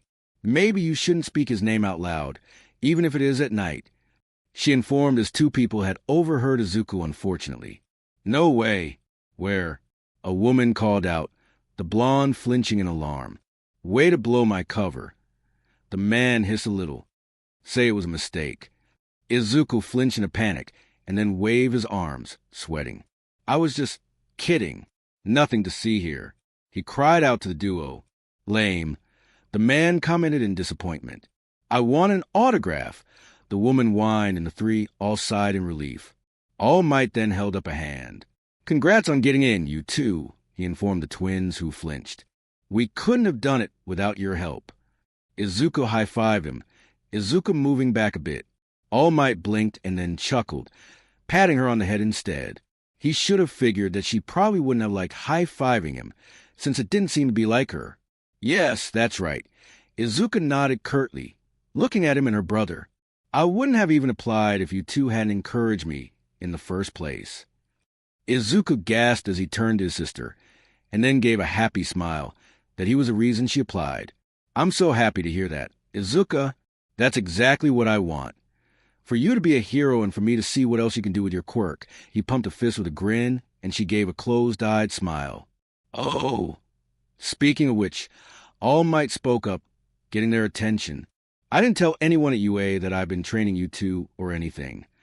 They blinked at him in unison. "Really, I wasn't one of the judges. And I didn't pull any strings for you. You earned your spots all on your own." "Whoa. Thanks for telling us." Izuka kneeled over a bit, Izuka rubbing his back gently. "We're glad to hear that." "Yes, it's nice to know that you were still supporting us without doing us favors." Izuka nodded in agreement. Izuka then let out a gasp as he realized something, looking up at the skinny blonde. "Oh, yeah. We were really surprised to hear you're going to be a teacher at UA this year. I was wondering what brought you here all of a sudden." "I'm curious about that, too." Izuka blinked up curiously. "It does seem like a big change for you. After all, your agency is in Minato, Tokyo, and everyone knows Dash." "Getting creepy," All Might interrupted, earning a weary look in return. The girl let out a small giggle at her brother, her hand in front of her mouth. His fanboying was still very apparent. Even after 10 months of training, the school didn't want me telling anyone about the job until they made an official announcement. All Might stared at the water in front of him. It seemed like fortuitous timing, an easy way to find someone new to inherit One for All. "I was on a long hunt for a successor," he informed the twins the day that they tried to rescue Katsuki. "So that's it." Izuka recoiled back a bit in alarm as Izuka gasped. He was originally planning to give it to a UA student, someone who was strong. He looked towards his hands, his eyes shaking as... He wasn't that, at least not yet, who already had a quirk. "Your power completely wrecked my body," Izuku informed the man, "and all I did was jump and throw one punch. I can't control it. What do I do? I haven't felt myself reaching my limit too soon in a while, but eventually that might catch up to me." Izuka looked towards the ground. "I might not have been injured like he was after the exam, but what if I do end up causing an explosion if I reach my limit and someday I'd have to go beyond that?" "You'll learn to manage in time." All Might turn back around to them. "Hoping to master it right away is like asking a baby to run a marathon. You still have to go through the process of learning how to walk. As for you, Izuka, I don't know if I want to believe you'd do something like that. She let out a gasp, looking up at him with wide eyes. Sure, you may be quiet, and you don't interact with other people much. But I know that you'll learn to get adjusted to your quirk and unlock new abilities. Yeah, Izuka murmured softly, and Izuka tried not to cry from his advice. Thank you, Mr. All Might, she whispered gratefully, clutching at her pants in determination. She wouldn't let anything happen to the city with her quirk. Wait. Izuku looked up in realization. You knew I was going to get hurt that badly. Well, we were in a time crunch. All Might poked his own forehead. But it turned out all right. He could have died, Izuka stated with a semi-blank tone. But he now knows what he's dealing with. And he's still alive, isn't it? All Might gave him a thumbs up. Right now, your quirk is either all or nothing. He picked up 2 cans of gas. One day, you'll learn how to control your output. Then you'll be able to adjust exactly how much power you're using. Izuku then gasped at what he was getting at. We just need control? You're overflowing with energy at the moment, and she's still dealing with untapped power. When training, your bodies will hold them better. He then squished the can flat in his hand, as he was in his muscle form now. Then it's yours to command. The 2 gasped and then gave determined looks. Look, it really is All Might. The man from before called out. No way. Where'd he come from? The woman asked in awe, and All Might realized what he just did. Right. Now we run. He ran off, to their shock. Okay. Izuku agreed, running after them. Wait for me. Izuka followed after the duo. All Might then glanced back at the twins. The torch I passed on to Izuku is but a small flame right now. In time, it will be kindled until you wield a raging inferno. The more powerful you become, the more you'll outshine me. Eventually, I'll retire. My job complete. Who? Deep stuff. All Might. Izuka's flame is also small, but can be kindled into a raging inferno as well. And the more powerful she becomes, the more that she'll start to become her own symbol. It was now April, which meant that the first semester of UA was starting. Izuka, you're all set? Inko asked the twins nervously. Both of them were lacing up their shoes as they were getting ready to leave. They were already in their UA uniforms. Izuka's shoes were pure white sneakers with 1 yellow star per shoe near the heel area. They had periwinkle laces tied to them. Yeah, he answered without looking back. We double-checked everything, Izuka informed, while also holding a big rectangle-shaped bag. Are you sure? She wondered from behind her children. You didn't just pack action figures or art supplies, right? I have everything. Izuka looked back at his mother nervously.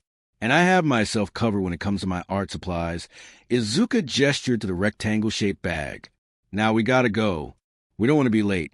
Izuka got onto his feet, putting his yellow backpack over his shoulder. Izuka stood up as well, holding both her bags by the strap in front of her skirt. Come on, Izuka.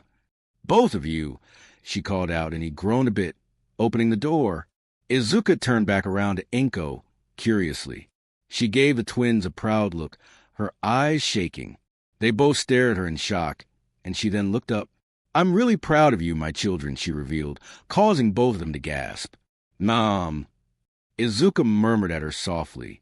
That day, we began our high school careers, and the first step to being heroes.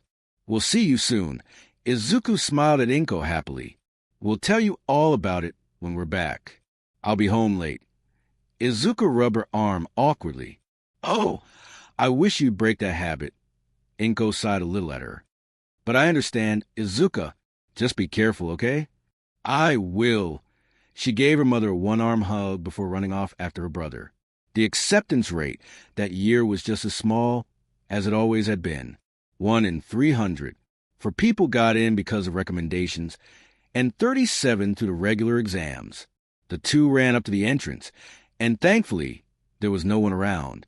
So Izuka didn't have to worry about the crowds this time around. Her hair was back into the normal style of having part of it tied into the 2 rings above her head. The 37th person was, of course, me. I'm sure that the school recognized that, but didn't seem to mind me as the extra addition. I only hope that it didn't bother anyone else. We were split into 2 classes, with one having 21 instead of 20 because of Izuka's acceptance. Class 1A, 1A. Izuka looked around for the door. Come on, where is it? Ah, there. He looked up at the door sign, and the door was about 3 times taller than them. Izuka blinked in a bit of awe as she looked up, since height-wise, her head just barely stopped at his shoulders. Man, this thing is huge. Are there giants here? Maybe it's for people whose quirks make them taller like MT Lady, Izuka suggested nervously, while turning to him. Yeah, maybe, he agreed with her. The 2 then stood up straight and anxiously. The most promising students in the country are waiting behind this door. I can deal with 19 other students. That's not that bad, right? Izuka murmured in a bit of hesitation, while gripping the straps of her bags. They then thought of Katsuki and the boy with glasses, as both of them were terrifying, and they didn't want to be in the same class as those 2. Izuka gasped and then shook his head rapidly. Maybe we're in different classes. Maybe everyone in here is nice. Izuka hoped, since they had been bullied since 4 in school, so they didn't really have any friends. Izuka herself was too anxious to really make any. Sure, Bakugo-san has been in our classes since we were growing up, but they wouldn't do that again, would they? Izuka bit her lip and then took a deep, shaky breath. She watched Izuku slide the door open, and unfortunately, they were met with the boy with glasses scolding someone. Take your feet off of that desk now. He scolded none other than Katsuki. The blonde gave a smug smirk. Huh, he remarked while playing dumb. It's the first day and you're already disrespecting his academy by scuffing school property, you cretin.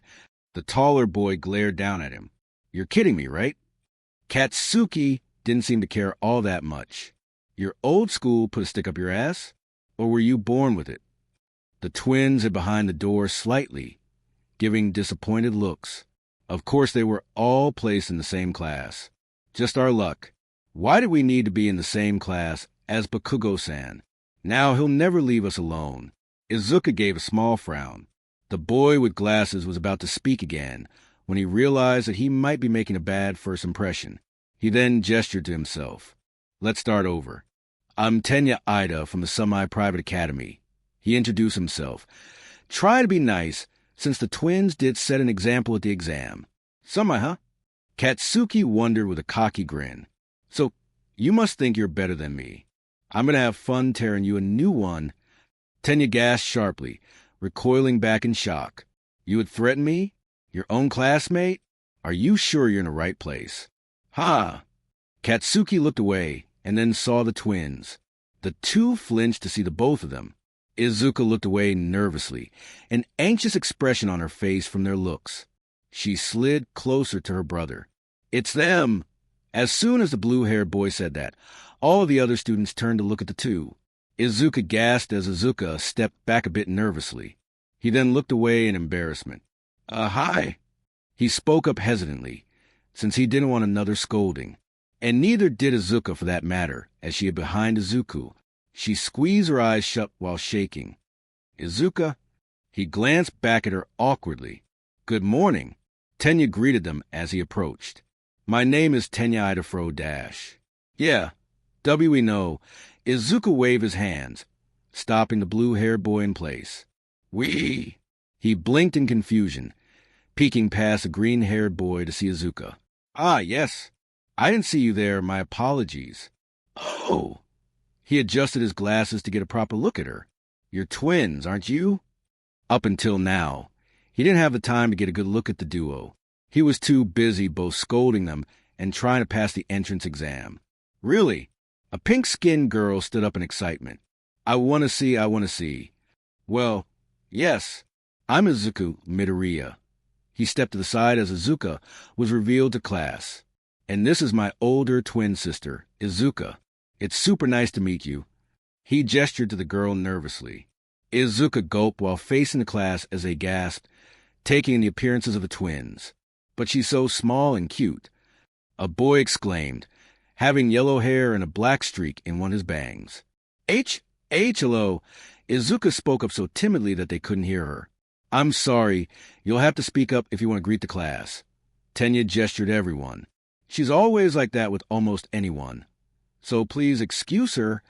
Izuku rubbed the back of his neck. I see. Well, Midoriya's. You realized that there was something more to the practical exam, didn't you? He questioned them both, earning a gasp from Izuku. Izuka blinked at him, getting over her anxiousness for just a second. You must both be very perceptive. And I completely misjudge you both, I admit. As students, you're far superior to me. He looked away in shame. Izuku gave a small sweat drop at the back of his head. I find that hard to believe. He seems to have a really serious personality. Izuka stared at him. Hey, I recognize that messed up hair and that thick hair. Achiko, the girl who was nice to them, appeared from behind. Falling boy and puppy girl. The two turned around with a gasp, shocked to see that she was in their class too. As she was talking, Izuku looked at her wide-eyed. Oh my gosh, it's that nice girl who talked to us. Well, Izuku was hiding, but she looks good in that uniform. That punch and shooting star was amazing.